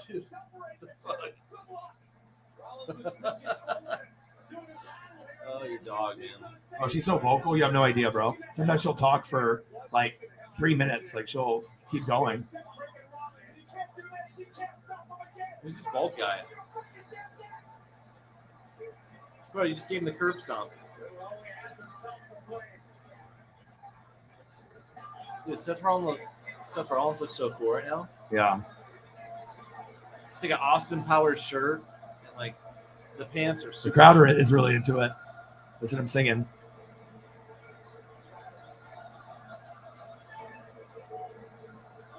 If anybody should be champion, it should be Seth. And it's been that way for a long time, but he's the total package that they took for granted. Okay? Look how quick your boy works. Boom. Graphic. Done. Easy. Got it. Oh, dog. I'm fast dog. You have to be quick. I didn't think I was going to have to use this graphic.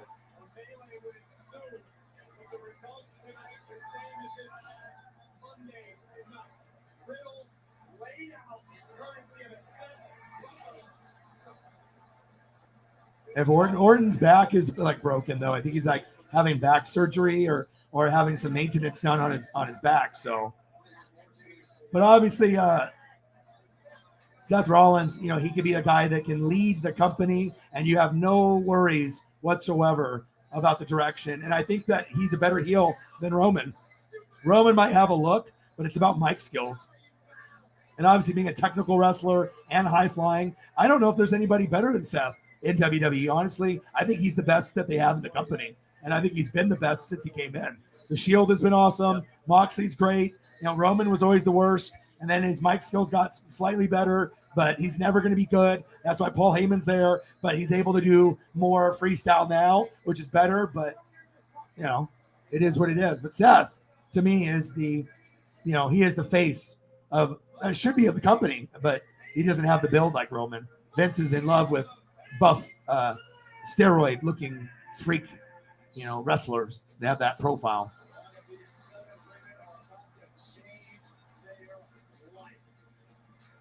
I don't know. We don't really go there. You know what I mean? Unless there's like a concert or something. But Preston goes to Portland more than I do, but we live kind of in the burbs, so it's really nice here. We don't have any problems, compared to downtown. That's like the one place, Gresham and Portland. No. I mean, there's no way. I'll never live there. I mean, JT, I can talk your ear off about what's changed about people in Portland, but all of it just post-pandemic, right? I mean, the worst of the worst of people got together in Portland and rioted and, made a bunch of the movements look fucking stupid and like unorganized. And it was all the people that just went there for anarchy and to like riot and, fire or, break shit and start fires, right? And all the people that were there for like the BLM and everything else, they just got associated with that in the media, which is bullshit because they were there privately marching, not doing the bad shit. And just obviously Antifa, enough said there. Damn. You know what I'm saying? Like, it's just not a great place to be, man. Like, I used to be able to park my car anywhere in Portland and come back and it would be fine. And then post-pandemic, I park my car downtown. I go to a Helium comedy set and I come back an hour and a half later and my the windows are broken in. You know what I mean? And my stereo's gone and shit. It's a different town now, bro. It's fucking Mad Max out there. It's fucking ugly. The only thing that's cool about Portland is the food carts. If you're willing to go that deep, I mean, there's a Beaverton one and there's other ones in other places, but there are some really unique ones in Portland, but most people aren't willing to pay the gas at this point with the prices to do it, where we can go somewhere closer or get something and take out, nearby. So, but yeah, I don't go. Very, very rarely. Yeah. I mean, I love Portland. Don't get me wrong. It's gone downhill like a motherfucker post-pandemic. I'm not talking about the food or the entertainment, bars, whatever, monuments. Yeah. Just a lot of bad shit's happening. Yeah. A lot of over the homeless stuff. Homeless are taking over. Yeah. And not a good way. Yeah, I don't know if Randy is Riddle. Randy is a legend. Randy's more like AJ Styles, but above even him and Seth. Like Randy is the biggest name. He is a legend. He is the biggest name that's in the company right now as far as age. It's like he's going to be getting up there and being like the Undertaker at one point, and Cena, where he does like one match a year or a couple. He's not there yet, but I mean, Orton is so much above and beyond. Riddle will never be an Orton. Different personality, different type of gimmick. I think Randy's one of the best ever. I don't know what you would rank him of all time, but if you put Randy Orton in the top 12 of all top time, 25. yeah, I'll easily say top 25. Yeah, for sure, right. Without even thinking. But if you put him 10, 15, 20, I don't know if I'd really shake a head at that or whatever. So, Lenny, my thoughts on Ronda. I mean, I think it's a great move for making money in wrestling to have her there, just like Brock, right?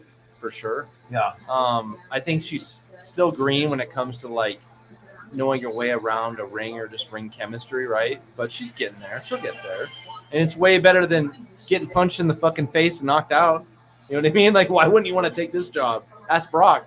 You know what I mean? I don't got to worry about my life getting taken from me. I can just go get a fat ass check and just, jump around a little bit.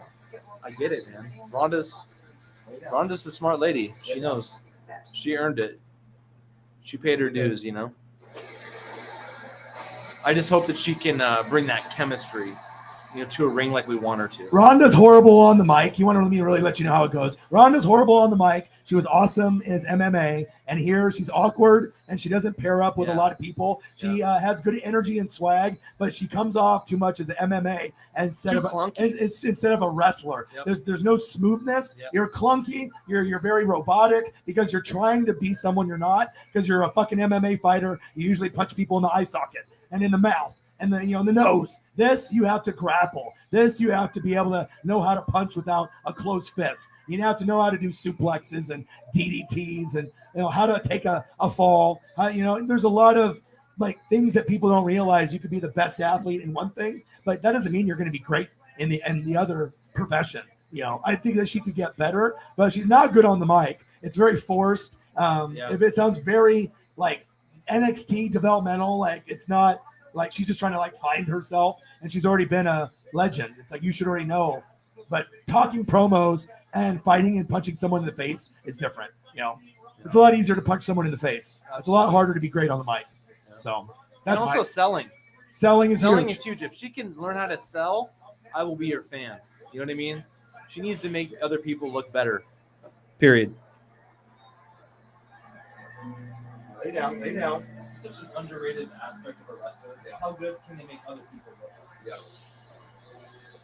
You're fine, Paisley.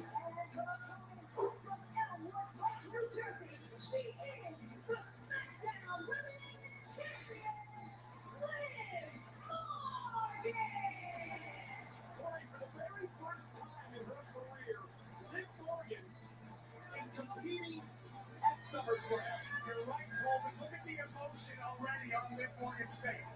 Morgan is caught up in the emotion of Liv Morgan. How old is Morgan? Not even 2. 11 months.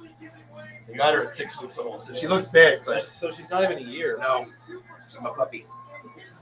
Oh, wait, you got her at 6 months. 6 weeks. 6 weeks. Yeah, so I've had her for She's loving.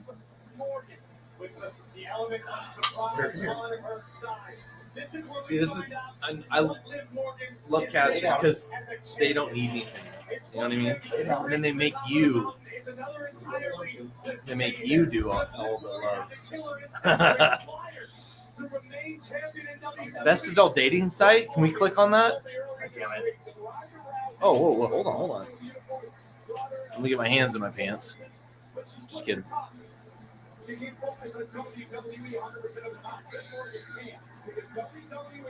Yo, serious question here. I used to use MySpace back in the day. Shout out to MySpace to meet girls, right? But nowadays, I don't know what the dating game's like because I've been out of the game, the digital dating game, for so long. I mean, I've been in a relationship for 6 years, right? Even before that, I was in another 5-year relationship. But in the last decade, right? Have you guys had any success with dating apps or Facebook or anything like that? Yeah, don't click on it, Ollie. Yeah, no clicking. Pick to click. Not that one. All right.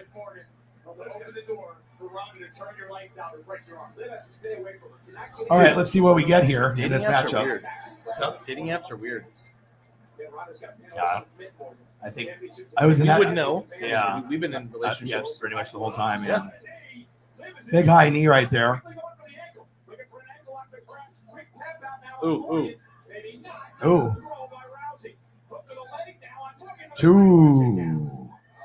I mean, Ronda, like I said, she's just really green and really raw. But what do you expect? You know, not everyone can be Bad Bunny or Logan Paul or Pat McAfee. Like, she was just a badass fighter. And when you're born as a scrapper to be a smooth technical person, it's just not in your repertoire. It's more of just like, you know.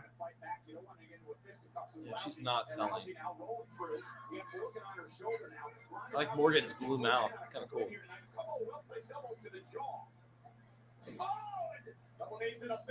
Ronda doesn't know how to sell. And Liv is kind of like Becky Lynch, where, you know, you never knew if they were ever going to get their chance. And they definitely weren't the most athletic. They've gone through a lot. They've, you know, a lot of people think they deserved it because they've been scrapping for so long. But it really just depends on the company if they want to reward someone after 7-8 years or not. I mean, it's just, if they got other people that are bigger, then they'll go that route. But bringing another belt into the mix definitely helps that cause for people to at least have a belt on the women's side. So, because if you only had one, there's not as many Becky Lynch's and Liv Morgan stories. Oh, there we go. Nice little reversal there, like that. Liv showing that she can scream and be technical. Like it. Why is the aggressor screaming and the person getting the move on is quiet? Yeah. What the fuck is going on right now?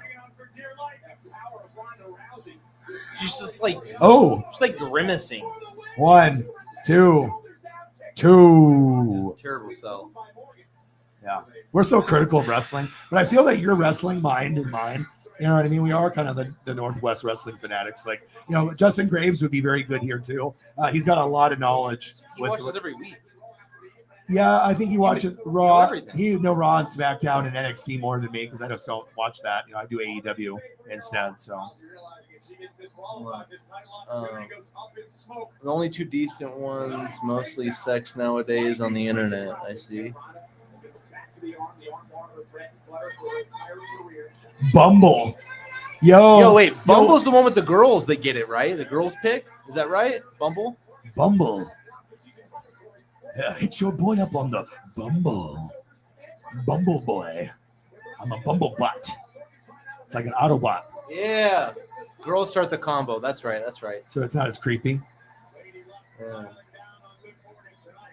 Survival instinct for Morgan, the champion, but Liv is in serious pain and in serious trouble as Rousey attacks the arm. Yeah. It's just so nice when you can organically meet someone. You know what I mean? Like out and through friends, at work. I mean, I met my fiance through a friend at work, so that was nice. Yeah. I don't know. Sometimes for me, it's like, you know, I'm like you. It's either I'm single, right, and I'm cool with it, you know. But if I'm with someone, I'm usually with them for a long time, like, you know. But sometimes it's nice to, you know, if I could have it both ways. But I'm with you, Forbidden Alchemy. Yeah, 100%.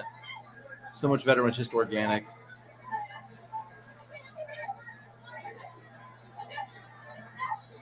there's a lot of weirdos out there. I mean, we can all be weirdos here, you know, about all the stuff that we like and whatnot. But I mean, if we're weirdos, then the people that are out there, they're the really weird weirdos. It's hard to trust people nowadays too.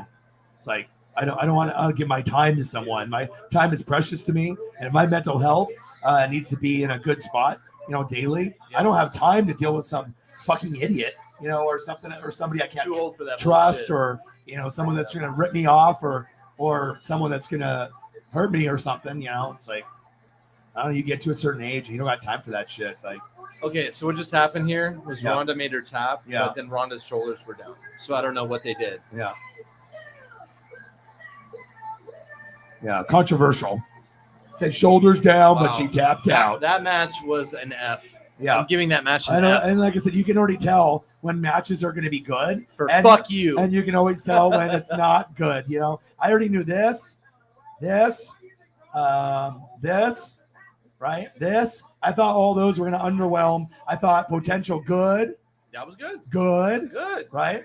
Good, right? And then the last one that you're praying for to make the pay-per-view an 8 is this one. This one's got to be at least an 8. We don't expect 9 or 10 because I've seen this 6 times, but in reality, this is going to be like a 3. It's going to be like, oh, they punch each other, and then the bell rings mysteriously after like 5 minutes, and then we don't know what the hell's going on. Theory comes out, Roman, punches him in the head and does the Punch him in the what? in the head, right? And then Put you in the head. punch you in the head, right? And then he doesn't get to be champ, and Roman retains, and predictable dog. So I'm actually looking forward to this though. The Jaguars versus the Raiders.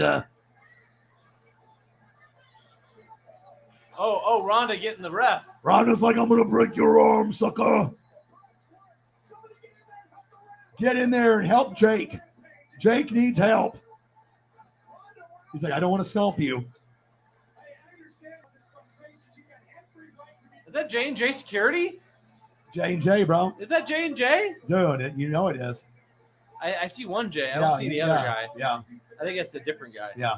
One of them's The little guy, though, with the beard and the goatee. Bro, were they Seth Rollins security? At one point, yeah. Yeah. I love old school Bro. Seth Rollins, dude. Bro, fuck out of here. And Seth Rollins, when he, gosh, I mean, when he first came in and everything, that's what wrestling needed. But you don't really have legends like that. They're like the John Cenas and the Seth Rollins. They only come once in a generation, just like Randy Orton. So every 10 to 20 years, you get one.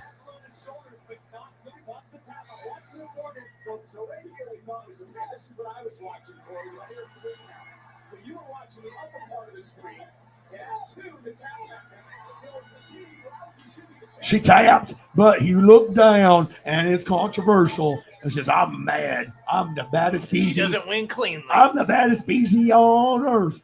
I'm so good. Live his life. Take that. I'm go home to Bo Dallas on the farm, and he makes money doing real estate. Good old Bo. She's from Bo Dallas? Yes. Boy. Oh, boy. Bo Dallas is the winner. What was this gimmick? God. Believe. Bro, all you gotta do if you want to get Liv Morgan is you gotta believe. Hey, I believe and- now. see? I didn't believe before. See? Wow. Yeah. Wow. That's how it goes. You never know. Hey, you could be Bo Dallas, and Bo Dallas is obviously brothers Bray Wyatt, How would you and not their buy dad- house from that guy? and their dad is IRS, Erwin R. Shyster. So, I mean, if anyone on planet Earth is doing something right, hey, all you got to do, and when you want your dreams to come true, all you got to do is believe. Dude, Liv Morgan, though. Dude, Liv Morgan and their farm people. So they do the chicken thing. Cool, right? And he does real estate, and he's flipping, and, so, but dude, Wait, they do the chicken thing? yeah, the chicken thing. They do animals. She's got her YouTube channel. She's what actually Liv is known as like the most authentic in the back as far as locker room. That's why I think everyone loves her, is because she has a genuine soul, and you don't really get that in wrestlers. Lots of girls are catty, and they're like "fuck you," and they're like competition, and some dudes are cool, but some are the ego guys. But yeah, on the farm, dude. Wow, bro. I get to go home to Liv Morgan. I believe. Liv Morgan in the farm. I'm a believer. Yeah. So obviously, I know something controversial. If that was Vince, then it probably wouldn't have maybe did that ending, unless all this is still Vince. Because obviously the build up, you have to build it up. So the next pay-per-view supposedly will be all Triple H and Stephanie and Khan. Wow. But Clash at the Castle. We can't come up with the original name, so we'll do Clash at the Castle. Unoriginal. What's this guy wearing, dude? Carmella dress him? Carmella is dressing Corey Graves now. Corey, bud. There could be a white suit, a blue suit, a black suit. I mean, it's an interesting fashion choice right there. I don't care if that's Armani or something like high-end Gucci. That's interesting fashion sense there by your boy Corey. By the cheetah print. The cheetah. I mean, if Carmella is in a cheetah, like, Uh-oh. onesie type thing, then, Uh-oh. We got a Kane sighting. Uh-oh. Damn it. A lot of people hate Kane because they think he's a little racist, and then he is like against issues When did like this happen? abortion. Like, dude, people go after.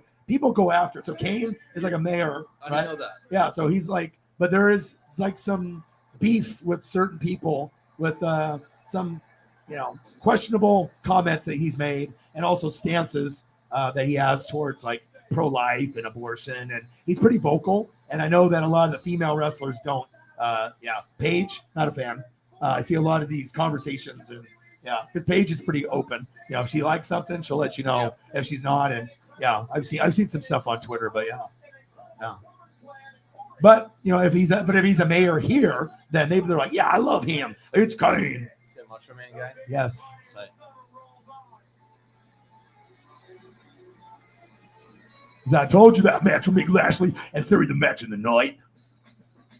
Hey, what's up, everyone? Lots of bad matches that, the last match has to be an 8 for it to be an 8. I totally agree. It has to be at least an 8 to be an 8 overall, because we got more yes moments than normal. Normally the yes moments are one match, maybe 2 if you're lucky. And to get 3 or 4, you're going in the right direction, unless you can knock it out of the park like an AEW pay-per-view on one of their big ones, or if they have like 8 matches, 7 of them are hitting. That's the difference. If you get 6 out of 8, or if you get 4 out of 8, there's a difference there. So This is a spoiler. The tribal chief, the head of the table, Roman Reigns. To answer the rest of the I mean, chances are this is going to be a. Like, I wish Seth Rollins had the Money in the Bank instead of Austin Theory, so he could cash in and he could be champ. That's what I would want. That would be ideal for me.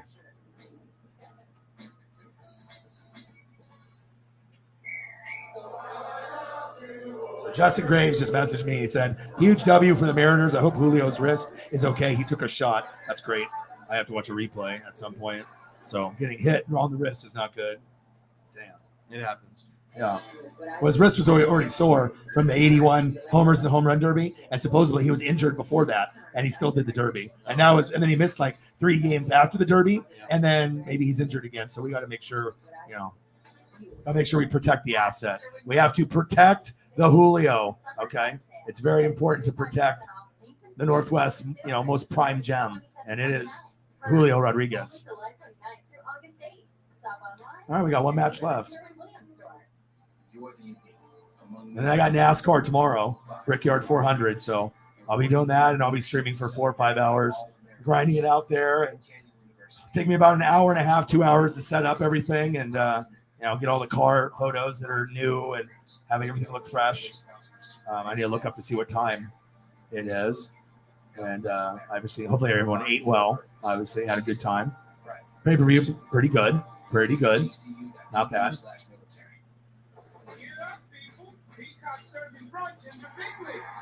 Just want to try to take a look and see what time some of this NASCAR, so I know what time I need to wake up by and start prepping. It is at 11:30. Wow, that's early. Wowee. All right, well, I wake up at 7 usually, or 8, so I guess I'm having to start prep at 10 a.m. then. So I'll be online at 11:15, probably like 15 minutes early before, just to talk and get things set up. Holly Hundo with a 25er on the Cash App, supporting Yo Boy's dream and having a fun time with the swag to the P. And the funny thing is whenever we hang out, whenever we hang out and we do movie quotes, or we have that in syncness, that's not rehearsed. Like, we haven't seen each other since a couple weeks ago, so it's just kind of one of those things. If you have chemistry with a friend and movie lines, or what the other person is going to say, it's a genuine thing. It's always good to have that type of chemistry. And what else is good? When Holly Hundo drops a 25er in the Cash App and Cactus Jack says bang, bang, bang, bang, bang, bang. Thank you so much. Appreciate you. How many times has Roman Reigns fought or wrestled Brock Lesnar? Oh God, how many times 20? How many times have we seen it, guys? Fuck. No, hey, no athletics love. I'm a Mariner fan and a Dodger fan. Well, guess what? Just like that, boom, you ask and you shall receive. Yep. That's how quick O-Dog is. That's why O-Dog gets all the donos. Quick on the feet and quick on clicking on the buttons, baby. The Raiders. NASCAR, I don't know. Chase Elliott's pretty good, but who knows? 80 in the donos. Let's get to a hundo, and then we'll see what happens.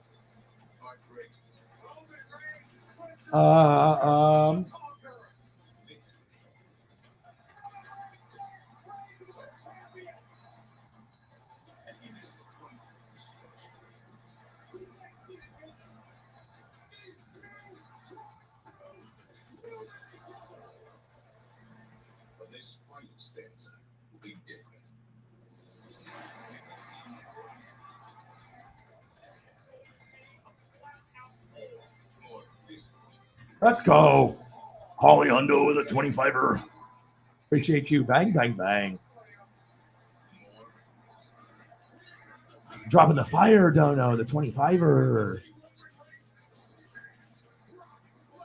And we'll see what happens tomorrow. Hopefully we get some Napa know-how. I need to get my boy Chase Elliott. I mean, he's the face of NASCAR, so I got to get some merch before he blows up because he's already turning into Jeff Gordon and Jimmy Johnson as we speak.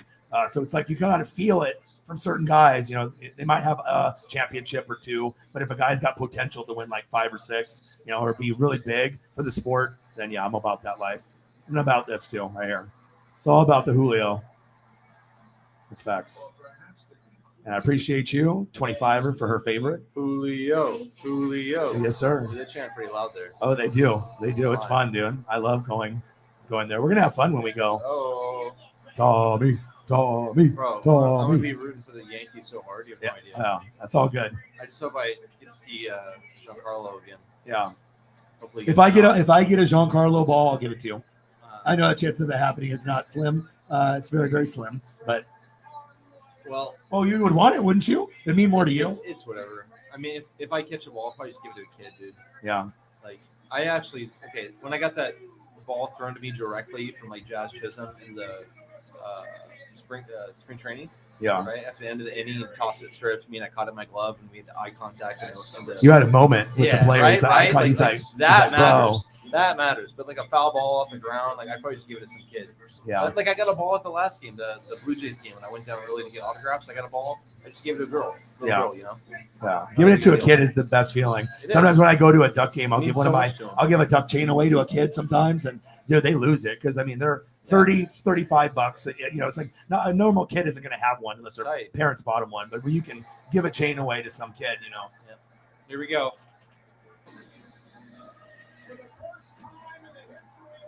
It's amazing that the champion comes out first. Everything is weird now. Universal Championship is bigger than the WWE Championship. Everything is ass backwards. Vince did everything, based off Roman and making him the John Cena and the face of the company. But the thing is, if Roman had Seth Rollins' charisma and skills, then it's more justified. But when you're just big, Paul Heyman is, he needs a job. And obviously you got him coaching both of these guys because they both can't talk on the mic. They're just not good. But Roman has gotten better, much better, since he's been able to be a heel and be maybe more to his true self rather than what they portrayed him as. So, oh God, this is going to be bad. I would assume this is going to be a 3 to a 5. And if Roman wins and then Theory cashes in, Theory tries to cash in. Yeah. No one remembers this. He let me cash in, and then Roman Reigns super punch, spear, and then damn it, and then over. Predictable dog, and then O-Dog gets $5 refund for Peacock because not entertained enough. $25 holla for my girl Holly Hundo. All of the space kitties. I mean, what's better than looking at dogs in space than cats? I mean, always you're bringing the hey. That's what you do. And hey, astronaut, I watched Ancient Aliens this morning. Oh my God. Watch the Ancient Aliens episode. It is so good. It's got like, retired Air Force general, declassified government stuff. It's very cool. They do a building episode from like 2 weeks ago. And then they did one with footage and interesting stuff. Not some UFO that Billy Bob down the road looked in the sky and saw when he was high on shrooms. You get a little bit more on the Ancient Alien side.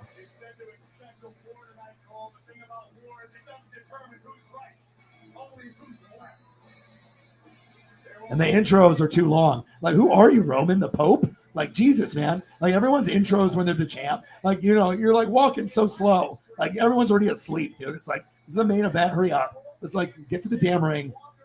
Like drawing out this thing is supposed to make it more exciting and dramatic. No, this is just going to be a lead up and build up to be the biggest disappointment of the night. And, unless we get Bray Wyatt, if I get Seth or Bray or, specifically the Fiend, then this will end up being a 9 or 10. But right now to me, it's a 6 to 7.5. This has to be good for me to give it an 8 overall.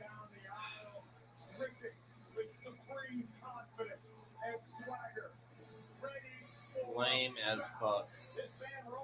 Absolutely 100% Roman winning. 100%. You know, sometimes wrestling is predictable, and you know, if you're a hardcore fan, you know, like a lot of us are, you know, you'll read a little bit, maybe you follow some wrestling, news outlet stuff, and you know, Twitter, and you know, but other times it's just predictable. Like you just kind of have a gut feeling, you know, when someone has run the company. Boo. Your favorite. Boo. Anti-Roman. Lame AF. But you can see why they have him with it, because of the popularity with the kids, the look, you know. They're trying to do the Rock thing all over again, but he's not the Rock. I mean, he's got a look, a unique look, you know, but as far as like skills in the ring and on the mic, a lot of people expect more, and that's why they like Moxley and Dean Ambrose or Seth Rollins 1,000 times more. So, facts. Look at that guy in the green just looking through his phone. Like, bro, you're right in front of the fucking world champion. Enjoy the moment. Someone's got a sign in the crowd that says, "These nuts! These nuts!" Ah! Paul Heyman. Got him. Paul Heyman, Paul E. Dangerously owned ECW, right? Then went under, was giving checks that weren't getting cash because he didn't have the money, right? But then now He owes he has many people many. many. checks. RVD, it's Sabu, the Sandman, Tommy Dreamer. Dreamer, Just Incredible, Lance Raven. Storm, Raven, right? Nunzio. Oh my God, Fuck out of here, dude, Nunzio. dude, the FBI. Oh man, dude, if you're a hardcore wrestling Fuck outta fan, here. you know FBI. But if you don't, I mean, dude, who else? Shout out to Nunzio. Yeah, Jesus, what a name, dude. Shout out to Bo Dallas. Yeah, Bo Dallas. Bo Dallas getting deep down and dirty. Bo Dallas lived his best life. Bo boy. but Bo is if you know Bo, like if you follow him, which most people don't, but if you saw his, If you believe. if you believe, he maybe follows you back. But Oh, yeah. let's go. But dude, imagine you're Bo Let's Dallas. go. You're with Liv Morgan. Your Yep. brother is Bray Check. Wyatt the Fiend, IRS. and then your dad is IRS. Pay your taxes. Fuck out of here, Erwin Bro. R. Shyster. Bro, great name. Yeah. Erwin R. R. Shyster. Shyster. IRS. Hello. Shysting you from the monies. All right. All right. If anyone's got a dub, throw it in. We got to get you 100 tonight. Got to Yeah. get you 100 for O-Dog. We will. We get to the 20 spot. Cash App. Yeah. Got Well, the we're 3 donut hours button. in, so even after you leave, I'll probably stay online All for day. a little bit. Yeah, boy grinds. Yep. We gotta Grinder. got to get to a good number. Grinding Got to dog. grind 4 or 5 hours. C-note dog. C-notes. One C-note. Yeah, the fans are so amazing though. It's just like when your dream comes true when you can actually get an insane amount for just being yourself and putting in the work. The fans are the best. And I know that 1320 is going to get broken this season. We're going to get to 50. We're going to get to 1500 guaranteed. Go to the camera real quick. We're getting there. Maybe even 2000.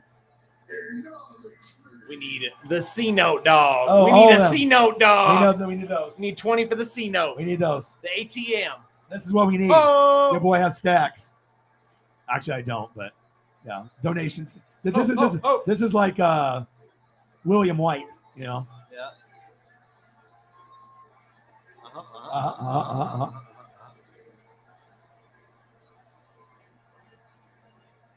I can't wait to hear Brock's music.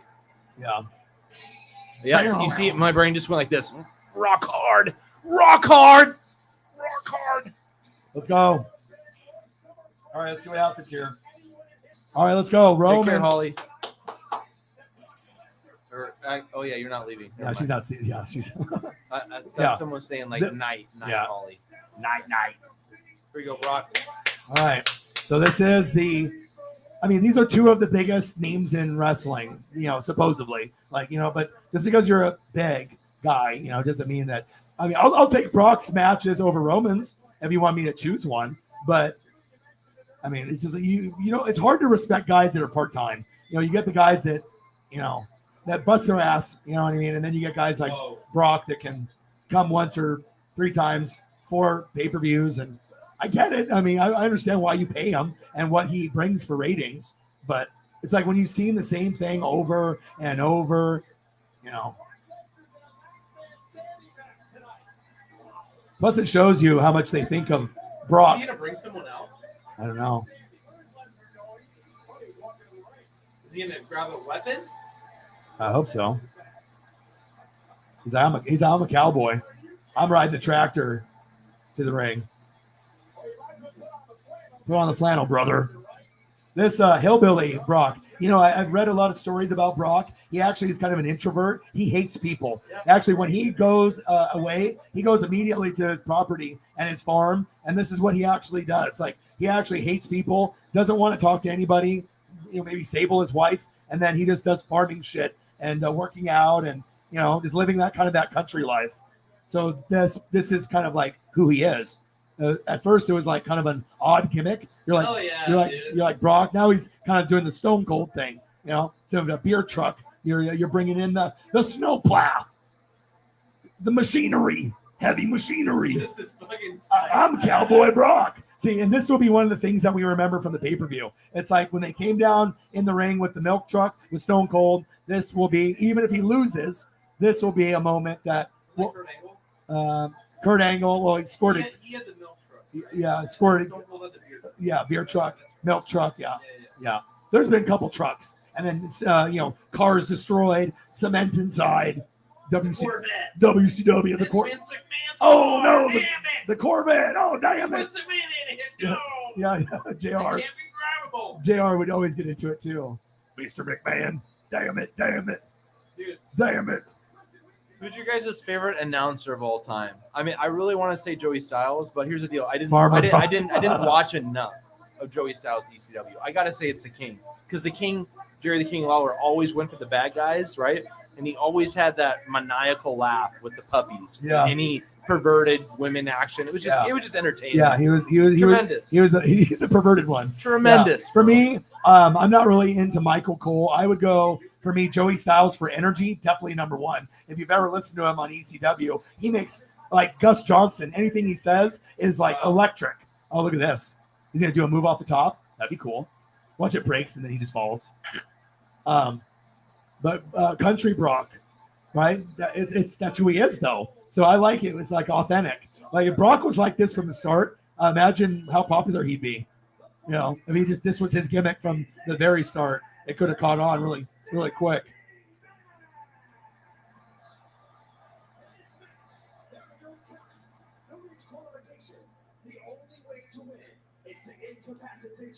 Farmer Brock, Country Brock. Brock, do you think my tractor is sexy? I know they all got those country songs like that. Yeah. Holly's like, this is my first wrestling pay-per-view. And, I mean, these are the two biggest guys besides Kenny Omega. Let's have a party. Oh, listen to this. He's doing his own promo. Party.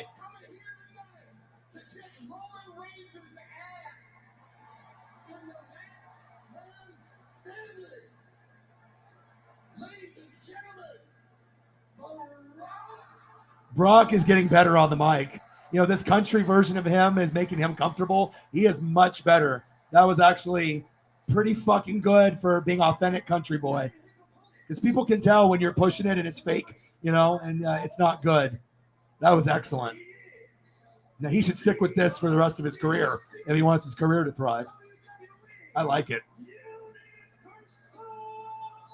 That was an awesome promo by Brock. I've watched thousands of Brock promos. That might have been a top 3 promo. Let's go! Woo! Let's go. Fuck yeah. Obviously, we want action. We want blood. We want entertainment. And we want it to be fast. Fast-paced. Whoa. Lots of power. Let's see okay? some color. Tables, ladders, chairs, blood. Damn it. Damn it. Hellfire and brimstone. That's what we want. Ooh. See? Suplex number 1. This is good. So we want it fast. And if you're going to deliver main event, it's got to be, I need a suplex meter. yeah, suplex Suplex counter. counter. I know. Yeah. I need one. Ding, ding, ding, ding, ding. No, one, yeah, One. two, yeah, One. three, One so far. 4. Yeah. Brock has always been the most popular draw. Right. See, you're good. If you ever decide to have so much money, you know, and you have more free time and you don't have to worry about finances ever again, yeah, you know, You got the time. You got baseball, basketball, dogs. Record, fun. Yeah, enjoy life. Come here, have fun, and say catchphrases that you can't say in front of your girl because she won't understand and she'll think you'll be weird. And then you could be weird here, and we can have fun. Yeah. Because I can't get Jake Graves to come. I wish I could, but at least I got you, so that's good. I'll have some people on the stream hop on with me during football season. Yeah. I challenge Jay Graves to do a stream with O-Dog. Oh, dude, he would be great. He is so smart too in so many things. Smart dog. Baseball, basketball, football, wrestling. I feel that he keeps up. He really loves the Blazers, and it won't matter if other people give up. He has too much pride to give up on the Blazers, no matter if our product is garbage. And we have a good baseball connection and wrestling connection. Yo, random ass question. Yeah. Okay. I think personally, I know the answer to this. What is your all-time number one most entertaining entrance for a wrestler or wrestlers? Number one to me, hands down, even though I hate him more than anyone, is Goldberg.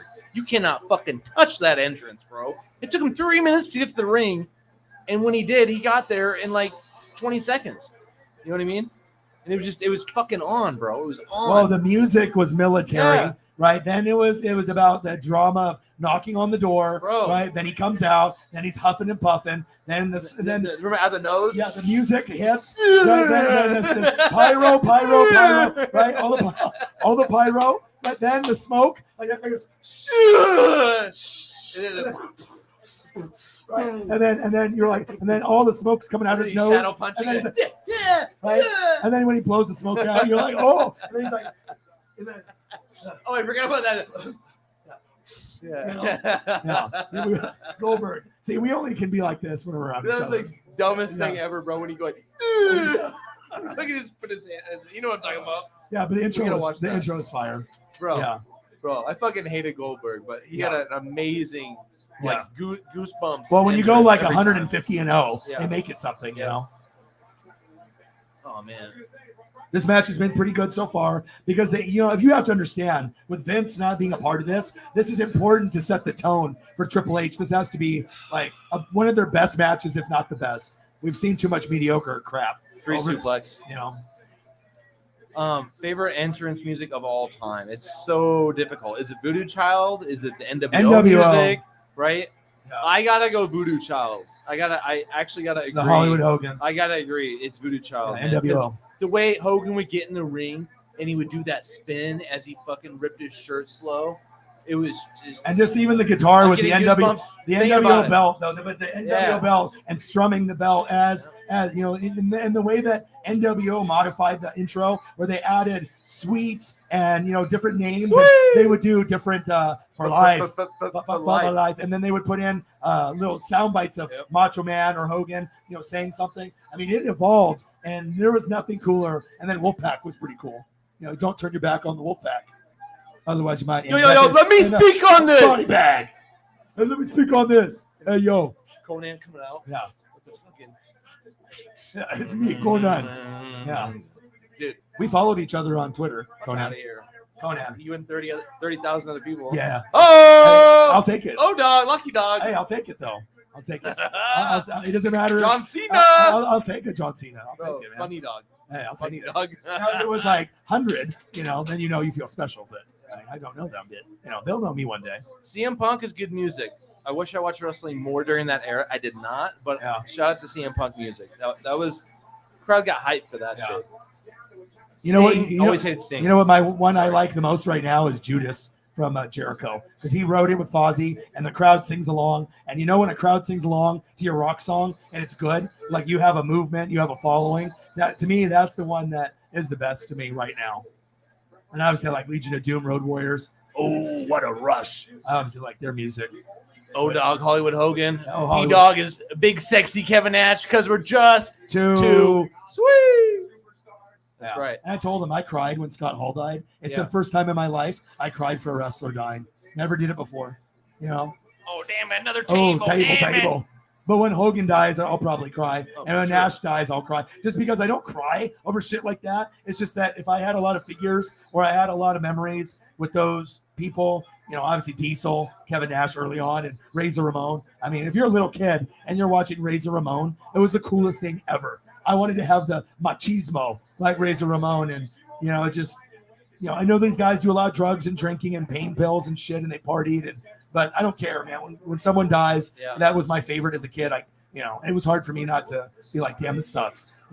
Just to know that he's alive and old is better than me imagining him never breathing anymore. But spear, no, Superman punch, lame as fuck, damn it. Super punch. Yeah, the New Jack. We need blood in the face. Dude, nobody more dangerous than New Jack in the ring when he was alive. Oh yeah, New Jack. No one more dangerous. New Jack would never know who was going to show up. He would cut his forehead when he wasn't even wrestling. He was just like, "Oh fuck, what time is it?"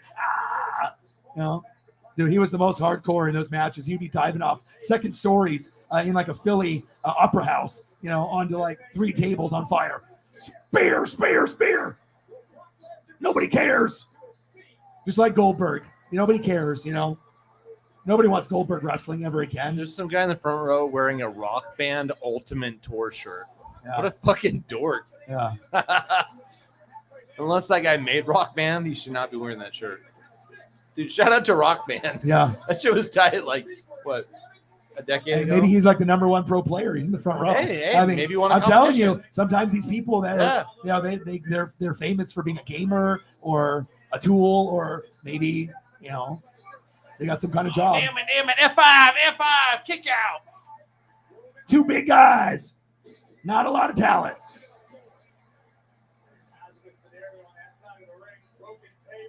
Brock has got the talent, the physicality. I don't know. I just think Roman, the move set needs to be better.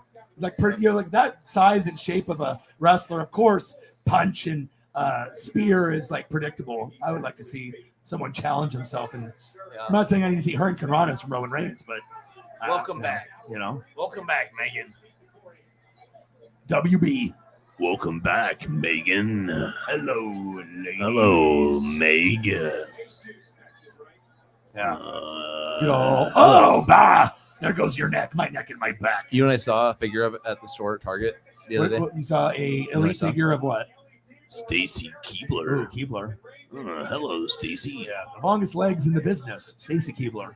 If you're dated George Clooney, you were either a Stacy Keebler guy or a Tori Wilson guy. It was either you like Tori Wilson or you like Stacy or you like both of them. That's what I'm saying. BOFF. I was a Deborah guy. A Deborah Lita. No, you never a Lita. Never Lita. Never like Lita. Anti-Lita gang. Anti-Sting. Anti-Finn Balor. Anti-Demon. Boo. Boo. Is that the worst? Boo. Is that the worst for you? Finn is the worst for you. Absolute Finn. Finn is the worst. The number 1 public enemy for President, Finn Balor. Yeah, he's up there, dude. Is he up there? He's lame. Yeah. I'll tell you if I don't like someone, that's for sure. Yeah. And Brock is married to Sable. And I did see that pop up on my timeline with the Sable in the bikini contest with the hands covering the upper region. Yeah. Who's Megan's boys? She said, been watching my boys. Ask Ryan about who that is. Oh, relatives, I think. Oh, wow. I need to go get some water. Hold on. Water dog. I'll tell you what match is not the best of all time. The one that's currently on TV right now. Hands down. I mean, it's not easy, but I'm very partial just because of the way it makes me feel every single fucking time I watch it. You guys should already know. It's the WrestleMania when The Rock and Hollywood Hogan fought, bro. In Toronto, I think it was. WrestleMania 17, 16. Unfucking believable, dude. Like, the amount of time that they were just in the ring staring at each other and looking at the crowd and each other, and just the crowd going back and forth between the chants of Hogan, and Rocky. It's just, you can't bottle it, bro.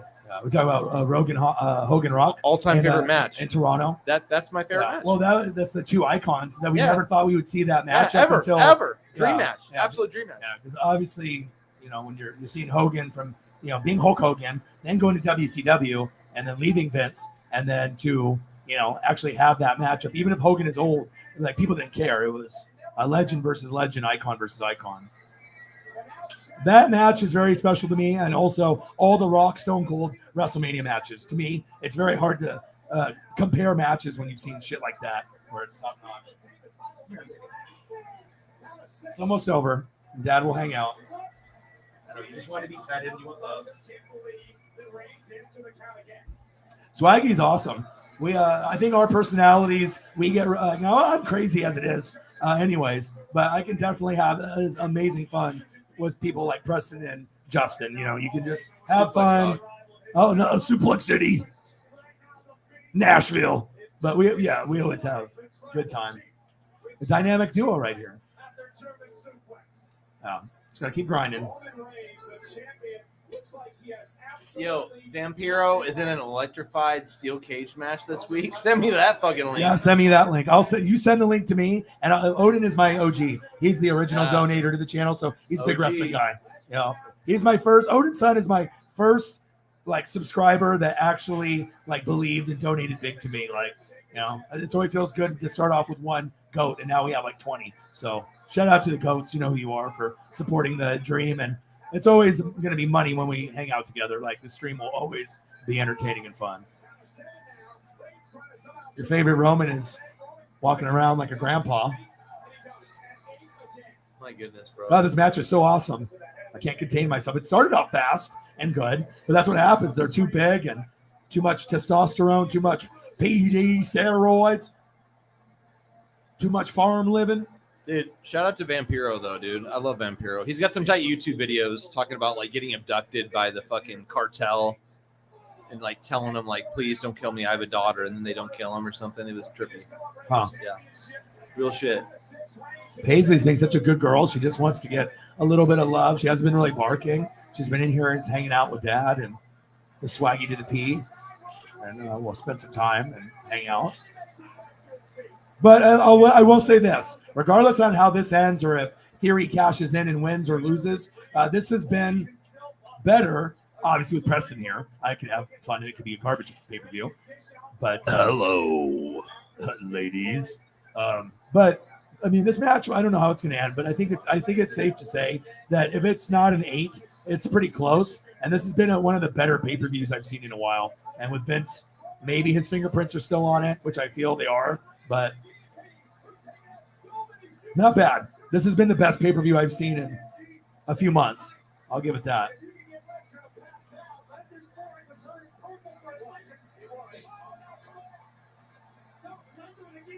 Lesnar of a guillotine of his own. He's how do you like that, brother?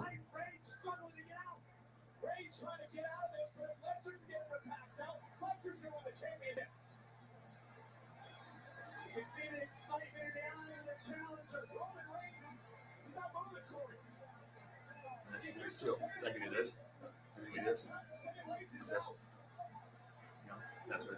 Oh, smart. Smart dog. Yeah, always got a fully, Oh! fully functional, edited, on the fly show. He's like, damn, look at you.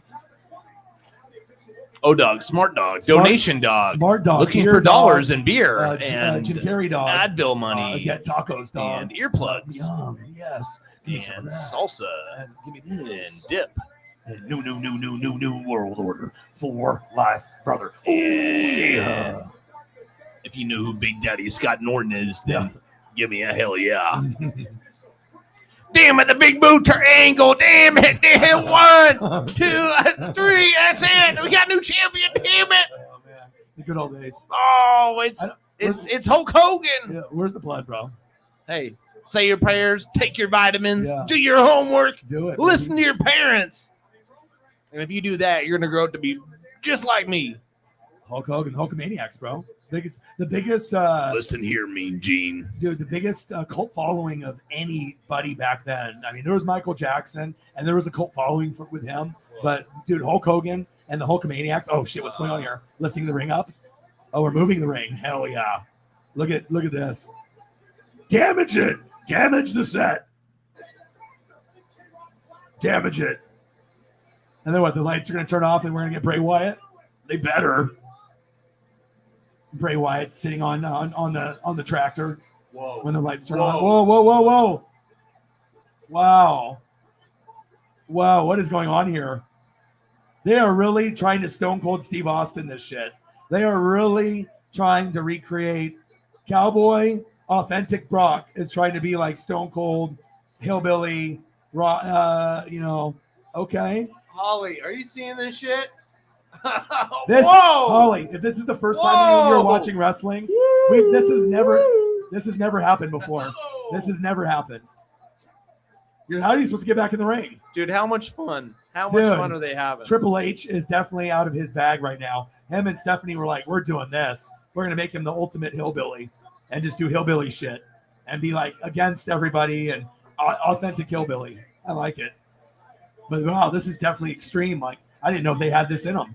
I mean, if they're trying to win back AEW fans or get people to care, I mean, doing stuff like this will be a start. It's not going to be the answer, but Jimmy and Jay, part of the bloodline. They like to drink and get DUIs. They need to learn to put the alcohol down. See you later. Oh, neck injury. That was Steph. Wow, that hit him right in the fucking neck, bro. Neck dog. He didn't get very much. He didn't get very much lift there. His neck is done. Dunzo. Dude, I would not He be needs to go get surprised a if that actually neckiotomy. hurt him. Neckiotomy. He's done, dude. He is really landing on that neck a little too hard. Like, honestly, That was super stiff. super stiff, and like there was not a lot of air in between the throw and the neck landing.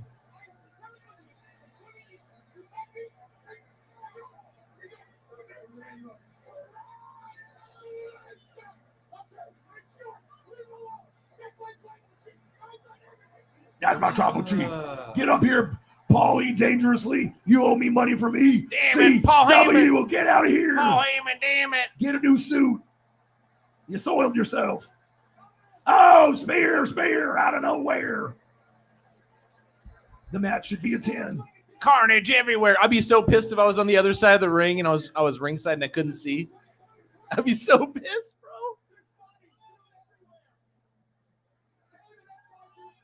Can you imagine that? No. I'd be so mad. Oh my god, double DQ. Oh no. They would do a double DQ. Well, the ring is up like an angle. What are you supposed to do? How are you supposed to crawl in? 9. He's like, that counts. Like, he put his hands on the rope. He's like, that counts. He got in. Oh god. Oh, This is so gay. Yeah. I'm sorry. This is so lame. I told you. I can predict shit The match easy. isn't even over yet. Yeah. It's not even over yet. Prediction dog. So Theory cashes in and loses. But we didn't have a winner, though. So it would have to be Roman that won, right? Or There's still 28 minutes left. There's still like a half hour. all right, so they're going to have Theory's cashing in. And then now he gets knocked out. He's not cashed in yet. Yeah. Well, he just did. No, they didn't officially. Oh, they didn't take it. Yeah. I guess not.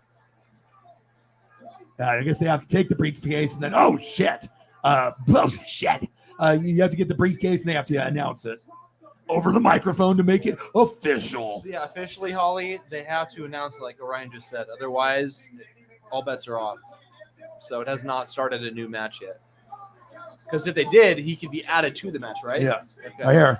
Triple H comes out. He says, listen here, babies. I want to have a triple threat. I mean, you just want to do unpredictable stuff like they used to do in the Attitude Era and when it was Nitro.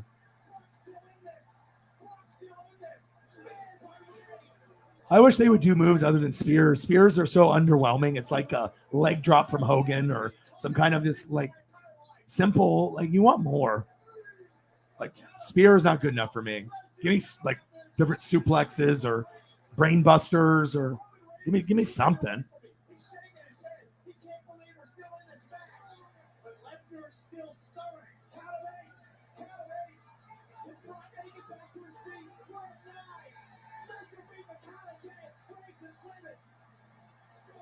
He's like, damn, this cowboy's really good. He knows how to plow. He's like, give me this briefcase.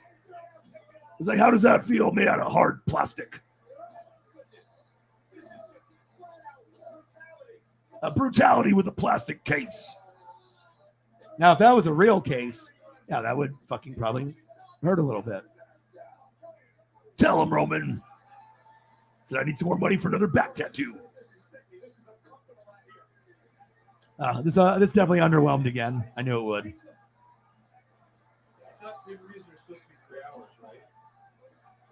Well, it's 3 hours and 33 minutes.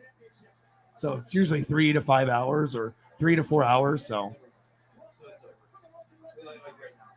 yeah.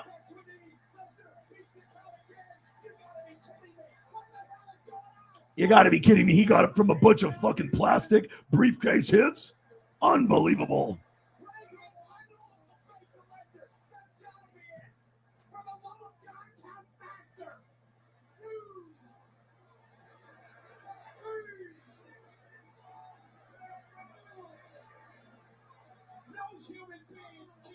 What if that one guy helps him out? I don't know. We'll see. Justin Graves is like, you like his tractor? I was like, yes, I do. He's not. Superman punch. Here comes a Superman punch. Look out, Superman punch. Damn it. Yeah. He's going to jump real high and hit him real hard in the face. He's going to knock him Oh, out. here's the belt. Hopefully he ducks it this time. He's like, this isn't mine. This is a fake. Just duck it once. God, that was so lame, bro. So let me put some stuff on top of him. We got to make sure he's really out. It's like what we did to Brooks that one time in the Bro, beer pong. tell that story. Oh, so we had God, I had this is a great story, I had a guys. house, and when we would play beer pong, I mean, we would be very competitive. There'd be like 20 people in the garage or more, couches on one side, very competitive trash talking games. And we would go ham. Sometimes the beer pong tournaments would go, for people at our work, they would go for, 6 hours, as a group. Sometimes it would go for a while, especially if you're partying and whatnot, drinking and whatnot. But we had a friend that makes the beats, and he got so drunk that he started just putting stuff on him, like random things on the couch when we were in there. And I come out there, and he's got a tire on him, like soda can. I don't even know what the hell. Bean bags. For bean bags, frisbees. Cushions. I mean, you name it. And they created this big ass like human fort, and he didn't wake up. Bro, He remember the didn't- Sharpie? Yeah, Sharpie all over. Sharpie. Yeah, I think he got Sharpie. dog. Yeah. Well, I think the overall pay-per-view had some like that, the tractor thing. That's so unpredictable. Like no one saw that coming. So I think the overall, maybe a 7.5 to an 8. It could have been much better. But I did like, Brock being tractor, country Brock. It seems more authentic, but this always disappoints. This one, nothing too special. Neither this one. This was great. I enjoyed this. Usos and Street Profits. This was boring. This was fantastic. Pat always delivers. This was fantastic. Logan always delivers. This one's nothing to shake a stick at. And, we wanted to have more than maybe 3 or 4 matches out of 8, but he didn't cash in, but he tried to. But like Theory is the John Cena in Vince McMahon's eyes, but Vince is no longer there. So I mean, this opportunity for him, I think Triple H might write him out of the storyline. I mean, I would rather put someone like Seth in his position than him. I mean, I know he's young and up and coming and whatnot, but Seth is going to bring more butts and ratings than Austin Theory. I'm sorry. Austin Theory is not John Cena or Seth Rollins, and he never will be.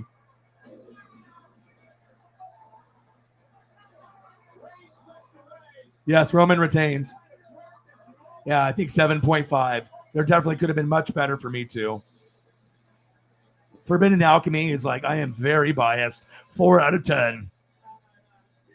Sports Freak says 0 because he missed it. Well, you didn't miss too much.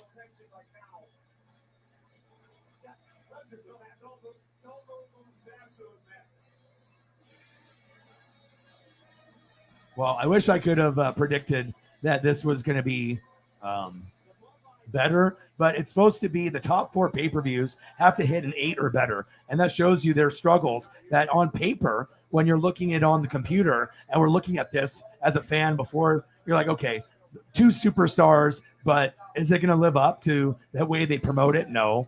This will underwhelm because Liv already got the belt.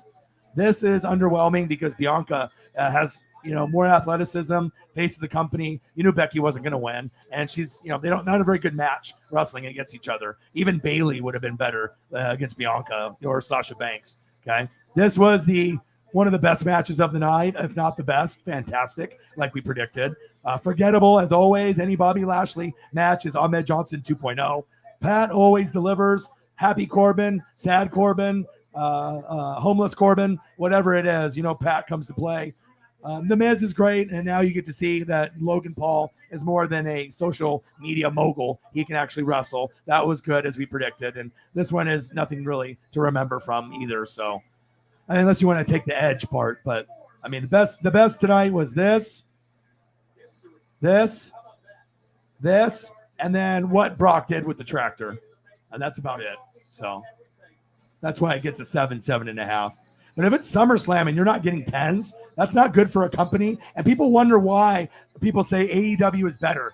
If AEW has superstars that are well less known, but they can actually put on better matches and they don't have to be a public figure and like this big steroid body. It's not about steroid bodies anymore, Vince, 80s, 90s Vince. This is about wrestling. And you can be 5'8", 175 and put on a better match than someone that has Roman's build or Brock. It's facts. Like, sometimes the smaller guys, like I'd rather watch Adam Cole Bay when he's healthy over these guys, over Roman and Brock, because Adam Cole Bay, he's short, but he's always fun. He's always athletic. It's fast. Everyone's got a different style, but yeah. Hey, it wasn't as bad as that one time where we did this over the Packer game. That was bad. Boo. Yeah. Roman boo. Usos boo. Sting boo. Yes. Finn Balor boo. Yeah. Demon boo. Yay. Yeah. Yeah, it's double thumbs up. I got one thing to say before I go, and that's love yourself more than anyone else, because Yeah. when it comes down to it, you got your own back, Yeah, no matter what. true. That's right. You got to believe in yourself. Always. You know what I mean? You got to Always. You got to believe. That's facts. If you got a breath, you got to believe. Yeah. Holly said 6. I mean, like I said, yeah, a lot of them WWE style is slow matches, and that's what prevents people from liking it. Like if you want fast, AEW is usually much, much faster. So that's typically how it goes. So when you watch an AEW pay-per-view and you compare it, if they have a better one, then you can make a decision in what you like. So Yeah, Holly, I would go on the Peacock app or whatever you bought the $5 thing, and go look up old pay-per-views. I'm sure Orion can give you a list of good ones to watch. I'd highly recommend going back into the late 90s, early 2000s to watch some pay-per-views. That's the real stuff right there. Peacock allows you, Unbelievable. like WWE Network used to pay $10. You're welcome, Swaggy. You get the whole library. Yeah. You get the whole you actually get to watch all the old WrestleManias and SummerSlams and Royal Rumbles from like the 80s and 90s. And so if you really want to get up on your wrestling and see the good shit, yeah. Fix your photos with Magic Erase. Thanks, Eagles John. Why are you so good on the mic? You could do this with me full time. You know, but I'm so good on the mic because I watch The Rock all the time. Yeah, it's me too. Yeah. Where do you think I get the swag from? And Macho Man and The Ric Rock. Flair, and I watch documentaries, and Yeah. I believe in myself, and I'm overconfident. Well, and plus we did I phone just do sales. things that I don't think. We did and phone sales though, and if you are, I don't give a fuck. if you're a slanger on the phone, That's why. like it's a brotherhood. Like people that are in the NBA or NFL, Right. but if you're good on phone sales, ABC, always be. closing. That's right. That's how it goes. That's right.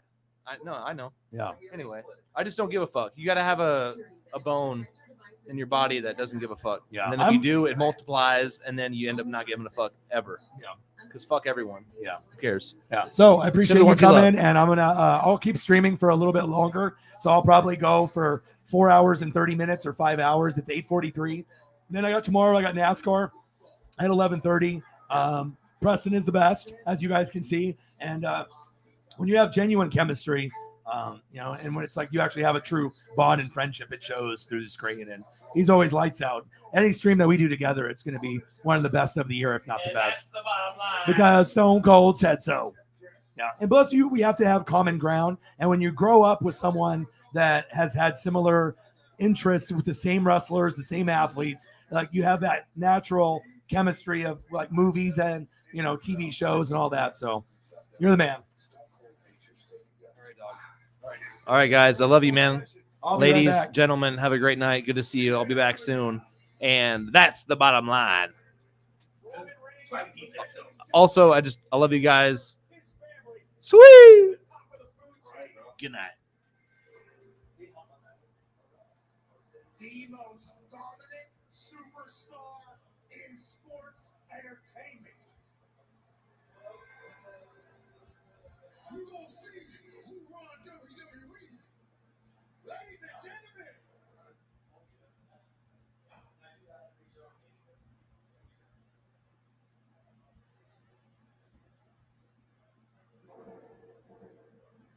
You know that feeling we all get when WWE is totally awesome? That feeling of fun, nostalgia, the memories that made you a lifelong fan. Like SummerSlam. The biggest party of the summer. Host some of the hottest matches. And the most awe-inspiring action in all of WWE.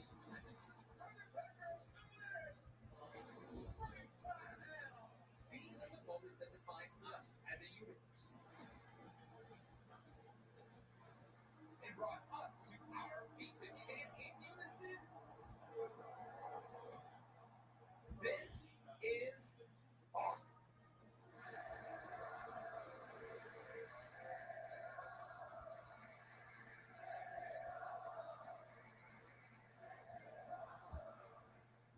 Welcome everyone to This Is Awesome, the only show that dives into the most awesome everything then, now, and forever. I'm your host, Greg Miller, at Game Over Greggy, and no, don't adjust your screen. The camera only adds 535 pounds. I'm excited to be part of this show because, like you, I'm a lifelong WWE fan, and our debut episode is all about SummerSlam, the biggest party of the summer. Now, one of my earliest memories is actually attending SummerSlam in 1994, the United Center, Chicago, Illinois, being captivated by Undertaker versus Undertaker, a match so hot, it was scary. That was it. That was the tagline. Today, we look back at the most awesome moments in SummerSlam, so let's kick things off, shall we?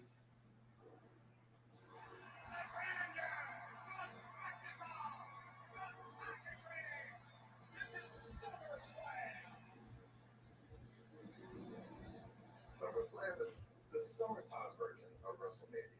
All my friends would come over, and it's like the last party before you're going to school. That's what it was for me as a kid.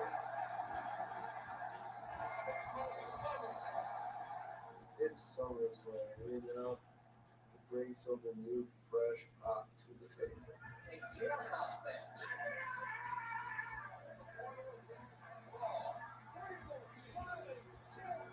The history that's behind SummerSlam is just untouchable.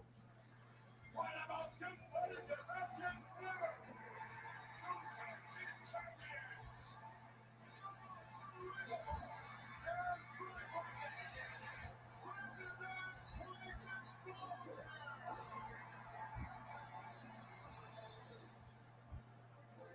SummerSlam is like everything that we love about WrestleMania.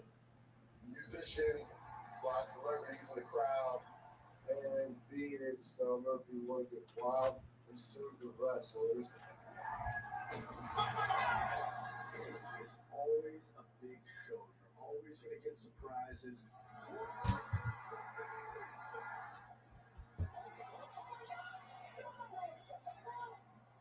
Some of the most iconic matches and moments happen at SummerSlam. One of the greatest main events in SummerSlam history. I apologize. Put that in the table. It is a meeting of two eras. Have to set it up.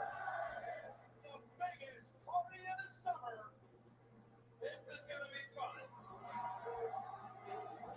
Dude, isn't Preston like the best, dude? Like seriously, it's awesome to be able to have that type of fun with somebody, and Justin Graves would be the same way too. So I just got to find a way for him to, not do as many gummies, and then instead of playing MLB The Show, coming over and streaming with me at some point. But time for a beer, the first one. Corona with lime. Yeah, I've been waiting about 4 hours for that. But, when you're a good friend, and if your friend, has had problems with alcohol, even if you really want to drink, you know what I mean? That's what you do as a friend. You don't, you respect boundaries. And even if I wanted to, you know what I mean? But why make a person uncomfortable, you know what I mean? When you can just, just be patient and have a beer later, And it's not like I would have had that many anyways. I would have just had like one or two or whatever, but Corona and lime. Yeah, I'm there, dude. I got some in the fridge. So I'm streaming for another probably hour and 10 minutes. We'll go 5 hours. I want to put in the time and the grind. So now that the pay-per-view is over, we can talk about whatever right now. Whatever you want to talk about the pay-per-view. You want to talk about NASCAR tomorrow. You guys want NFL camp stuff? Please give me some updates on camp because I did watch all day today. And if there's anything I missed or anything from a beat writer, that you follow. But Paisley was behaved, and I can't wait for this.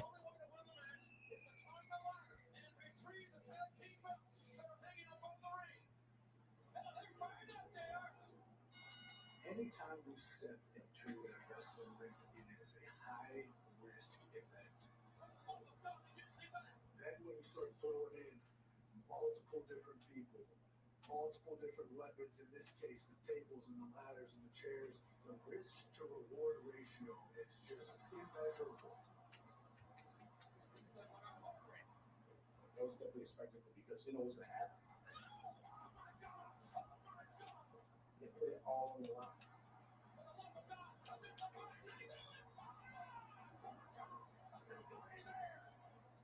It introduced a high-flying way of keeping hardcore hardcore. There's levels of danger, levels of violence that we didn't really see back then, right?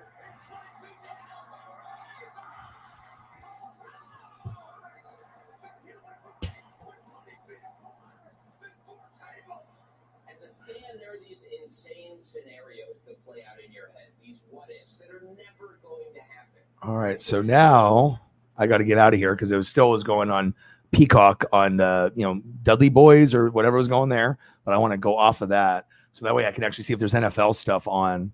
I mean, as much as I love Netflix and other stuff, I definitely love just watching cable and other games and networks. I mean, it's like we're almost on the cusp of this. I mean, this is already just a week away, so. But yeah, I love hanging out with Preston. We can always just be silly and crazy. And he's the one that closest, I think, is based off like knowledge and time period. We're very, very close. I mean, I'm only 4 years older. From Boston, Samuel Adams beer. Sam Adams Summer Ale. Oh, I did watch the shark programs today. They were amazing. I really recommend watching Discovery Channel or National Geographic. You can go watch shark stuff on both of those right now. It's awesome, even if it's last year stuff. And I think tomorrow is when Dwayne Johnson comes on. And then I watch Ancient Aliens, which was awesome too. I watched 2 episodes of that. One from last night, one from like 3 weeks ago. Because I haven't watched any of the new stuff, and it's fucking good. So good.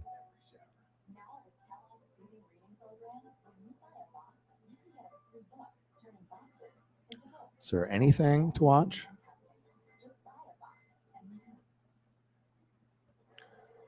Yeah, but Justin Graves, I have a lot of fun road tripping with him. And, it's just, everyone has, a lot of things that they go through. And, he's gone through hell and back. He's gone through a lot of stuff, but we've always stayed true to each other, so it's good. All right, Rangers and Angels.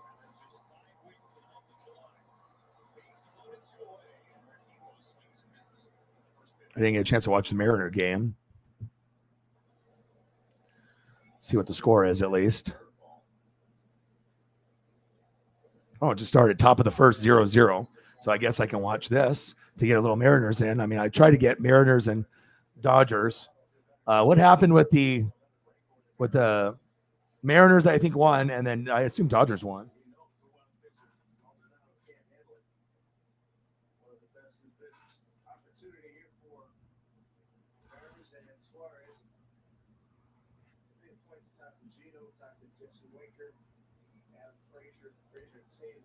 Daddy Dennis in the building. Seahawks in the building. Man, the Seahawk family is starting to kind of grow in here. You got Megan from Australia. You got my boy Marco Spineda. Now we got Daddy Dennis. Daddy Dennis. Waiting for Orion to get a 4-year, $4 million deal from YouTube. It's going to happen. I'm not sure about that dollar amount, but I don't know if I would really want to, if they want to put some commercials on my shit or whatever, or acknowledge the work ethic and the grind. And, I could do a show that is longer than twice of the shows that are out there. Most are 2 to 3 hours. You got someone that can do 5 or 6. I mean, that shows a lot of work ethic and heart for sure. Appreciate you. I'm just, living the dream. Took a long time to get here, and I'm still like 1% into my journey, but wouldn't that be something? I would rather be independent though than go to like Fox Sports or ESPN, because what would happen is if someone called and they're like, we want you to be on someone else's show as a guest, or if they got to a point where you could be a co-host or a host of your own show, they're gonna be like, okay, no hat backwards. You have to wear a suit. You can't swear. That's a deal breaker. I have to, I want to do it my way. Like I know Grossi wants to do it his way, and McAfee, and you just want to be able to do it your way authentically. Because if I do it like, and I'm dressed up and I can't swear, and you have to be fake, then that's not accurate representation. You know what I mean? It's playing a game of what you want to have people hear. And that's when the authentic stuff is out there, it's the best. So yeah, let's make that happen. Put in a good word for me. Like, hey, this guy's really good. He's not really getting the love. But everyone gets their day when they're a grinder and they believe in themselves and they don't give up. And they got great people like Preston, and I got a lot of great people like you. So you guys are going to just be along for the ride, and we're going to have some amazing moments on this channel before I die. That's facts.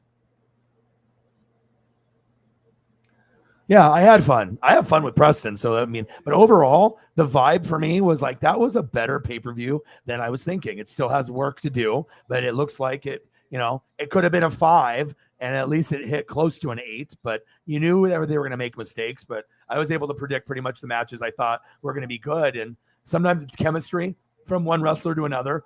Sometimes it's just, the good buildup.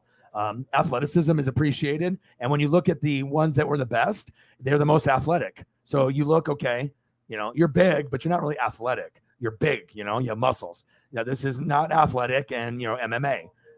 Incredibly athletic, and then Becky not so much. And for the match to be good, there's got to be a lot of high risk in it. They had some moments. So this one was actually probably the 4th best match, because Bianca's in it. If Bianca's in something, you're watching, but you wanted it to be higher, but the opponent isn't right. Becky's not Sasha Banks, and Becky's not Bayley, and Becky's not Charlotte Flair. That's where, it'd be, or Becky, obviously it could be get replaced by Dr. Britt Baker, DMD, and AEW, and then we'd have something special. I knew this was going to be good. This is my projected number 1 match, the sleeper. Just 2 great tag teams, athleticism, fast paced. So, it would be good. Everyone's match that no one remembers. We called that. I knew this would be good because Pat McAfee's an athlete. I knew this one would be good because Miz is a good talker and athlete. And we have found out that Logan Paul is actually good on the mic. And, he can do the podcast thing and YouTube thing, and he can actually wrestle. And he had some moments that stole the show. And then this one is kind of a forgettable thing there. So, you had a couple, normally you want like 4 and you only got 3. You got this one, you got this one, then you got this one. So at least we got 3 joys, and then the rest were kind of disappointment. And then this one might have been the 4th right here, just because Bianca is a star, got to watch her and support her. She's the best as far as females besides Charlotte Flair. And then this is next week. Jaguars versus Raiders.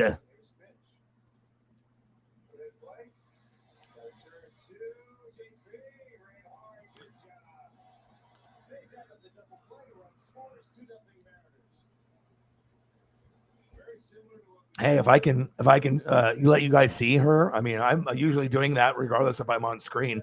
Like we snug together, and she sleeps on me, like on my leg or in between my leg or on my arm, like, the nuzzles and the snuggies. And, I spend all my time with her. So I mean, I literally, I'm not even joking. I'd probably hug and kiss her like 1,000 times a day. Like, I just, I feel bad about what happened with my previous dog, and I just want to make sure that she knows that, I love her, and I'm going to do whatever, to make her happy as much as I can without her ripping up the house and stuff. So, yeah. And plus, you can tell by just the way that some of us talk in here, you can tell the people that have been watching for 20, 30, 40 years, or, and even if you haven't, like, sometimes it's easy to pick up on things if you're in the right room. Like for here in wrestling with like Air Whitey and his experience, and, you'll get Sarah and Odin's son, and then you'll get me and Preston on top of that and a few other people. Like, yeah, I mean, my knowledge for wrestling is right up there with football. So, like I said, we could always be the, the Northwest wrestling fanatics, because that's really what we are, and what I already claimed. So, it's just something else to keep, you entertained. I mean, mental health is important. So sometimes when you cancel things out, you have other things that can, pick up that time space. But sometimes just keeping busy with a lot of different things keeps my brain waves good and keeps me happy. So.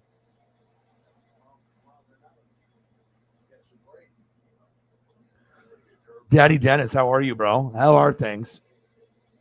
I think I talked to you last when I got the Julio ball, and then a little bit probably after that. And yeah, I'm excited. It's a transitional year for you guys. You know that, right? But we'll see what happens. Instead of getting Kaepernick, I would just rather you guys win like 4 games and then try to get Bryce Young, or get like a franchise, QB to lead the team, to get that next Russ-ish kind of player, and then start building the O-line and the defense and the linebackers again. And yeah.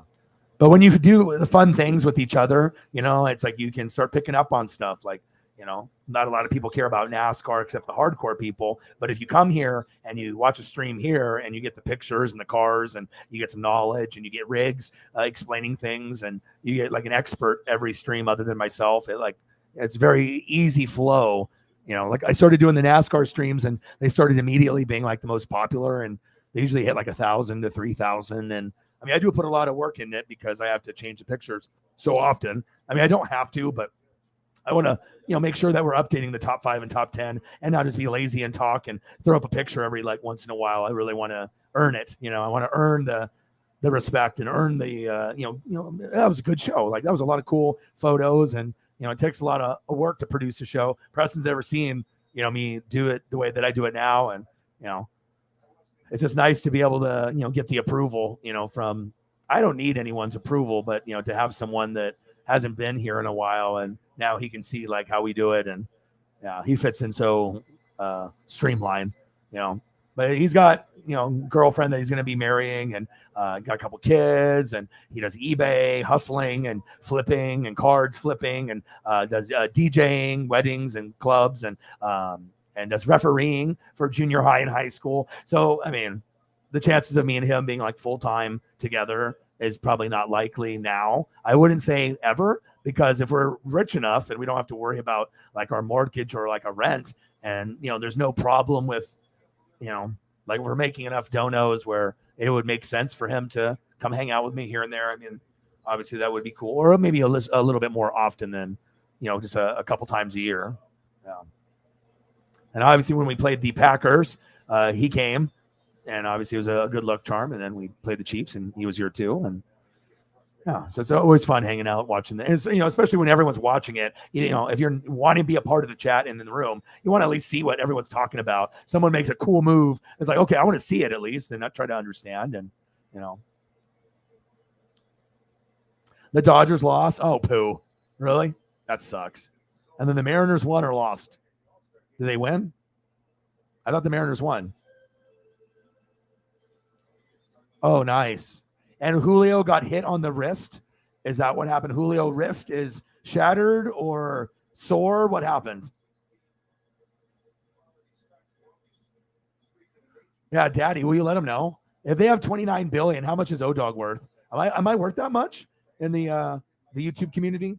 I mean, I think I know some people, like when they have goals, it's like, oh, I can't get to 100,000 or 200,000 or 500,000 or 1 million subs, but I honestly feel like I can, and I don't think a lot of channels could get that trajectory. I mean, we're not going to try to be like Mr. Beast, who's like, 100 million, you know what I mean? But to get over 100,000 is a goal, and then 200, 300, and then 500. And if you have something special, why not 1 million? It's not like there's 2 million people on Earth and you're trying to get 1 million of those to follow you. I mean, there's millions and millions. Like, what is the Earth's population right now? Someone look it up. How many people are on this fucking planet right now? Yeah, so maybe O-Dog could get a couple milli. Especially if Stephen A is getting 8 or 9 milli for being wrong and screaming all the time. I mean, if he's worth 8 million a year, how much am I worth? I'll do it. I look good in a suit. I got polo stuff, and I feel I have a fashion sense. I have certain looks. I got all the different Ralph Lauren polos, all the colors and the styles of stripes and the solid colors, and I just don't like really wearing slacks and stuff. Like I did that already for 10, 15, 20 years. And as soon as work was off, I'd go to the bathroom and put Jordan shorts or Nike shorts on. Like I hate pants. Like I literally would have to take them off every day because I get too hot and I don't like it. But I mean, I can wear the button up shirts and look like an office guy, Office Space or Workaholics. I could be, but I don't like, you can feel like professional and sell well, but I feel that you sell well when you're comfortable. And if you're not comfortable wearing a suit and your tie choking your throat, and while you're making sales and you're sweating in your armpits and then they get yellow stains and you're like, this sucks. I don't like this, and so Daddy Dennis says, O-Dog needs some of that revenue. I could dress up as like an actual football announcer, like have the headset around my head and, try to be like that. I would get too sweaty and uncomfortable though. Maybe one day.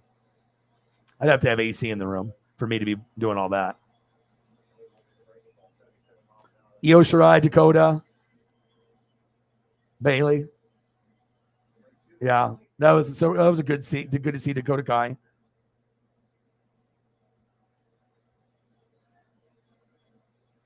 Oh no, don't be giving the audience a bad idea. That would have to be a pretty big number.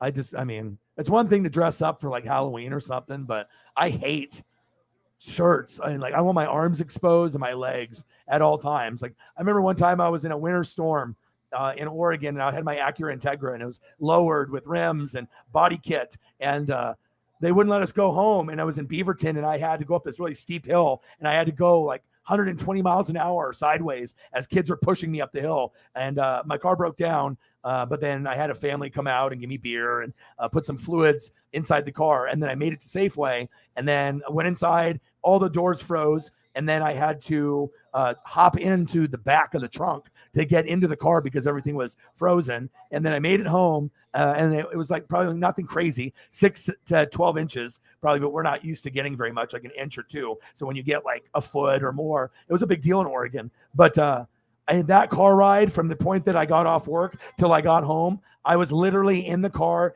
going stop and go because of the snow and the ice and not wanting to crash. I think I was in the car for 11 hours. It was like, 8 a.m. where I was able to leave or 9. And I didn't even get home until like 8 p.m.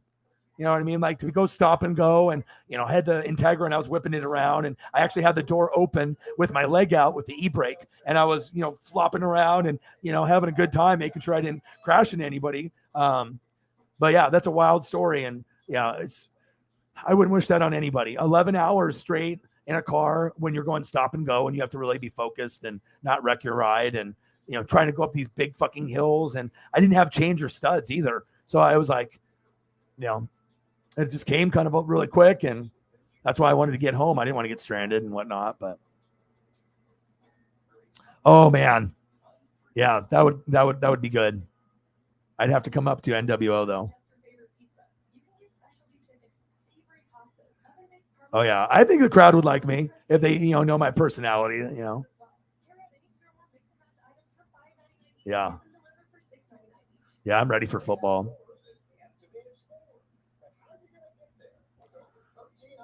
So Daddy Dennis, so you're Seahawks. Megan is from Australia, so she's Seahawks. Then we got Marcos Pineda that's Seahawks. So it sounds like more and more Seahawk people are coming, and I don't mind. Finley in the building. How are you? Yeah, it still had Vince's fingerprints on it because it was like a week before that he decided to step down. But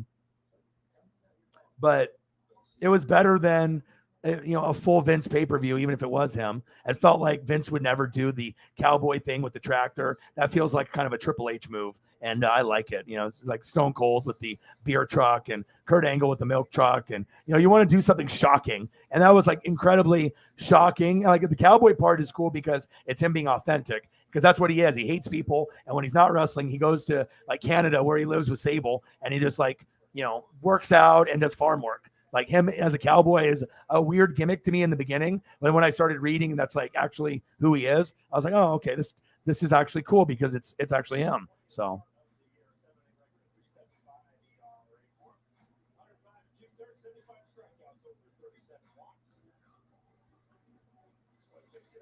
Oh, all the wigs and all the mustaches. All right. So there is 7.753 billion. So if O-Dog is like well known, right? If you can, get to that well known status of being like one of the top 3 personalities and what you do. I mean, it's not like I need $1 billion or a billion followers. That's unrealistic. I mean, sometimes you just want to be able to get to a 50,000, 100,000, 200,000, and then 3, and then 5, and then, 1 million. I mean, I don't think that's like too crazy. If you're talented and you have the work ethic, of course you have to reach, for the stars, and, you just want to keep putting out great material, and, that your numbers will come. And yeah, but 7.753 billion. I mean, to get to 1 million would be a dream come true. But even honestly, getting to this 20 would be a lot of gratitude, and then 50, and then 100, it would like, almost make me cry. It's like I've been working so hard, but I want the right people too. Because I mean, if the numbers come, but there's just a bunch of shitty people and they ruin it for all my goats and my mods and the people I care about, I don't want them in there. It's like, then I would just like, all right, fuck it. I'll just lose a bunch of followers if it's, if that's what it takes to keep it preserved and keep it the way that I want it. It's like sometimes you have something special and you don't want like people that are rude or people that are assholes to ruin the vibe. And it's like, to have hundreds or thousands in the room, but if the vibe is bad, I mean, is that really what you want for your channel? To have your mods get overworked and everyone is an asshole and it's just like chaos in the chat because there's so many fans and whatnot. So.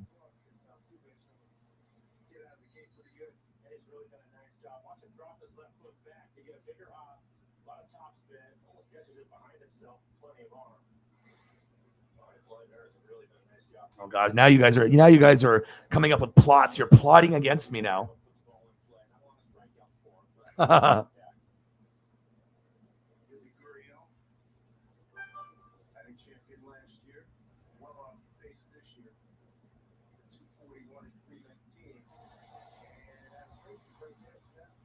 Yeah, but I would check out, Holly, the rest of the programming since you paid the $5 or the $10 without ad or whatever. I just do the cheap one because I only watch it for the pay-per-views with the fans. But yeah, there's other programs on there that you can, there might be a movie that, most of the stuff's on Netflix and Hulu, but they do have some exclusive stuff and you can always browse to see what they have. And Peacock is through NBC. So any of the NBC shows and connected networks to NBC is what that is. So, yeah, we got a better challenge.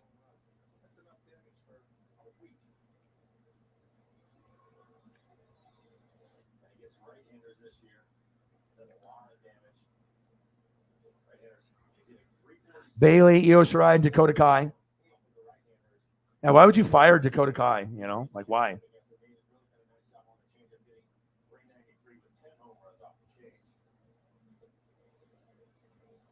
He's a couple mil. Mr. YouTube has all the monies. Aided Dalahala. I just can't wait till we get to a point where we get like, 400-500 a night, consistently. Then I can start really like giving back. And I think that's the best part, especially if you have like Cash App or something. And then it's like, boom, we can use that immediately to buy, a jersey or something cool, to the people that support the most, That's the least that you can do for the people that are willing to support the dream and show a little gratitude and give them something cool that I would buy. It's like you're going to go buy a screen print jersey for $120, but then you're not going to spend $300 on a Mitchell and Ness. But if you do, it'll be your favorite jersey. You can have it forever. And sometimes splurging a little bit on something that's kind of ridiculous, like a $300 sports jersey. But I swear to you, once you put one on, it will change your life. You put it on and it's like, it weighs down like 3 or 4 jerseys, the quality of the stitching. You like stare at yourself in the mirror, feeling like, like some kind of pimp or something. Like you just look good. You feel good. Doesn't matter what team it is. I mean, the high-end jerseys are something else. It's a good investment.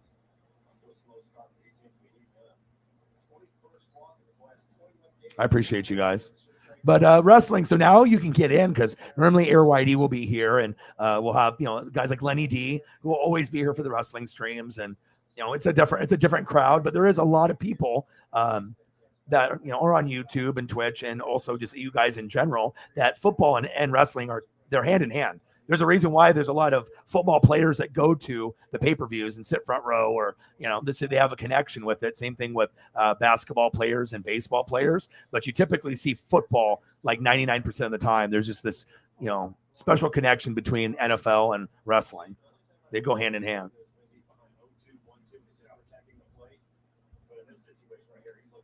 Oh, Tommy want wingy.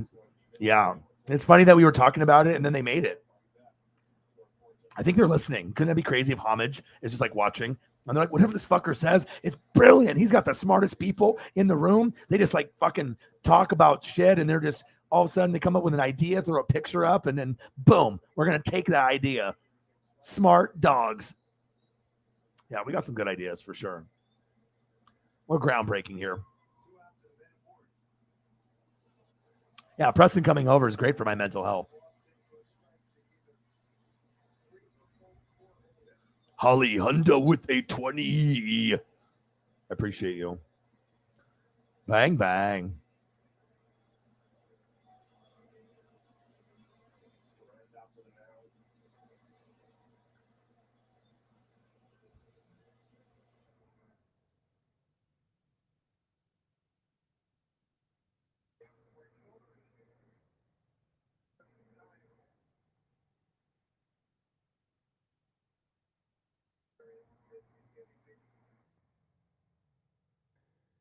$20 on the cash app. Bang, bang, bang, baby. Baby. It's like Canseco going deep before the roids. Back on. Jose Canseco. At least we got a couple matches. What did we expect? Did we really think it was going to be a 10 out of 10? Like, honestly, I can already tell what's going to be good and predict like I predict, championship games. You just have to look at the athleticism. Who's got athleticism? Yes, okay. Pat, yes, athletic. Yeah, both, okay. It's like it doesn't, if you're thinking that this is going to, it's like too many guys, it's just, Lashley's not a good wrestler. It's just very bland. Like how he doesn't like Finn Balor. I think Bobby Lashley's more bland than Finn, but you got the look, but your mic skills aren't very good, and no one remembers your matches. You're Mr. Forgettable, and I hate that, but that's the truth. And Theory, I'm not a fan really of Theory. I think he's actually athletic, and he's good, and he's got a good gimmick, but I don't think people really give a crap if he's champion or not. Like, what? You're going to have him IC champ for like a week or two or a month? Nobody cares. They would rather have Montez Ford on the far right be the Intercontinental champ than Austin Theory. That would get you more pop. But what do I know? I could do booking for WWE or AEW. And then this match, you could just tell it's like Becky's not as athletic. So how is this going to work? You have to have like athletic with athletic. Like you have to have people that are on the similar, type of scale. So.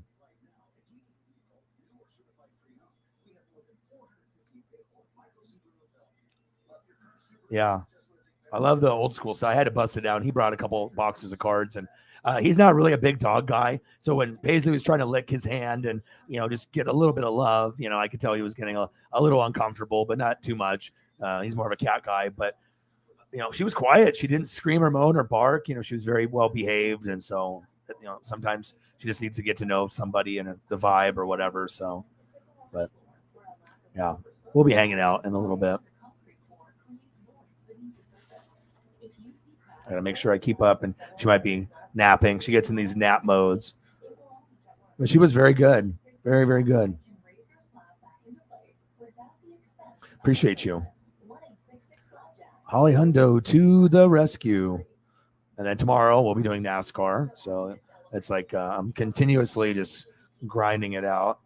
And I'm excited for it, actually. It's the Brickyard 400 in Indianapolis. So this is another thing where I think I can make, if you have enthusiasm and you can help people learn a little bit, and, you know, you like hanging out with friends and the same people, sometimes you can watch something like this and think, you know what, I'm going to hate this. And then you watch together. And then sometimes you can get things like NASCAR and wrestling or baseball or hockey, and you're like, oh, I can actually tolerate this. And maybe you can go from tolerating it to liking it, and then liking it to maybe loving it, like Elliot did with baseball. You know, he fucking hated it. And then he went to a game. He had one friend out of 6 that loved it, and the rest is history. Now he's a psychopath that does fantasy baseball that even someone like me does. I don't do that. You know, so sometimes you can go from the different end of the spectrum where you can be, I hate this, stupid, and then you're like super into it. Fantasy baseball, you have to be a psychopath to do fantasy baseball or basketball. Like football is already psycho. You know, you have so much, you know, shit on your plate to be able to do fantasy football. Doing baseball fantasy is like extremely hardcore. Extreme, like you have to read and follow so many stats. Like, yeah, 100 because of Hari Hundo.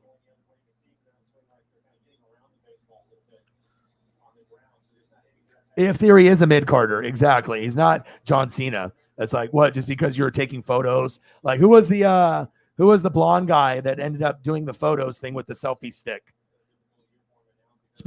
I know he's been bouncing around from you know, different positions and jobs and whatnot, but that kind of has that type of vibe with those two, remember? Sarah remembers. Yeah, I mean, especially if you get people that are actually like smart, and you have people in the room that can help with questions, like having a NASCAR expert like Riggs. And, you know, it's like you try to have an expert that's smarter than me in those other things, because I don't want to be the smartest person, because I'm getting back into it. I can't be. Like, there's going to be people that have been watching for 15, 20 years that put in the dedication like I do for NFL. So, and I want to talk to those people and hop in the DeLorean with them, and, you know, flux capacitor, max capacity, 80 miles an hour. And we talk about some old school times. Tommy. Yeah, always a good time with Preston. Like I said, I'm glad he came over. You know, normally he doesn't have too much time because he's got, you know, a lot of different, you know, things on his plate. So.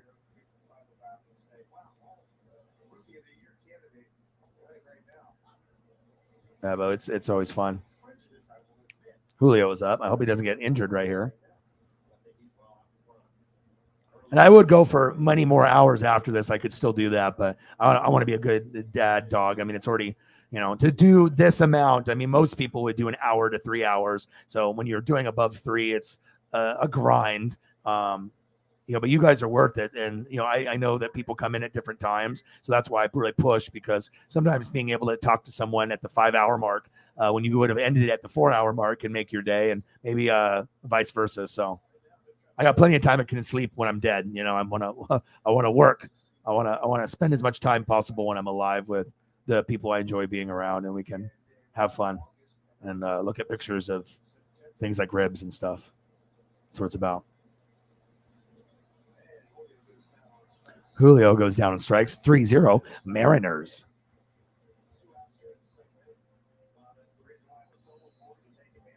But I like staying busy too. It makes me, I'll stay out of trouble. I'm not going to spend money. I like spending time with you guys. So it just makes sense to continue to work harder than everyone else, and to show that, you know, if you really want something bad enough, you know, you can go for it, and then you can go above and beyond when the people make you feel so good. And then you can return that gesture back by working hard and, you know, putting in a full produced show and making it awesome, you know, for not only the people in the chat, but, you know, obviously a visual experience and obviously a personal experience. That's what it's about. It's not just a live stream, it's an experience. And the people in the room make it that way. You guys are awesome. People get jealous of a lot of you guys. Jealous dogs.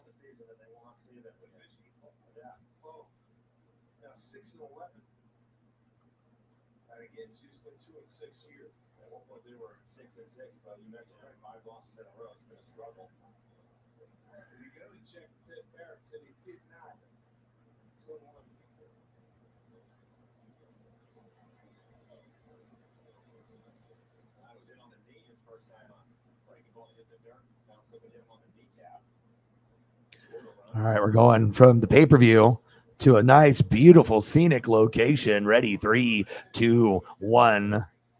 Oh, hey, I was just at the pay-per-view, and now I'm in paradise. That's what it's about. In paradise, baby. And we'll take care of the Chiefs. It's time to go to the game. I saw some training camp news, and who did they have this morning? They had Broncos on this morning, Colts. They had quite a few teams. I try to watch as much as I can because, like I said, I'm a nerd like that. So even if I fall asleep for a little bit, but I'm trying to see if there's anything that I'm going to get most of the stuff by reading. But when you can see the guys in action, like, oh, you see all those people overreact when Tua threw it to Tyreek for a touchdown. Like, oh, look at it, he could do it. Look at that throw. It's practice, okay? There's no blitz. I mean, sometimes fans get really amped up, but I get it. I mean, they've wanted a winner for a long time. So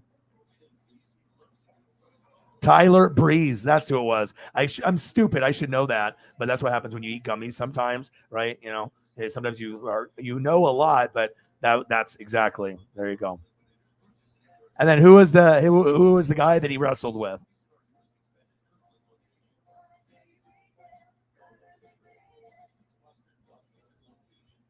Well, Pat is the realist. I mean, like I said, that's why when you see people that are genuine and real, like I think Action Bronson on Vice Channel is the realest human on planet Earth. But Pat, he's definitely a genuine.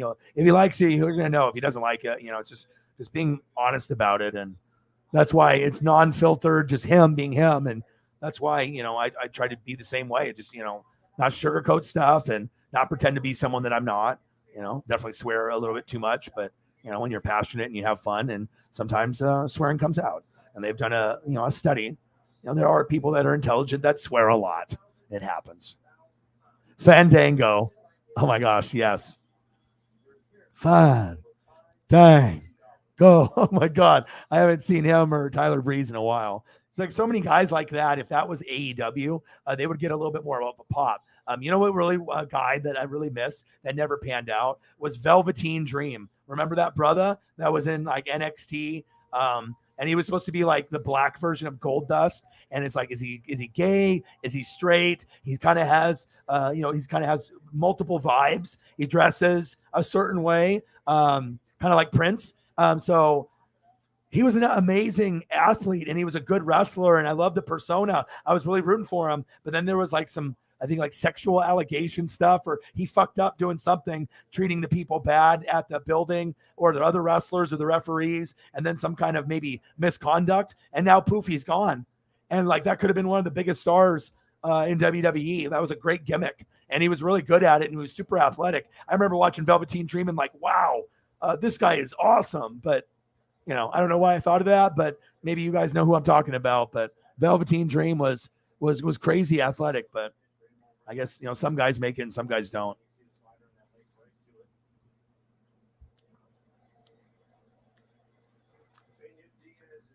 Tua doesn't get hate because he's from Bama. Tua gets hate because he can't throw.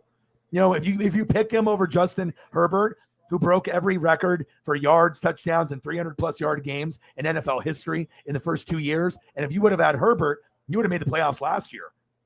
Like, Herbert on the Dolphins would be an AFC championship game contender every year. That would be because they're drafting well.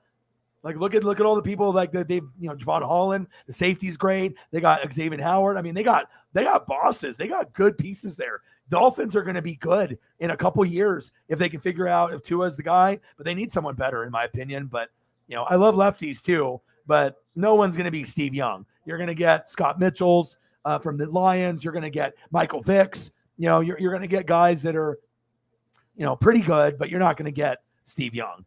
Steve Young is the best lefty, and I don't think you're going to see another one better than him. He was a very iconic, and he was a great runner for being a lefty. He was a crafty lefty that ran with purpose and sometimes could run for 50-yard touchdowns, which is nuts, Holly. All right, here we go. $20 holla from the number one supporter of the channel, stepping up since Cyber has been so busy working and all the people are quitting at his job. He'll be here when he can. All right, so we've talked about this as a team. We're Team Winchell, okay? And we're figuring this out. So he figured the Tommy Townsend gifting strategy. Whoa. I'll present him with 2 unmarked packages, and he will have to choose. Both choices will be awesome, but one will be better than the other. The one on the left, Tommy Townsend helmet. The one on the right, Holly's phone number. Ooh.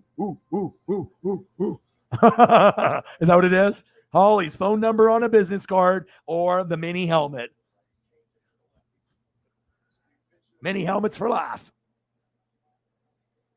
Yeah, I think he would be blown away because at first he's going to think that you want it to autograph and you'd be like, oh, cool, Gators. And he might be more inclined to autograph it. But then if you say, no, I don't want the autograph, this is just for you to put in your locker, or take home if you have like a computer desk and, you probably have a bunch of helmets and gear, but sometimes having something personal, like a mini helmet on a desk is like a bobblehead. It's kind of sacred. Like if you put something on your desk, like a picture of your cat or a dog or a bobblehead or a mini helmet, it's cool. You know what I mean? It gives you that rah and that camaraderie. And, I'll tell you what, if people started gifting me Oregon Duck helmets, mini ones or big ones, you're not going to hear me complain. If someone wants to buy me a Tampa Bay authentic Riddle, helmet that's, $400 with the visor, Tampa Bay Buccaneer one that I can wear on the stream, because if I wear my Duck one, it's green, so you can't see it. So I have to buy a Tampa one with a visor, and that way I can wear it on the stream.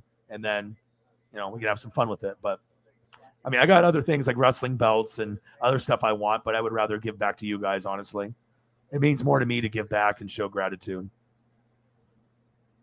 Yeah, that'll be sweet. Phone number on a business card or a mini helmet. It's like, pick this one.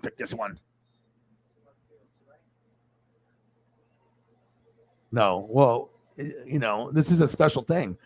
You have to understand when people come to the room, it's like me getting a Julio ball and you meeting, Tommy. It's like, that's not supposed to happen.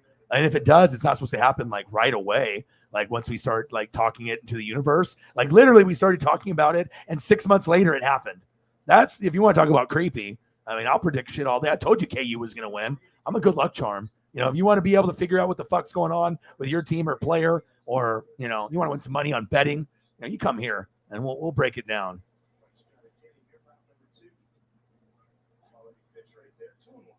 Yeah, it's not Zorn.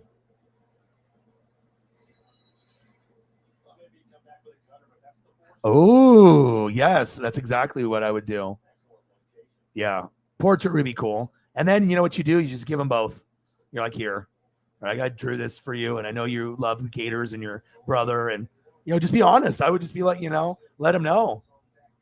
You could talk even about us, be like, hey, I'm on this YouTube channel and, we talk about you all the time. And we almost talked it, the meeting into existence. And we throw up pictures of you and, we think you're a cool dude. And we know that you like the Gators. And, and if you bring it up like that, he'd probably be inclined to check it out. Like, remember me? I met you at the liquor store. No, I just fucking spent this, 8 hours drawing this amazing portrait of you. If you do it, you have to frame it. Make it like 8x10 or something. It doesn't have to be big, but I would frame it. If you're going to do it, don't do it in paper. Make sure you pay $20 to get it framed. It'll mean a lot more. You just get a nice black, dark frame. Boom. 8x10 or smaller, however you're going to do it. And as long as it's not too big, because then the framing will be too expensive. But that would be epic. He would love that. If you did something like that, that might go in his locker or on his desk or give it to his mom or something. Yeah, but that'd be very cool. Then people will start remembering, and then if he actually knew how awesome, of a community that we have and how awesome you are, why wouldn't he want to come and hang out? It's like we treat him like, we treat him like a sports god. You know what I mean? Like, it seems like a cool, regular dude. That's why if we're going to have someone on the NFL side here, that's who I would want. Someone that's down to earth and cool that doesn't think they're that special, but, they know they are, but they're not going to be like, I am. And someone that gets underappreciated. I love showing love for people that are underappreciated. O-linemen, who would be like my first guest on the show from the NFL. O-linemen and obviously defensive players and special teams would be epic. Coaches would be cool too, but just, getting the people that don't get love, punters, all the kickers, all the defensive players, the backups, and then the O-linemen. It'd be so awesome. It would be like one of one. You would never see another show that would be like that. It would give you an original one-of-one experience.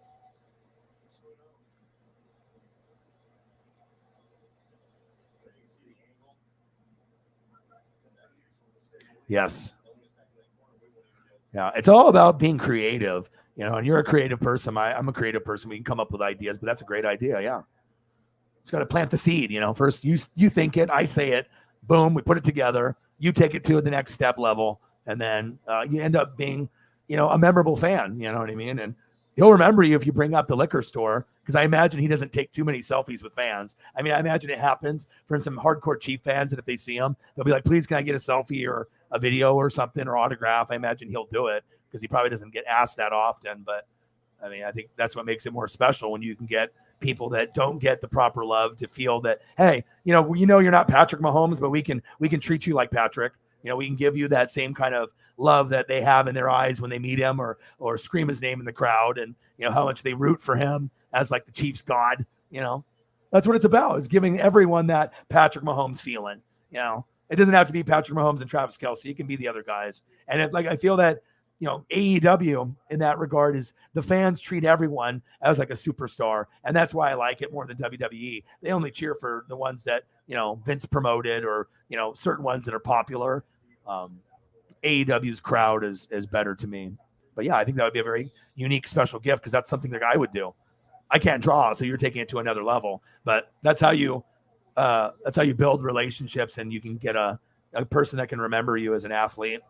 Because like I said, Preston has gotten Kobe Bryant stuff. I mean, I've gotten quite a bit of stuff too from Hall of Fame people, and Griffey and Koufax and a few others. And I mean, I'm trying to get some more Julio merch too. But oh yeah, what size are you thinking? 8x10? Nothing too crazy, or smaller than that?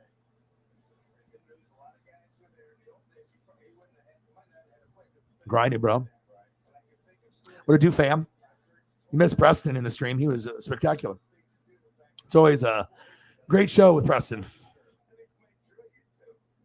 I feel like we're the NWO. It's like me and Justin and Preston. Always good times. Lots of wrestling knowledge. Lots of life lessons. Preston's a smart dude, too. You can just tell by certain people when they talk and stories. And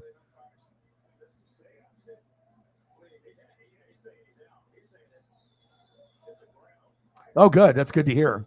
Well, it's like the backup quarterback. Sometimes the backup quarterback can be very, very popular, like top 5 on the team because they're rooting for him, like Gardner Minshew behind Jalen Hurts. Everyone loved Mustache Minshew, so that's cool. But if we can bring more awareness to kickers and punters to make it cool to like be a fan of, to wear a jersey of a kicker or punter shouldn't be like a stigma. It could be like that makes you like even more awesome. If you're willing to represent a kicker or a punter or an offensive lineman, because those are the 3 that are the most underappreciated. So we have to bring awareness, just like we do with mental health. We have to bring awareness to the average fans and the bandwagons and the occasional watchers that, hey, it's cool to, like offensive linemen and buy their jersey. It's a rare thing, but I'll tell you what, if I go to the grocery store at Safeway and I see someone that's got a Jonathan Ogden jersey, I'm going to talk to him.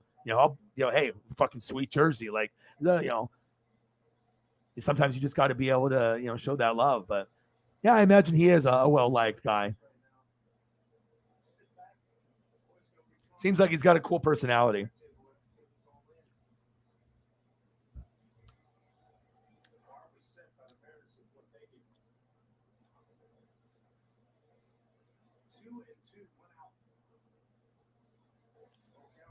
What's everybody got going on for tomorrow? Anything? I mean, I'm streaming for fucking NASCAR, so I'll be online around 11:15 tomorrow.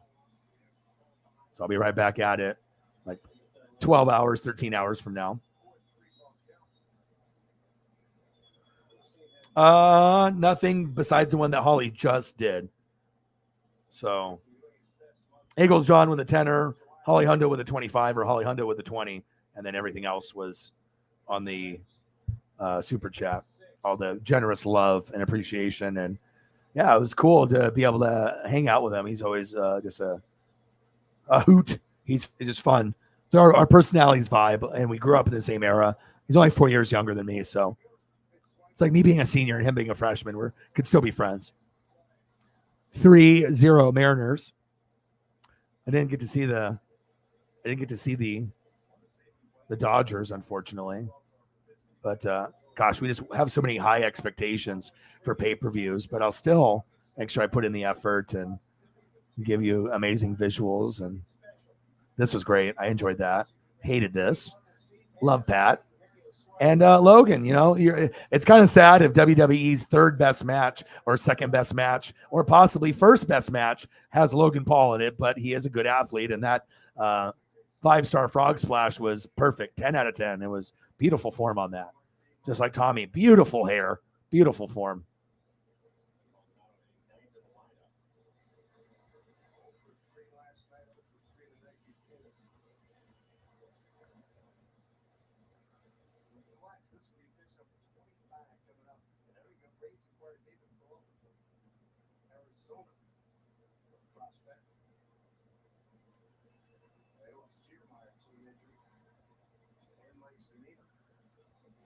Work was a mother sucker.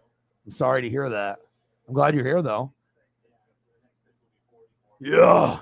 I'll sign all the autographs for Holly and Orion. All they got to do is give me that Florida Gator helmet. Oh, yeah. And I can't wait to get the portrait.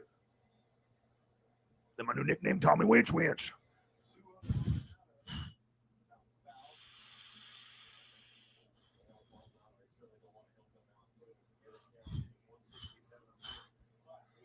Tommy's got bigger arms than me, though. I need to step my game up. Handsome devil.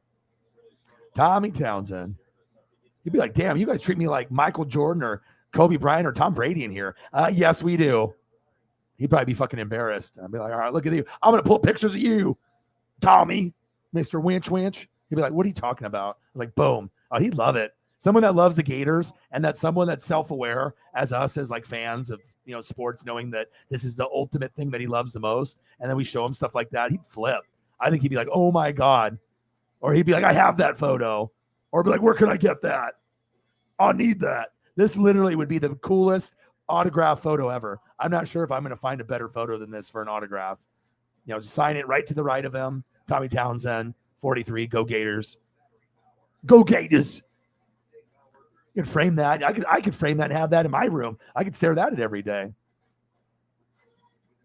Holly can take turns. Like, she can have it for like 6 months, and then I can have it for 6 months in the studio.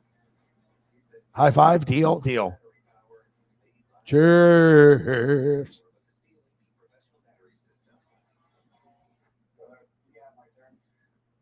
Yeah, but it was cool to share, with Preston, like what it looks like now and how the channel has evolved. So, because I've known him for a long, long time. We've been friends for, I don't know how long, 15 years.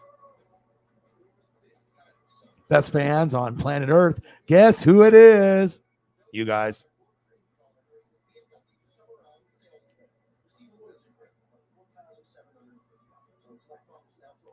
Yeah, but I'm telling you, the shark programming has been really good.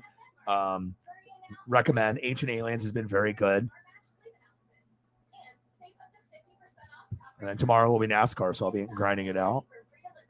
And we'll see what happens. See if Chase can. And I like having HD photos of cars. I don't know what it is, but it's always cool to like do a different subject. And I just get kind of like enamored and I get like in love with the photos. Like it just like kind of puts me in a trance. So it's like when we're doing the stream together, like sometimes I'll go back and just check up on how the pictures looked. And gosh, it's like, when you can go from like football and then wrestling and then you can look at stuff like that. I mean, it gets you excited to be able to like watch a race. It creates a vibe, and I'm always trying to find the best of the best to create a vibe for people that love the sport, but also if you're not into it, maybe I can get you into it, and give you a little visual experience to make you change your mind just a little bit. I wish the Bucks were number one. I wish I'd see this again, but looks like it might be an end of an era. But unless we can get our situation resolved and we find out what happens here. It's horrible timing. Horrible timing, but we'll see. And then we're going to go to a tropical location. Where do we want to go? We'll come back to this Chiefs Stadium, which is beautiful. Where do we go?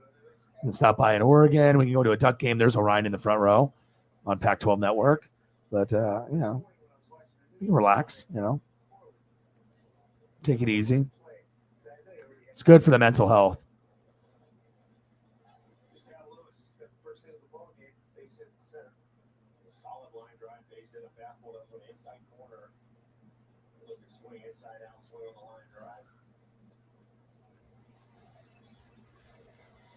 Oh yeah. Did you get a chance to watch it all, or were you working like the whole time? Yeah, you guys are so generous. You guys take care of me like all the time. I wish it didn't cost so much, so that way I could actually give back. But things get expensive. Especially if you get half of your income, you have to wait a month to get it, and then you rely on people kind of helping you survive until you get that, and then distribute bills and other things. And I'll tell you what, having a puppy is expensive. I mean, I guess if you're a crappy pet owner and you don't give a crap about your dog or cat, then I guess you can neglect them, which is the worst thing on planet Earth. Don't do that. But if you have love for your pet, I mean, you want to spoil them and give them the love and the attention and the gifts and stuff. So Ancient Aliens was fire. I messaged Shep and Chief this morning. I'm like, oh, dude, they are so good, both of them. O-Dog is the Flash.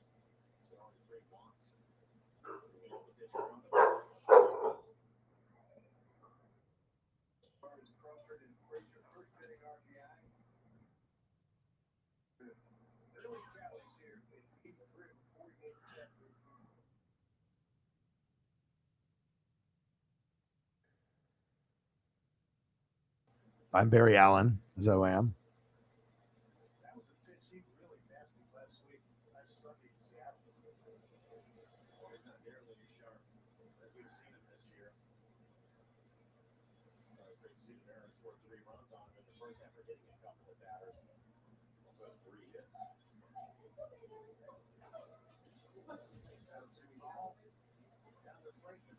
The Flash, I got you.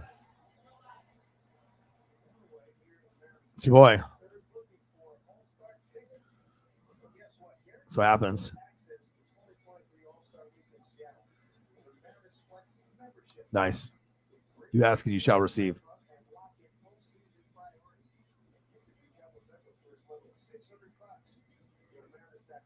Oh my gosh, heck yeah. I want this. All right, hold on.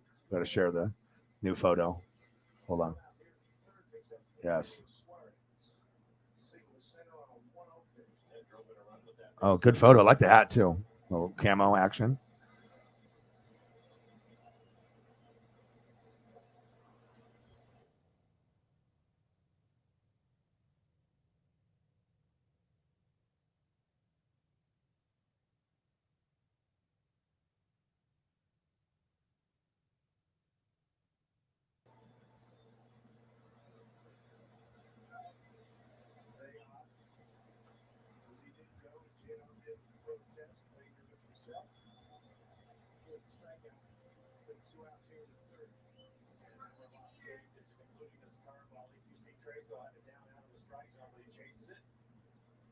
Yes.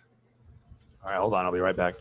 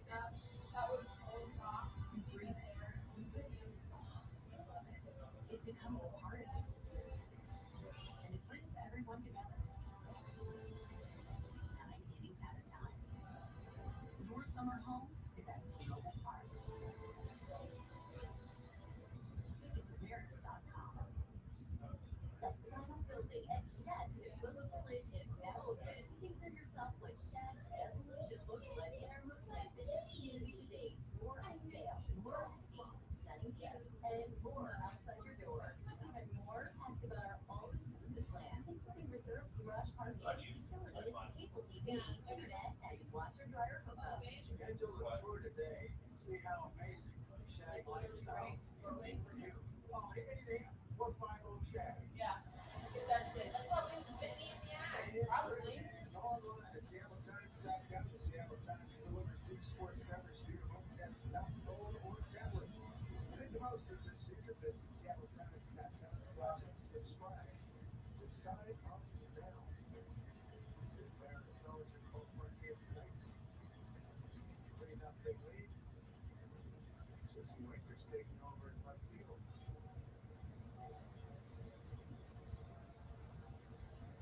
Bill Morton hit by a kid. It was on his toe. Yeah, it's blown up a little.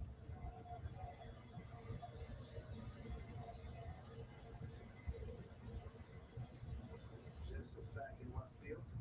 Somebody had a day off. Changed quickly.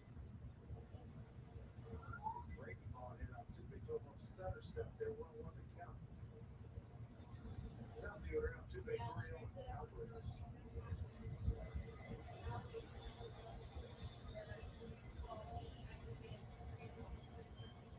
Too big. Grabbed it out to Suarez. First time up big swing.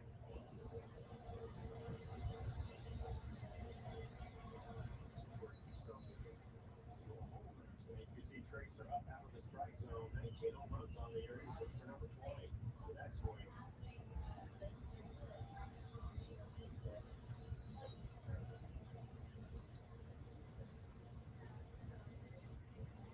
It's in the way foul.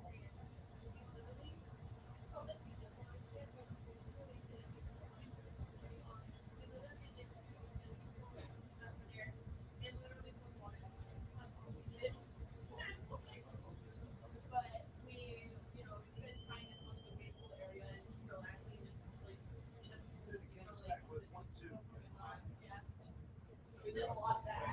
There'll be other times where you have like a good one, not lineman well. So. Yeah. Cool. But no, overall, everyone had fun. And the roller coasters, that was both Brooklyn and Kyoto. First time being on a roller coaster. Yeah, there you go. Always there. Cool. Yeah. All right, I'm back. They just got back from the Wild Waves, the biggest amusement amusement park in the Northwest. So it was like a 3-hour drive there, 3 hours back. So cool photo. Love it.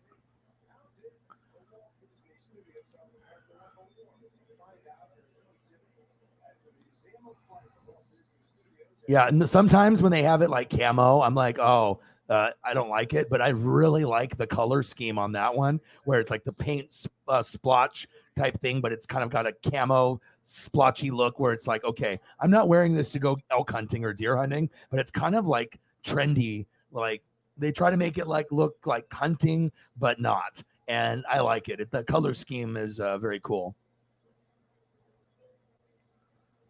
You're a baller, bruh.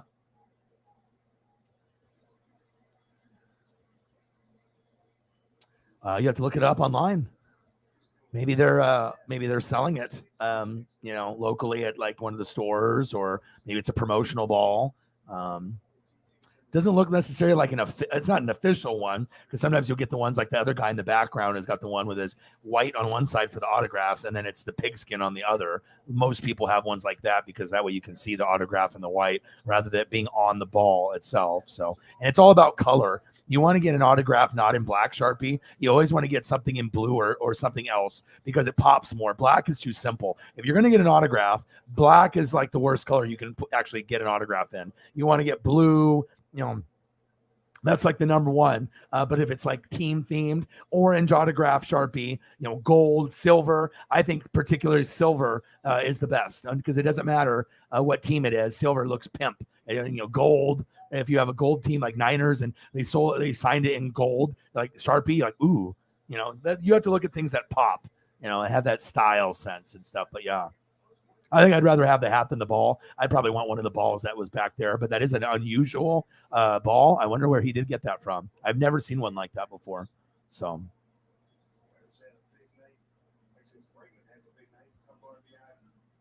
Of course, bro.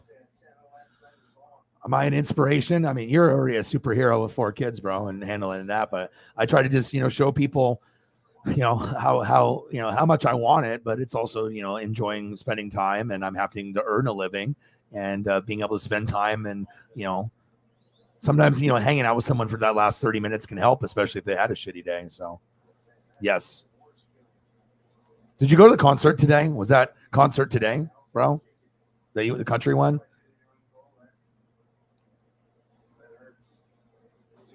Yeah, I was going to say, and then the one that has like the cursive in the front and stuff, like some of the hats are really, draft hats are usually lame. A lot of the stuff is lame besides like the, the real authentic stuff. Sometimes you get the fanatics. It's like the off-brand hat or whatever. And sometimes they have cool looks, but I'm pretty picky with hat. Like I have to really like it to buy it. Like, and a lot of hats are kind of ugly and whatnot. So you have fun? Have fun? Yeah. Crowded? Little. Yeah. Did you get scared? Yeah. Whenever I went on one time and I had to close my eyes and I almost peed. Like I got so scared. But it was like 50 feet in the air and you're moving like all over. Like I don't even know how those people do it. They're like crazy. I don't know, but that's cool. How many? You went on 1 or 2? 2. Yeah. Did you pee? Did you get scared and scream or what? Did you have your eyes open? Yeah, scary. Yeah. Yeah. Who are those people that invented that? Like they want us to like freak out. Yeah, seriously.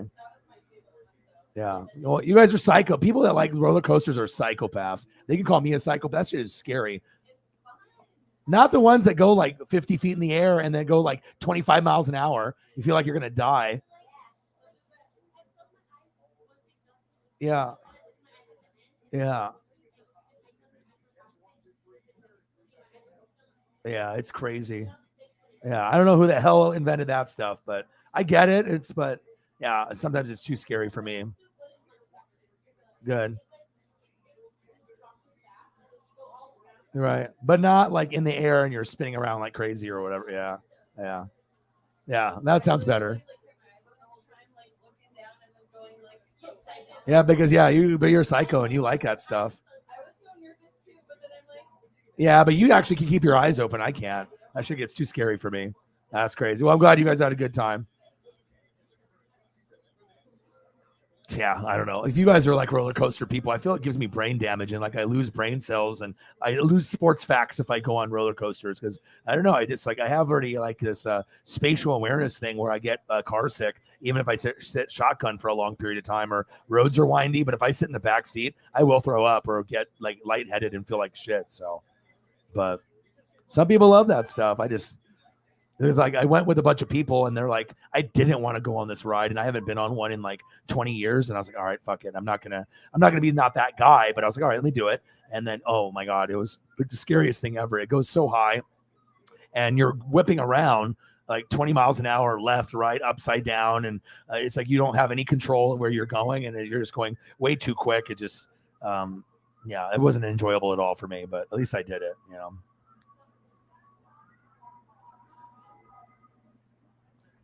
Yeah, I have a fear of heights too.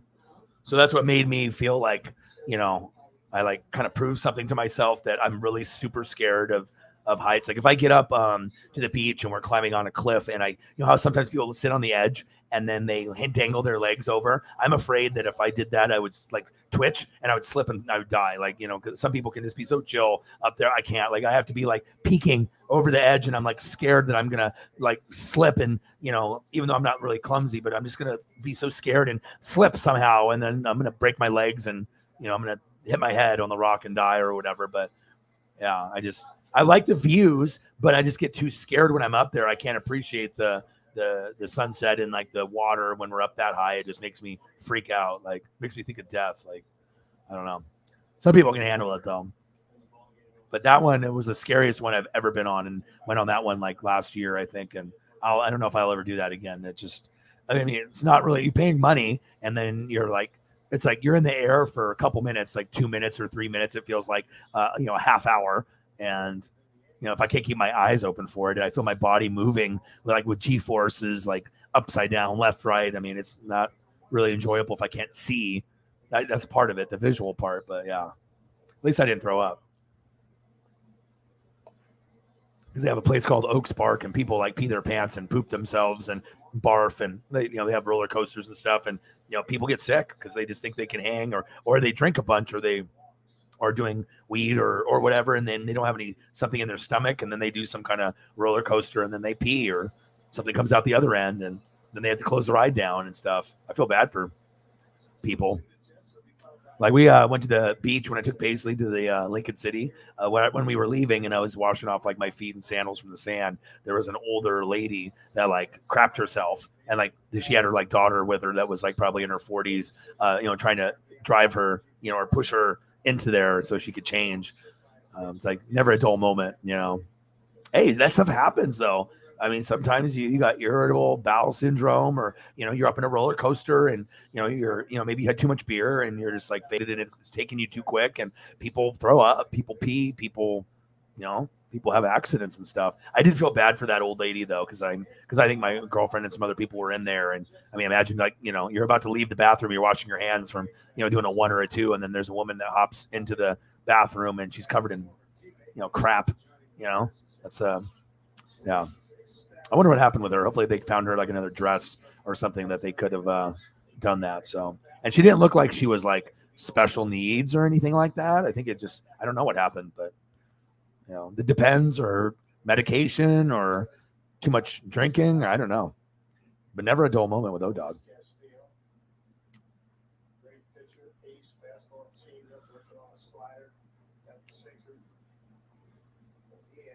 It's never a dull moment here, any kind of story. And these are true stories too. Because I was like, because when I saw the lady, it was kind of like a white and like polka dot type, or stripes or polka dot. And I was probably about 25 feet away, and it was like brown. I was like, what is that? Is that mud?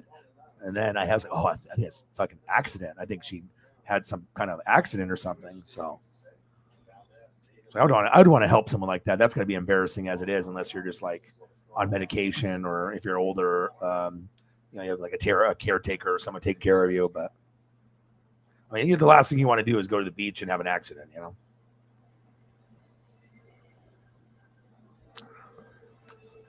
Hey, these are real stories. Anything me and Preston tell you, we're not making it up. 100% serious.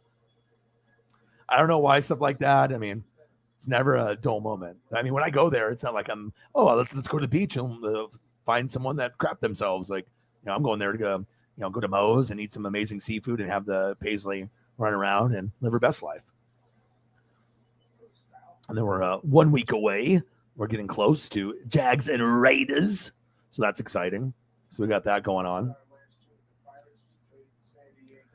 Hey, bedtime bath. I mean, it's not. I mean, it's kind of hard for me to. I mean, it's not. It was right in front of me. What am I supposed to do? Close my eyes? Like, I was perfectly fine washing my feet and sitting down on a bench, and that approached me. Okay, something that the eyes can't not see again.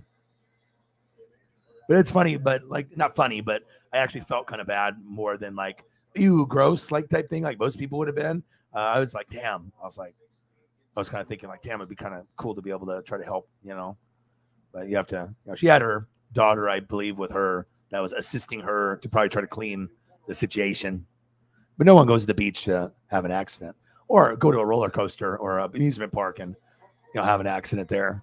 But it seems like every time I do go to a place like that, like I do see people sick, like every time. Like it's never been a time that I haven't gone to a place and seen people, have something that happens. So.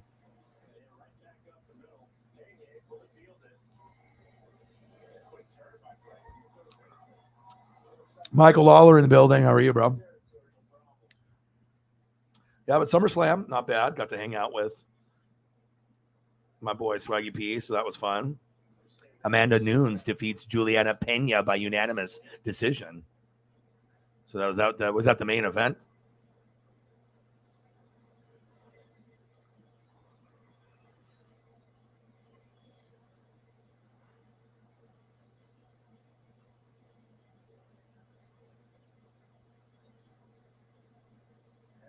So you didn't go yet to training camp. You were going to go, but you didn't go. Too hot, right? So.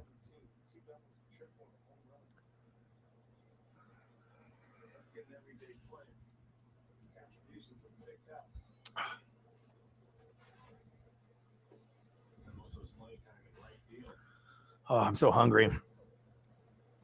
Is it weird that I want to take Paisley for a walk? But it's been so hot. It's been like 100 degrees, and I can only do one walk a day, and I normally do two. So it's like when you only do 1 hour a day instead of two, and after you've been doing two for a while, it's like that's why I'm trying to do this like popsicle thing where I eat more popsicles and try not to eat as fast food as much and whatnot. I did have a nacho craving, and I did kind of cave a little. I did have nachos earlier, and they were fantastic from a local Mexican restaurant down the road. So.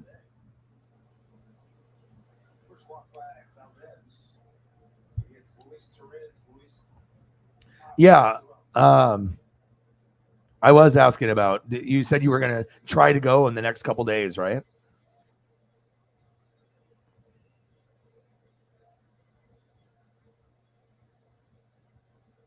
Hey, 3-0. I mean, if you're up on them 3-0, there's a 90% chance you're going to win. It's just that usually they get ahead first and then we can't come back and they just keep rolling. But if we strike first and punch in the mouth first, usually, on any game, you have pretty good confidence. It's not like, oh, shit, we need 3 runs in the 7th inning, 8th inning, and 9th, or we lose. It's like, boom, we already get 3 runs within the first 3 innings, and then the vibe is better. So he bought 2 pizzas. I didn't eat any. I'm just, I don't know. I just know myself. If I, start eating 1, then it's 2, and then, 5, and cheese sticks, and I have to have self-discipline, and it's hard when I have something that's like tacos or burgers or pizza. Eat 1 or eat a nugget or 2. No, I have to eat like 10 to 20 nuggets. It's like, I can't just eat a nugget or 2. Like, if I'm going to chicken nuggets, I want some sauce, and, I want to barbecue, sweet and sour, honey mustard, or cheese curds. Just all that stuff that's not good for me. But I got 2 pieces in the fridge.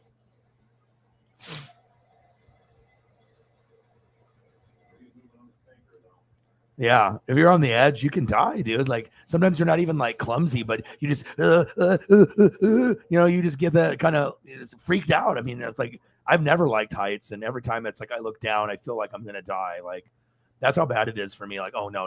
It's like this is freaking me out. Like even if I know I'm completely safe and like harnessed in, or I'm looking at glass like in a building and it's like see through, and I'm like looking down, like.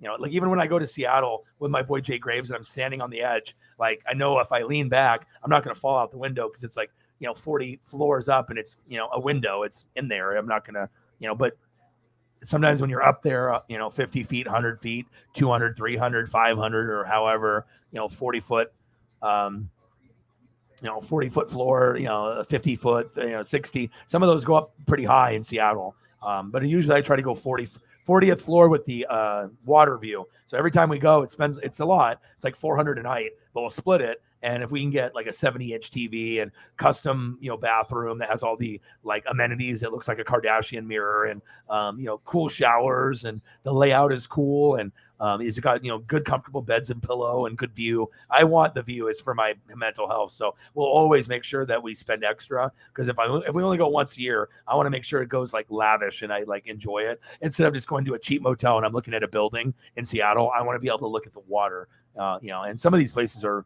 I think the Hyatt is where we stayed, and it was impeccable. Like when you go in the elevator, you can only go if you have the card for the room. Everything is linked to the card. So if you have a stranger following you, they can't get in the room or even in the elevator and go. Like you can get in and push the button, but nothing will move. It'll light up, but then it won't move at all. You have to scan your card. And then when I came in the room, it says, welcome to Hyatt Regency Orion Michalek. And my shit was like on the screen. Like they have it all linked to the computers, and it was awesome. I've never had a 70-inch TV in a room. HBO was included, but I mean, if it's $400 a night, fucking A, it better be. We didn't. I only spent like maybe 30 minutes watching HBO, but obviously we were Jaeger bombs, and we went to 2 games in 2 days, 1 at night, 1 at the next day, and so fun. I mean, there's nothing funner than spending time with one of your best friends, having a great view, eating room service or food, and just chilling on like the most comfortable bed and looking at a TV that's bigger than yours, and you look to your left.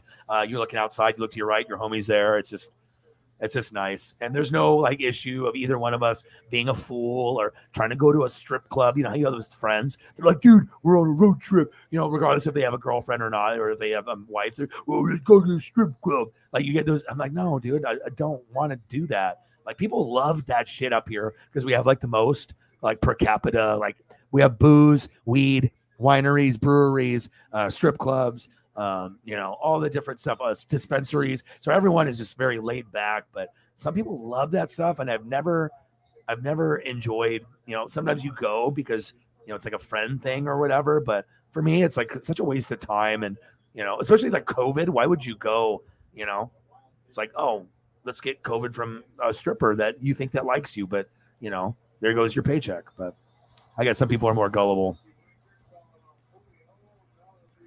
No, not roller coaster guy. Scared of them, especially if they're up high in the air, like 50 feet in there, moving left, right, up, down, and I have no control of my body. It makes me scared.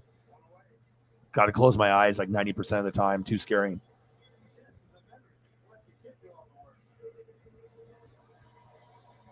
Hallelujah. August. Season ticket member day and autograph days. Oh, my gosh.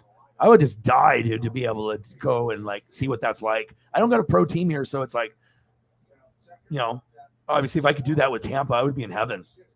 I'd go early too. I'd be a psychopath. I'd be like record for 5 hours, then leave, and I just like camp out, and I'd be like the first one in line, so that way I could get the best seat and try to get the best autographs, you know, and have the best conversations or try to. And that's awesome. Thank you so much. Your generosity is unmatched, and it's been even more important just because sometimes when you get another goat like Cyberpunk who's working his ass off and has been busy, sometimes he comes in, sometimes he does a drive-by dono and it can't stay, and sometimes he'll stay for a half hour, and you know, obviously, you know, you're the most consistent and he's busy, he'll be in here and you guys do your thing, so it means a lot. I appreciate you very, very much. $50 holla bang bang. Cactus Jack says, I like that. Thank you so much. I appreciate you very, very, very, very much. Tommy. This is a cool photo too. This is actually one of the better ones too. I love the interaction with the kids and the fans. And then you saw that one guy on ESPN that pushed the kid because he's like, 50 to 60 years old or 35 to 60. And he's like nudging his way to get past like the kids to get an autograph from, I'm trying to remember who he was trying to get an autograph from, Josh Allen or something. And he like elbowed a kid in like the shoulder, and he was like talking shit. It's like, bro, relax, because you're probably just going to try to sell it on eBay. At least the kids that get it, they can at least enjoy the autograph. And I don't like people that do that. I mean, I don't get aggressive where I'm going to knock over a kid. Now, if it's an adult and we're going after a ball, I'm going to get it. But if it's a kid, I'll give it to the kid. Or if it's close, I'll let the kids scrap at it and stuff. You don't want to be that asshole that gets 3 baseballs and then there's kids there that would just die if they could get one, regardless if it's a foul ball or an end of inning ball. Like, kids love getting a baseball at a game. It's super competitive. It's like, you'll remember for the rest of your life, just like I did when I got 2 AAA balls from the Portland Beavers when I was 10. I still have them. I got autographs on them. Maurice Lucas, obviously, who's rest in peace on the Blazers with Bill Walton. He had a softball tournament with a bunch of former baseball players, Steve Sachs on the Yankees, Ed Whalen, the weatherman, and just a bunch of randos. And then they had a Beaver game after, and I sprained my ankle really bad and got a ball in the game. And then afterwards, they did an autograph session, and I got Maurice Lucas's autograph on there and all the other players, Steve Sachs. It was cool. And then the next one was like a month later, and it was down first base, and I had to run with like 10 kids. Sprained my ankle again. Had to lift up a flag that was like, a cutoff point, and then reach in there, dive for it, and I got that one. So sometimes you have to put in that maximum effort because there's a lot of competition. But, if you end up getting a ball at a young age, there's nothing better. It could change your life forever like it did with me. 50 for the Space Kitty. Kitty.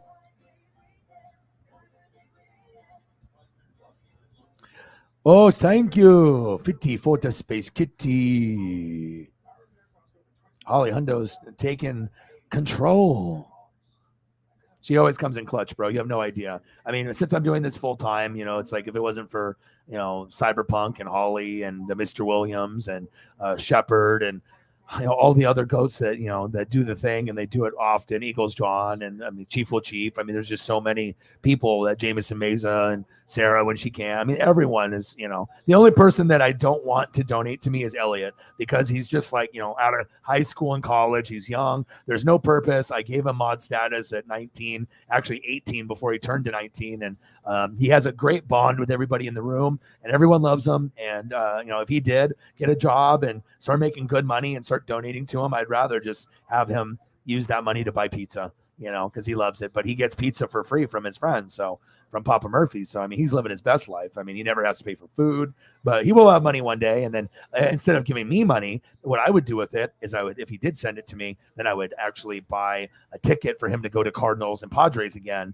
and then get him like front row seats. So like, surprise him and stuff. So hopefully he's not in the room right now, but that's what I would do. If he actually got to that point, I would be like, all right, I'm giving it back to you. Or I would just give him a surprise for him and his friend, to go to the game together, and maybe him and Mick, and then they can go and sit like front row and actually enjoy baseball together or close within the first 10 rows or 20 rows back off first base, like the spot to get the foul ball. So that way that maybe he can get one, that's kind of where I put my mind and stuff. So just great to have people that support and love. And, we definitely have something unique and special here. Like even Preston was like, damn, dude, your production is like tip top. Like he's seen it, at the very beginning stage where I didn't even know how to use a green screen, and then to what it is now and how I operate this fully functional on the fly, show and manage it. It's lots of people are so talented on YouTube, and I'm just happy to have you guys as a community. So do you really, dude?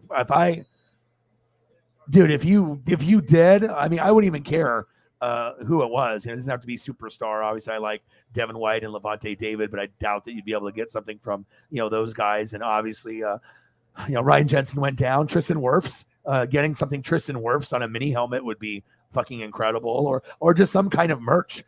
Something, a hat or a beanie or something that's stylish or something that would be cool. Something original that you can only get at training camp. Even if it said like Buccaneers training camp 2022 and it was like a cutoff shirt, just something like original and cool. But yeah, I mean, once I get rich, I'm going to fly and I want to sit in the ship and fire the cannon off. And then I also want to be able to have like a front row seat, but I want to go sit in the ship. It's always been kind of a dream of mine to fire the cannon off, the, pyrotechnics and whatnot after a touchdown. I think sitting in the ship would be dope. Seat would be better, but just for the nostalgia, or visit the ship if they'd let me. So.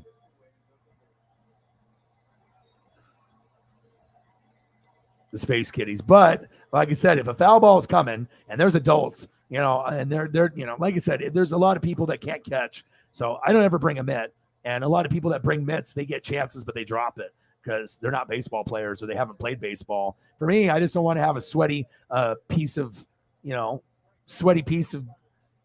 warmer, while I'm watching the game. I want to drink beer and eat my hot dog or nachos. Like I want to keep my hands free. I can pick it up with my hands, and if you want to body check me and my knees bleed for 9 innings but I get the ball, then I win. So quality. Yeah, I would definitely make sure that he could eat and take care of his mom. I know his mom is sick. Maybe do something nice for her. If he gave me money, I would just be like, take your mom out to dinner, dude. Like go to a nice restaurant or even like an Olive Garden or something and just treat yourself if you can eat that food. Something like that. I don't know. I'm just always trying to think of something nice to do for people. So,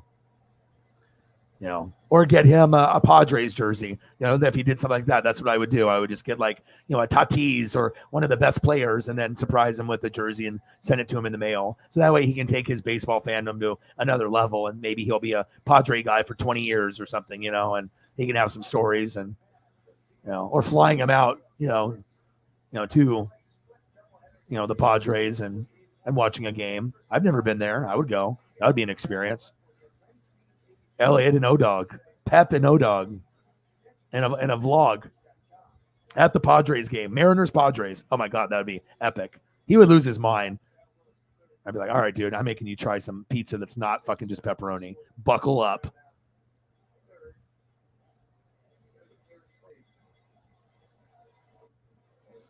Yeah. Oh, that's crazy.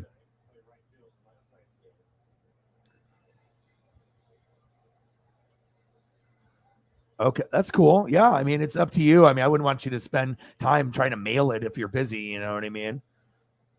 I have a Shelton Corals visor that signed from back like in 2002 in the Super Bowl year, and some like random stuff like a Cadillac Williams like autograph poster photo. I got random stuff that's, you know, I mean, should I even have a Josh Freeman jersey for, you know, for Christ's sake? I mean, I didn't get rid of it. And, you know, sometimes you just have to be able to appreciate what you have. And that was like, you know, I was like, all right, I'm going to represent. I know that he's not going to pan out, but, you know, just to have like a new jersey for the year. And I didn't pay for a screen print. I found like a fake one. And it was like, I think they had a fake one for 100 or a screen print for like 100. So I was like, all right, I'm just going to get this, you know, this sewn one. Screw it. You know, no one's going to know. And sewn looks cooler than screen print. So, but you definitely can tell the ship on the shoulder is fucked up. It's like the stitching is not authentic, but everything else is on the jersey.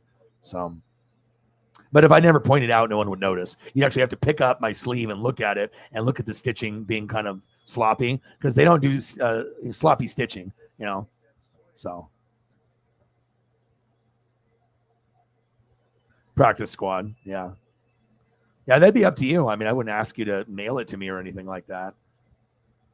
You can send me a picture and I could take a look or whatever, but I wouldn't want you to go out of your way, you know. Now, if it was like Devin White, Levante David, or Derek Brooks and Warren Sapp or something, then, you know, then the priority goes up maybe a little bit. But yeah, I'll take a look at it though. And then, yeah, maybe you will send it to me. Maybe I'll have you hang on to it. I don't know. We'll take a look.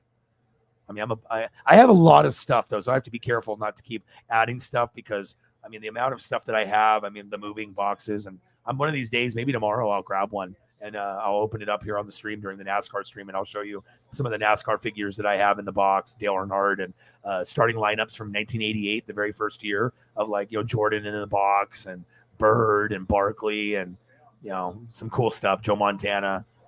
Starting lineup stuff is so epic, just so nostalgic. It's cool.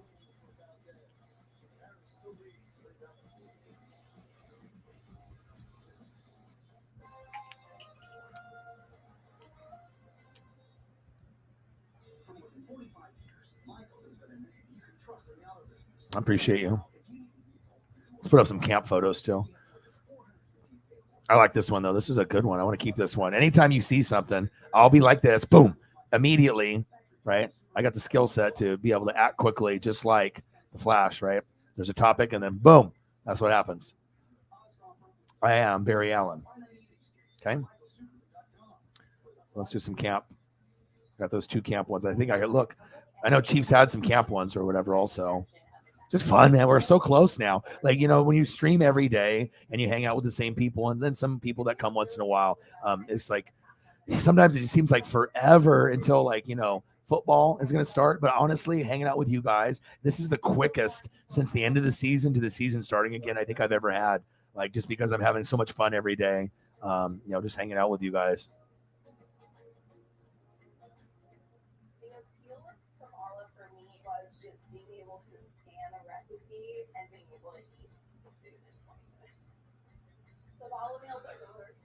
Tommy, muscular. All you do is open your meal, scan it on the oven. It makes me feel really happy that I don't have to cook. I mean, who doesn't want to have a personal chef? What do you guys think about that Tovala, like Tovala cooking microwave oven thing that they have? How much does that cost? Like $500 to $1,000, and then you got to buy the meals. You know, it's like, why not just cook? But I guess some people, they don't have the time or don't want to, or I got to take my banner down. I don't want to cover up any faces. It's important to make sure that you know, keep the pictures true. Yeah, but not bad. I actually was pretty pleased. And Holly, check out your Peacock app, and you can watch it on your phone, on your computer, or on the TV if you have a smart TV. And there's actually stuff on there that you probably won't really watch a whole lot unless you use it just for the wrestling, like most of us do. But you might find something to get your money's worth out of it. And, you know, it's NBC related. So if you like NBC shows, and there might be some movies or something on there that Netflix or Hulu doesn't have on tap or regular cable. I'm one of those people that I have regular cable and I pay a lot, and I have like all the, you know, streaming services, like almost all of them. Like, you know, most of them girlfriend will handle some of those, but we try to have as many as possible just to maximize the amazing programming, but you have to be able to afford it. But 3-1, bottom of the fifth.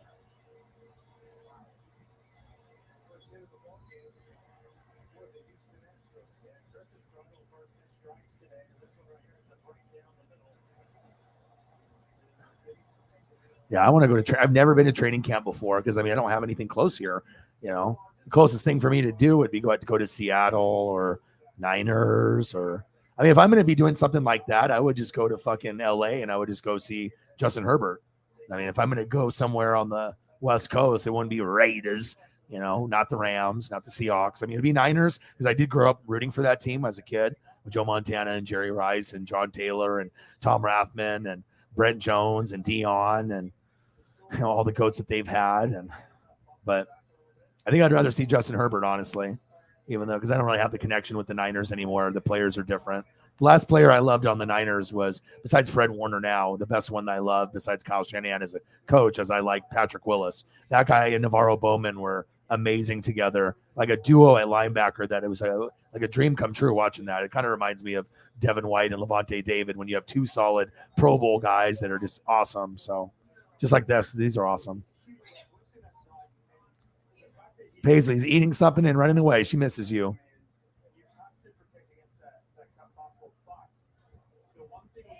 What?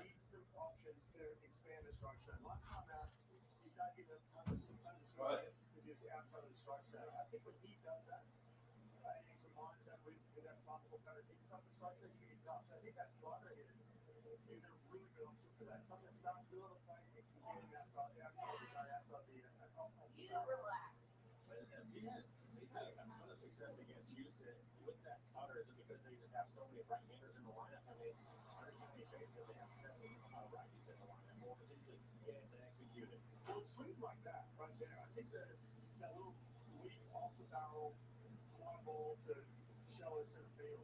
I think one thing with Chris Flexen, he's not a big swing this guy. The Houston Astros are so patient that he gets a lot of this right here. So it's a situation I think where he doesn't try and do too much, and he just gets off the barrel so well against his team. He's done that even 2-0-2-1 counts earlier this year. Sometimes too, you can get caught up. If you're Marco Gonzalez or Chris Flexen, they live in the age of strikeouts and swings and misses. So you start to judge yourself on how nasty am I? So look at these swings and misses. I'm getting a ton of contact.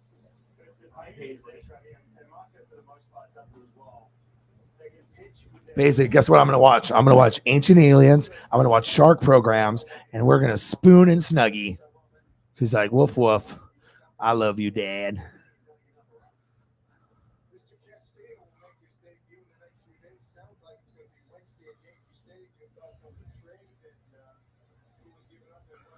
It's crazy how much I really enjoy NASCAR. I think I enjoy it right after wrestling and football. I think it's like better than NBA, and I even like it more than baseball. That's crazy to think, but I think it's just the cars, the drivers, the passion, the fans. It's all about fans for me. If you got great fans, then I can get into the sport. If you have passionate fans, but some of the baseball and basketball fans aren't as passionate as NASCAR, wrestling, or football. So maybe that's why I lean towards the. And I think just going in person would be so sweet. Like, I want to go and sit on an RV on the top. I want to eat fried chicken and burgers and drink beer and just, have that lawn chair and just hear that sound of cars going 180 or 200. That'd be like probably better than sitting front row for a game, honestly. Like, I think I've done Ducks and Holly's done, Chiefs, and I've been Blazers, and I've done front row stuff for second row, third row for almost all the sports, but NASCAR, I've never done NASCAR.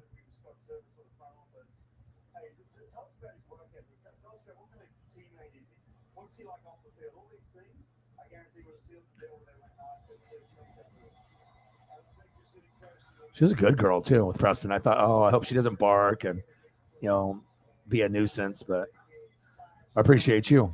Season ticket, member day. I would lose my mind on autograph day. I wouldn't want to be that old guy pushing around, but I would definitely give a gift to the people there. If you can get that kind of access, I would try to, give something cool to one of the people. Oh yeah. Oh yeah. Oh yeah. Always. Well, you do too. Cyber. There's certain people that drive the channel so that way that O-Dog doesn't have to have 3 horrible jobs in customer service, sales, or warehouse work and unloading trailers in 100-degree heat. I can only imagine what those people are going through unloading trailers at even like 5 or 6 a.m. But when it gets hot and you know the doors are open, I mean, you get in there, it feels like 150, and you're unloading stuff that weighs 20 to 400 pounds. I am so happy that you guys are helping my dream come true, and I don't have to do that because that sounds like fucking hell.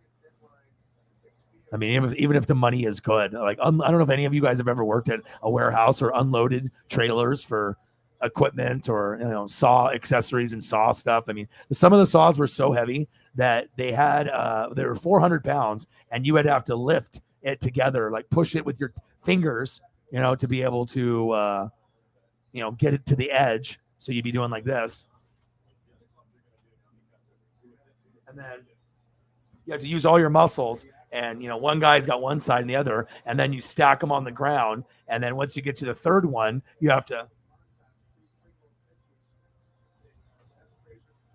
do that with a 400-pound saw and have it go up with the leverage. And you're, unloading, these 400-pound saws in a 40-foot trailer. It seems like there's like 100 of them. And you have to be fucking strong, and you have good mental health. And, luckily the guys that I worked with were all cool. So we all helped each other and stuff. But God, if I'd had a bad crew and not cool people, I would have fucking quit the first day and got something else. It was through the temp agency, but it was better than the kite place that I worked at. When that asshole boss would always scream at me and shit. And it's like girlfriend threw her back out. I had to move in like 3 days, and I had to call into the temp agency. And I was like, there's a reason why you do temp agency stuff, because you're an asshole boss, and everyone would, you don't want to deal with the hiring process because no one would want to stay there. And it was a pretty demanding job. And this guy does all kinds of like kites and kite accessories, but he's got like, the #1 distributor. So, I mean, he's putting out orders that instead of buying like 2 or 3 kites and like these boxes that I had to make, some of them were like 4 feet long or 6 feet long, by 2 feet long. And you had to jam like 100 fucking kites inside of this thing and make sure that, you're not damaging the box. And, you have to do like the UPS shit, and the orders come in, and, you get the people that pick them. And it was crazy, and forklift shit, and just, but the first thing that asshole said to me after my girlfriend's back was hurt, and I had to move out of our apartment to our new place that we're at now, pretty much by myself. And I had to go to dumpster trips and moving stuff, and she helped when she could. But, I had to miss a couple of days. And, first thing he says to me, he's like, "Oh, you fucked me over." You know what I mean? I was like, "You could have got another temp. I mean, I'm sorry, girlfriend's back went out and you're mad that I couldn't help you move some shit because you didn't want to do it."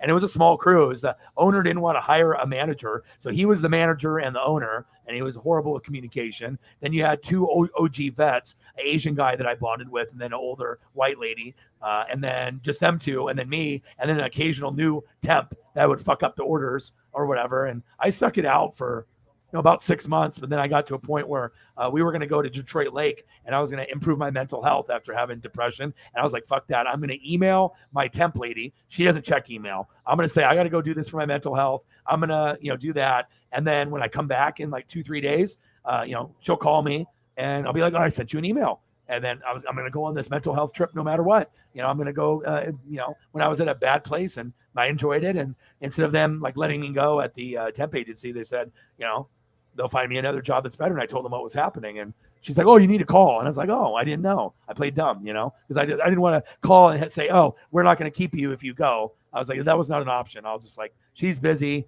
She might not see the email. I have proof. So if you're going to fire me, I can go to your boss and be like, "Look, I sent an email. This is what happened.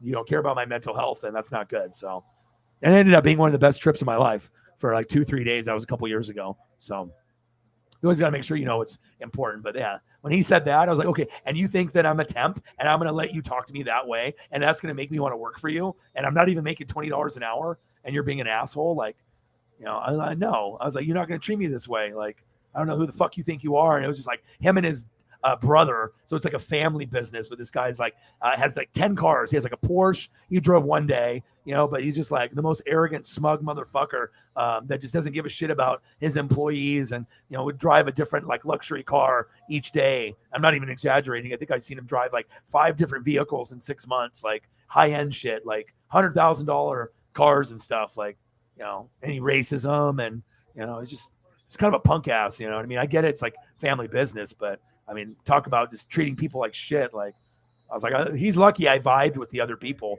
You know, and we could, you know, kind of be there for each other and just try to put him, you know, out of our hair because we just needed money and need to work. But I like, you know, once I like to start something, I don't want to bounce around in a temp agency. It's like, I just need money. Like, you know, I'll just try to sacrifice my happiness from some asshole guy. And if it gets too much, then, you know, but I'll just try to put it past me and whatnot. And it was like 5 minutes from my house, 10 minutes from my house. I could go, you know, home quickly and not a lot of gas. So there was some perks. So that way I didn't have to drive like 30 minutes and maybe have a better job. But this one was like 5 minutes. And the saw place was like 2 minutes from my house. I could go home for lunch, which was awesome. But, you know, doing physical labor or doing phone sales is not something I want to really do ever again. I've already did it for like 20 years. And, you know, I did a lot of time doing those two things, and just nice to be able to, you know, do my dream and, you know, talk sports and life and, you know, hang out with the goats. And you guys are the best. And that's why it's so important, you know, donos can really make dreams come true. And I love the conversation. It's always good.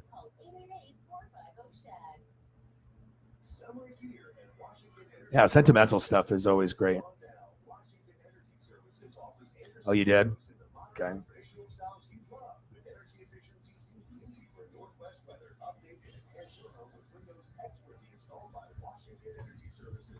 Hold on.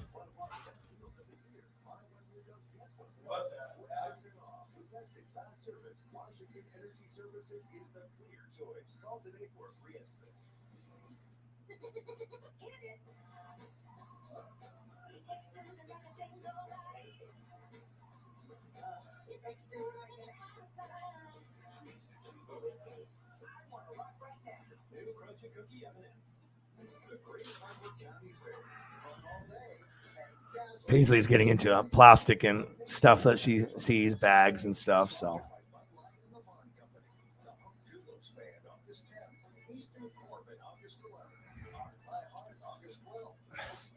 yeah, I wouldn't even worry about it. I think it's a really kind gesture, and then maybe down the road, you know, when it, you know, we can contemplate it maybe later, but I wouldn't worry about it. Life is tough right now. Don't even worry about spending fucking time on me. Like you do you, bro. I'll help you with some fantasy football stuff.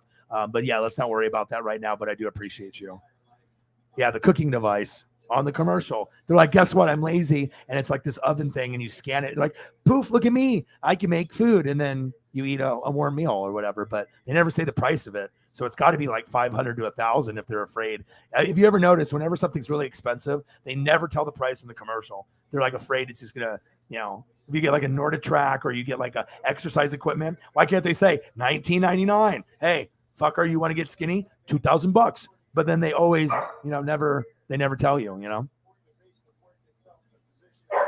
Paisley, stop.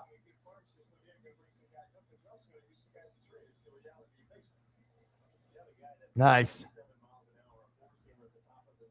I mean, I have a mirror or a fan on me right now, and if I didn't have this one that I bought for like $40-$50, like the circular ones that tighten on the sides that can rotate different angles instead of a box fan, I'll never buy a box fan ever again. You got to get these circular ones. They have yeah, that's what we called Brooks Swamp Ass, because he's a great beat maker, but yeah, that's another story for another day.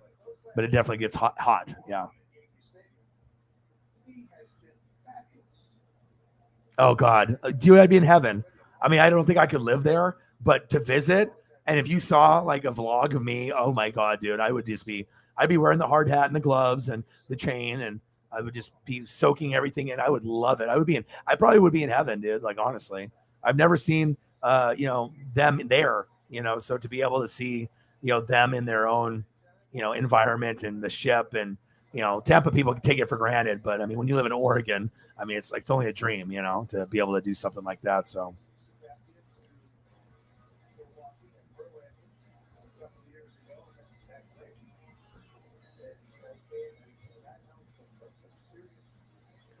Yeah. It's the Facebook thing when you get like faded or you're just tired, and then the Facebook feed comes up and you go to like video, and then you either see like aliens or people beating each other up or people making like crazy food in foreign countries or drink and stuff, like hustling. or stealing something, or someone steals a cell phone in record 1.5 seconds, and all these kind of crazy things.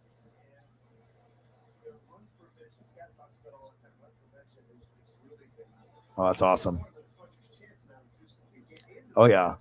Somebody like this Castillo coming over, you can expect him to go out there, give you at least 7 innings, maybe 8 innings every time. That helps your bullpen along the way. Yeah. At least you got my guy, though. You got Kayvon Thibodeau. So, and you got Evan Neal. So you got 2 guys that could end up being potential Pro Bowl players, all pro players, and the best case scenario, Hall of Fame. But that we have to see it. We have to see if they can, live up to the expectations of being one of the best linemen and being like an Orlando Pace for Neal. And if he's that, then Hall of Fame. And then Kayvon Thibodeau's got to be Von Miller. And if he is, then he could be Hall of Fame. But we have to wait and see. So, yeah, if you live in Florida, why the hell would you go to New York? There'd be way more crime. You got some more weirdos that live in Florida. They're always on the news doing weird things with alligators and weird stories that only people in Florida do. But I mean, it'd be a cool place for me to visit. And New York's got a lot of crime, but I imagine going to New York would be fun if you were with the right people, Times Square and other stuff. But I get nervous, like if I was going to go to like New Orleans or Chicago, which I already been, scary, New York. Like there's a lot of people that get murdered and there's a lot of crime. And I don't know, sometimes it makes you feel like you never know who's you're talking to that might try to hurt you and stuff. Got some questionable things in Chicago. Yeah, it seems like a vibe. Like, you retire and you're on the beach and watch the Buccaneers. And obviously the Lightning have been good. They've won a couple Stanleys. They didn't win this year, but yeah, the things got to be really a cool vibe there. Besides the Rays haven't won, but they at least got to a World Series.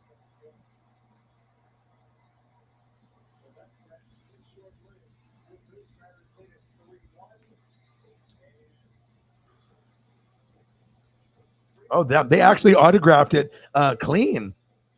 Their autographs look nice, and that hat is nice. Wow, white too on the red. I don't know if I've owned this hat.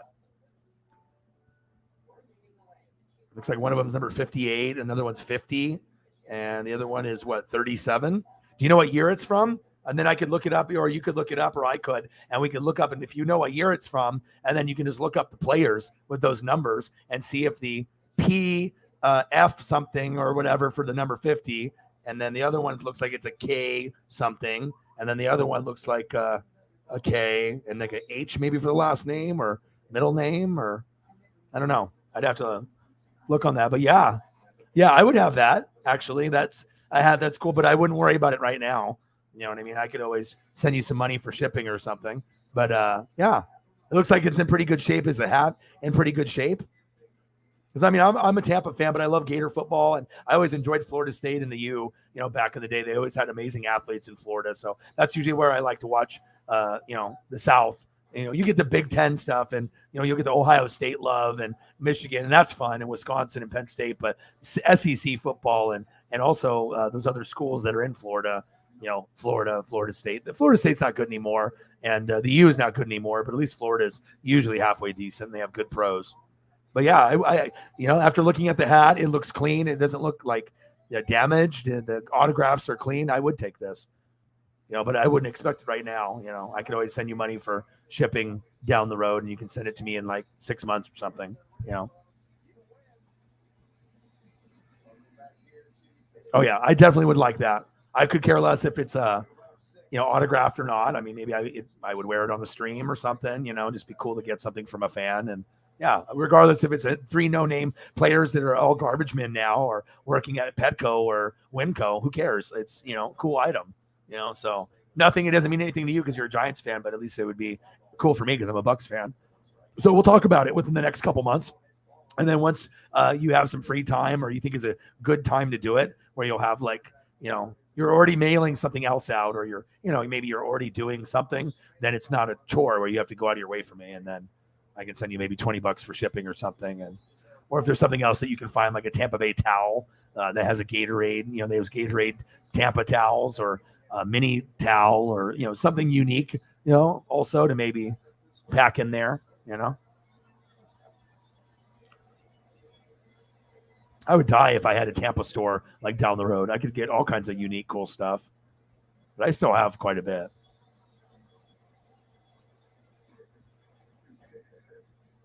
Pretty soon. Pretty soon. And thank God for this match. I can't believe that I'm saying thank God for Logan Paul. I thought I never would say that in my entire life. What a great match. That was great. Entertaining all the way through. This one, obviously, Corbin's not the greatest wrestler, but, you know, the fact that they played on the Colts together, they knew each other, they're friends in real life, and then Pat is so athletic and has so much charisma. No one cares about this one.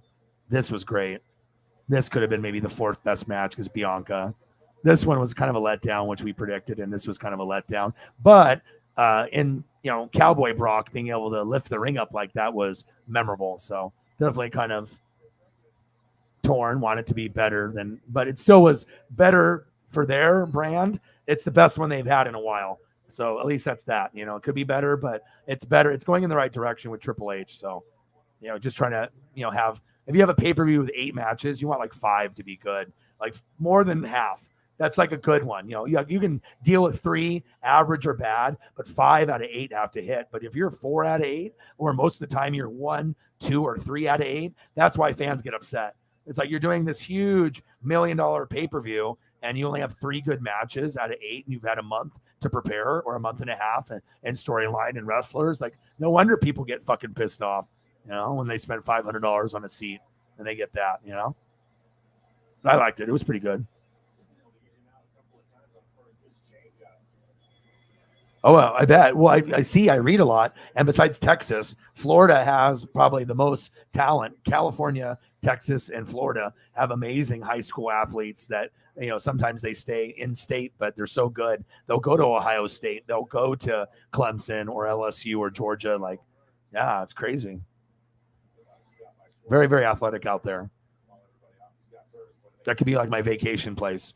You know, go to Tampa. Go to Tampa for, you know, 3 months. That'd be amazing. Beach house, go to Tampa games. Fuck, I'd be living my best life. But then I would be away from Oregon, so I'd have to fly back and forth or something. I don't know how that would work. It's like go to Oregon game and then fly to Tampa at night. Go to Tampa. Oh, that'd be wild. Go to like every game, every home game for both. Oh my God, that would be wild. I'd have to be so well off to afford something like that.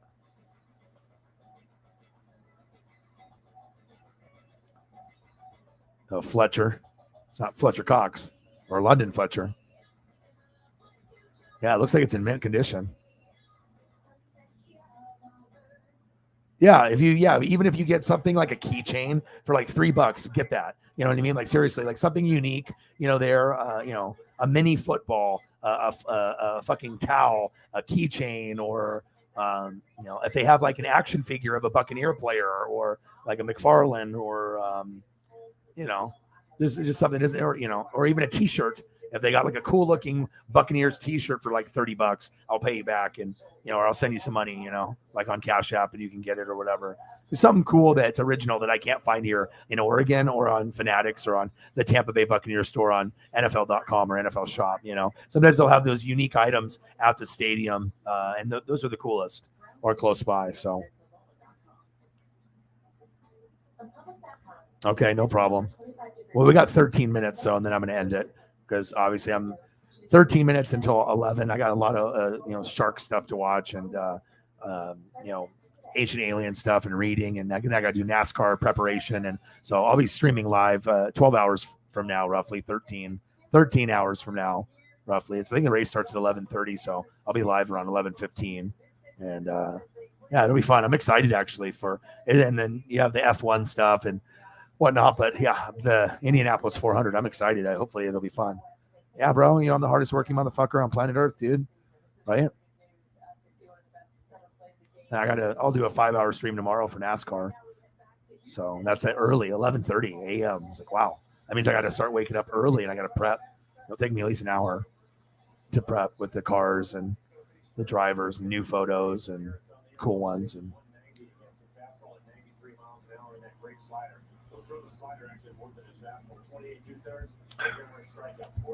but you know, it's just when you have fun and love it hat. And I like the actual the look of the hat is cool. Like it's white mostly, just with a little bit of red. And can you send me a picture of what the back looks like? Does it have Velcro back or is it a snapback? Because it doesn't look like a pro back hat. Hats that look like that are typically 99% snapback, or they're going to be one out of a bajillion will be a Velcro, but that one looks like it's going to be a snapback if I had to guess, and not a pro back hat. See if my ESP is correct on that. Signatures are Dane Fletcher. Okay. Keith Tandy. I know who that is. Okay. Trying to figure. Okay. Yeah. I mean, regardless, if it's, I don't recognize any of the names. Yeah. I think the shape of the hat, it just has a cool color scheme. Shit. I'd probably just wear it on the stream. I mean, I wouldn't want to damage the autographs or whatever, but regardless if they're no name guys or bench guys, but yeah, just they all took the time to sign their name, genuinely. And I can appreciate that. When people take the time to spell out their name, it could mean a lot to a kid or an adult like me. So big kid at heart.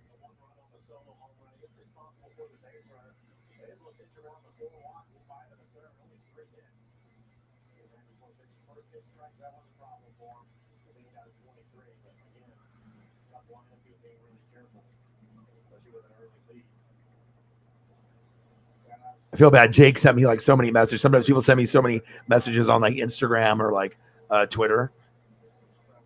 But it's just like if I'm talking and I'm watching something and I'm vibing, and I felt bad, but I saw it. Oh, Holly Hundo 18 minutes ago, supporting the cause. $20 holla. Always supporting the cause to make sure I have a good night.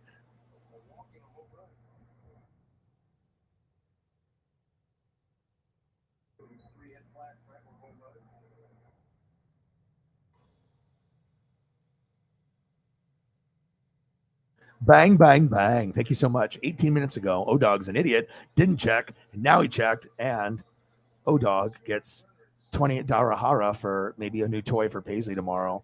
I need to get some more cookies and stuff, so I'll probably spend it on her. We'll get cookies and maybe a chew toy or something new. And, tacos this kind of sounds good tomorrow for NASCAR, but I don't know if I'll have the time to do it, but I don't know. It kind of sounds good. Like some street tacos in NASCAR, that might be like living my best life. Got me feeling like this. Got me feeling like Hollywood Hogan tonight.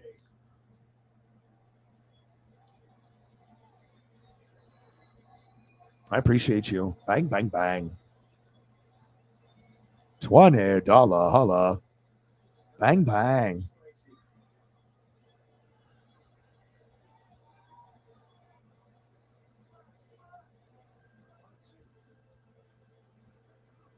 High five. Cheers. The goats, where are you? Oh, there you are. All of you are here. And a few are missing. It's late.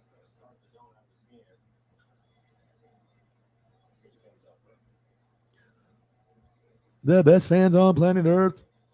You guys and girls. Tommy. Tommy. Tommy. Who would have thought punter and kicker photos would be the coolest thing ever? Huh, Paisley? And she's like, I know. So cool.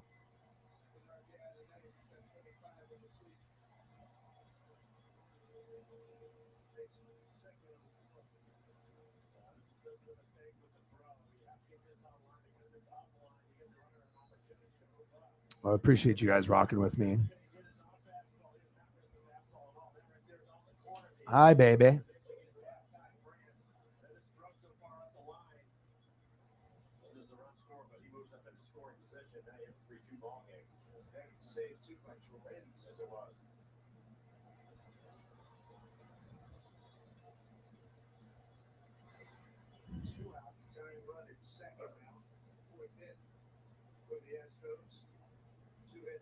Appreciate you.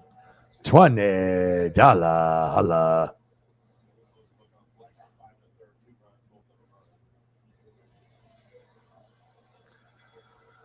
Yeah, I can't wait for fucking games. Like, I'm so stoked for even preseason. It's just nice to be able to be busy, but I don't care if the fifth stringers are playing. I'm excited because once preseason starts, you're closer to the stuff that matters. So you don't have to be like, oh, this sucks. I hate it. Well, sometimes you can just hang out with friends that really love football and we're desperate. We will watch fourth stringers go against fifth stringers and just enjoy ourselves, knowing that the real stuff is good, and hopefully no one gets injured on their teams and has all their superstars fresh. So yeah, pay-per-view was good tonight. It was good. It could have been better to go hit it out of the park if Bray Wyatt showed up, or they had some other extra surprises. The surprises they had were pretty good, and it catered more to the fans and the little kids, I think. And yeah, I would say a solid 7.5, almost an 8, and that's pretty good because most of the pay-per-views have been a 5 or a 6. So they're slowly, they're getting closer to that 8, 9, or 10 range, and that's what you want when you watch a pay-per-view. They grade it off 10 being like GOAT, like one of the best of all time. 9, solid, great show. 8, like some good matches, but mostly great matches or good, a couple bad ones. But you'd want just a little more. But 3 out of 8, you got to cash in more than that. But the 3 that they did have were awesome. But then you had like 3 great ones, 2 that were like average, and then you had 3 that were just bad, like that just weren't good or didn't live up to expectations. Street Taco, Space Kitty, Tommy Winch Wrestling. What could be better? I mean, really, that's what we do here. I mean, boom. So it's like you get the tacos and you're feeling good, right? So we got that, and then boom, boom, and then we get the Space Kitties. Not just one kitty, but and then to 2 kitties. Okay, and then boom, and then we go, straight into the winch. It's like, what winch am I going to? I mean, I don't know, a cool one. And then we, get into obviously wrestling, and it's the first time if you've ever watched, you definitely saw stuff that you normally will never see, like the whole Brock Lesnar thing with the tractor. They have not done that in like a bit like that in like 20 years, 25. That was like Stone Cold did it with like a beer truck, and they did it with like a milk truck type thing. So that was very unique. And if you're watching wrestling for the first time, that was actually pretty iconic moment. Pretty iconic, pretty good. Like this guy, memorable, like a Hogan leg dropper, big boot. And then once you go back and actually watch NWO and DX, like if you watch stuff from the 90s, you'll be like, oh my God, everyone has a sign. Everyone's going crazy. All the legends are still alive. And there was just nothing like 90s wrestling, like 80s and 90s wrestling. There'll be never a time again that was cool. It was at its peak. Like 95 through 99 was the best time of wrestling ever. Like you had people like Hogan that were still, just doing big things, and Scott Hall, Kevin Nash, and oh my gosh, it was just incredible. Just like this. I mean, what's better than looking at that or this, Looks good. Looks delish. Looks yum.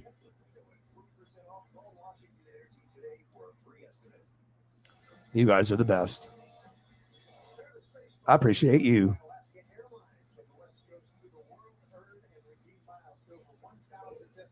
Oh, it's a Stretch logo hat. Okay. So it's not an actual pro back hat because it has the bendy bill, but it's got a flexi back. So it's I have a hat like that. So yes. Oh yeah, that'd be awesome. Sometimes you just got to be a little vocal. Imagine just going to a game with me and doing what I would do. And then that would you're going to be shy, but if you just like speak up a little bit, like sometimes you have that confidence to, if you're already talking to people at your job and other people, some people are introverts and some people can talk, but sometimes just being a little vocal, if you're going to scream at them when they're playing and getting first downs and touchdowns, you can give a little holler, let them know that you're there. And then maybe you can have a memory. Maybe you can get some autographed mini helmet or something, or get a picture with your dad, you and him. How cool would that be?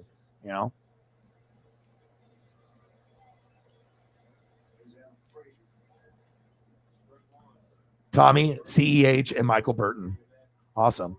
Maybe I can find like a Clyde Edwards-Helaire autographed Chiefs card, or like graded or something, and I can send it to you and you can give it to your dad as a gift. Try to find something like unique that he'll never buy himself, and get one that's legit. So it's like through PSA, and I probably could find one for pretty cheap. I could probably find one for $50 or something, maybe even cheaper. Shit, maybe $15. Sometimes, it depends if it's graded or not, but yeah, it's cool. Michael Burton too. Tommy, CEH, and Michael Burton. I got a fat ass head, so I probably couldn't wear it, bro. You know what I mean? I'm trying to lose weight. I've already lost like 12 pounds, but I got a long ways to go, dude. I fucking did not I gave up on my body during COVID, and it was a horrible thing to do, and I'll never do that again in my life. Like, just eating, and it's because the COVID thing, but it's unnecessary to be eating, like Grubhub or whatever, or, Uber Eats and eating that every day, 3 times a day or 2 times a day, or you're spending way too much money. And yeah, it was not good.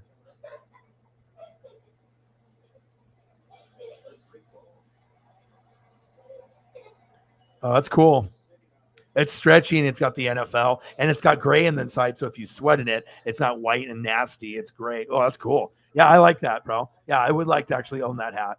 And most of the time, if someone, and it doesn't matter if the autographs, I just like the color of it, the color, and it looks cool. But yeah, I'd probably the hat would explode off my head if I put it on. So when you got one of the fat head, but yeah. Well, you never know. Life is a mysterious place, First, you start off with the picture, and then a gift, and then on the show, and well, that's what makes him so special, then, right? Because think about like you like that stuff. I like O linemen and linebacker. How many people? Do you guys honestly, you guys that are in the room, you're regulars? Is there anyone else that you guys follow on like podcast, TV? Twitch or YouTube or any social media that is likes the stuff that we like? Do you guys see any of those other channels out there that are defensive people instead of offense, or people that like special teams and O-line over quarterbacks, running backs, and wide receivers and tight ends? I think it's a really rare thing, and it definitely gives you a whole nother perspective on the game of what's important to me, O-line, D-line, defense, coaching, special teams, like the stuff that people take for granted. And if we can put that in the forefront to give those people the proper love, then maybe people can appreciate those punters and kickers more, where we can give awareness about them. Like, dude, like this guy's averaging like 65 yards per punt. Like that could be a game winner for you, getting you in good position. Field position is the name of the game. But I don't think a lot of us take the time to go into the stats unless you really love a player and you get geeked out and you're like, oh, dude, he's averaging 58.5 yards per punt. Like, you're only going to get people like probably like me or Holly and a couple others that are just like, oh, cool. Like, or the guy can do a fake punt and he can throw for a touchdown or first, little things like that are make a player a little bit above and beyond than a standard punter. Like, look at Pat McAfee. If you go look at his highlights, he used to, kick a punt, and then he would be in for the tackle, and he'd like just freaking, blow him up like a linebacker. So sometimes you get guys that are really tough, and they can win the players over and the fans over too. So that's awesome. I think you'll be able to get a photo with you and your dad. You go with you and your dad, try to get seats within the first, 10 rows, unless you have those season tickets. Give them the gift, and say, I don't want your autograph, but it'd be really cool if we could get a picture with my dad. Even if it's just your dad and him, or you and your dad and him, whatever. Maybe he probably just want Tommy for himself, like you. So just get him and Tommy. Then life would be good. And then boom, here's a Florida Gator helmet for your generosity for my dad. Boom, shakalaka, everyone wins. You get a second meeting, dad gets a photo, and boom, he gets a gift from you. Life is good. Like, oh, I got this channel that I go on. We talk about you every day. No, he's really good. That'd be wild to see his reaction. Like, I'm just starting posting photos. He'd just probably lose it in the chat. Like, wow, like, really? Yeah, I love that. That's what makes you special. There needs to be more fans like us, to be like different and not be like all the quarter. Of course, we still love the quarterback, running back, wide receiver, tight end, but that's not the point. The point is being able to show and showcase the ones that don't ever get anywhere near, not even half the love of the top, television guys. It's almost disgusting. I almost want offensive linemen to be rewarded on higher than running backs or wide receivers or quarterbacks or tight end. They should be like, looked up to a lot more, instead of just like bigger football players that, maybe are big or slightly overweight, or, they can't play tight end, so they have to play O-line. Like, I don't know. I've always appreciated guys like the O-linemen and the ones that can pull and play guard or tackle or center, and guys that can run block, but guys can pass block and pancake. I don't know. I'm just a weirdo, I guess. I think it's cool for that position. It doesn't get the type of love. So. Oh, I don't have the hippo. I don't have the hippo, the HBO. I used to have it, but we had too many fucking bills and shit. So like now, if like Game of Thrones, that spinoff, if that's on HBO, yeah, we're ordering. Because I love that show and I don't give a shit if it's spinoff or Pro 4 Game of Thrones. If it's Game of Thrones related, same director, I'm gonna watch. So yeah, offensive linemen are so cool.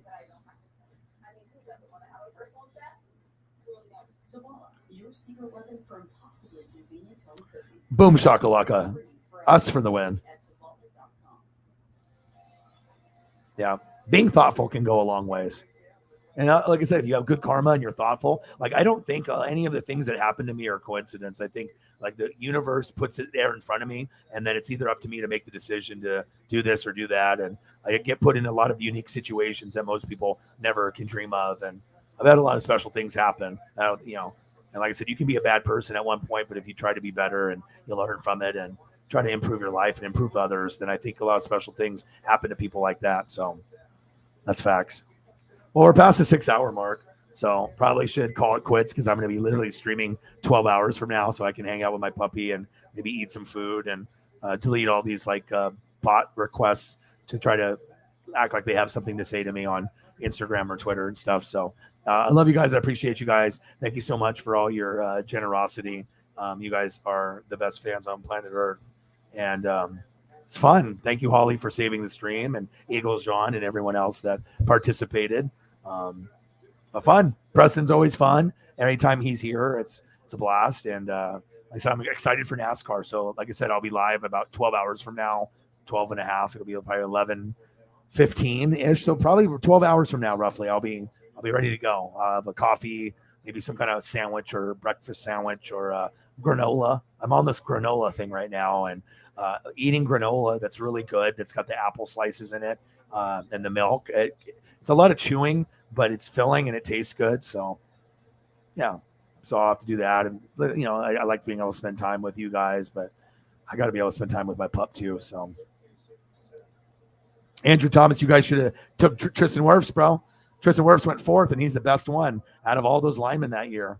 But at least you guys got Evan Neal and Kayvon Thibodeau, so I won't give you shit for that. But yeah, the Andrew Thomas was a mistake. Imagine having Tristan Wirfs. You'd be in heaven, bro. I got the best right tackle in the game, and he's only been in the league a year or two. But he's got potential. I mean, you have to believe that if you draft someone first round. So, yes, I'm really rooting for Logan Ryan, too. Super excited. Yeah, we have a lot more to talk about. So, you guys are the best. I love you and I appreciate you. Thanks for staying with me and for Holly for even ordering Peacock to watch wrestling for the very first time. And sometimes it's a lot funner than you think it's going to be, especially if you hang out with friends. So, I'll be back tomorrow. I'll see most of you then. If not, I'll be back Monday, 7:30, whatever. And be safe, have fun, read something, learn something new, watch fucking Discovery or History or National Geographic for shark stuff, which is on now. Yeah, and enjoy your time. Get your me time. Obviously, Simpsons a little bit before I go to bed. And you guys are the best. I can't appreciate and tell you how much I appreciate you guys. And shout out for Holly for the win and everyone else supporting. And I'll be back. And I got one question for you. Who talk sports like us? Your boy Ryan, the Northwest Sports Fanatics. And I can't leave without putting up the logo. We got to make sure we put that up. Paisley's like, yeah, Daddy's done. Love you. I love you, and I love you. And I'll be back tomorrow. Gang.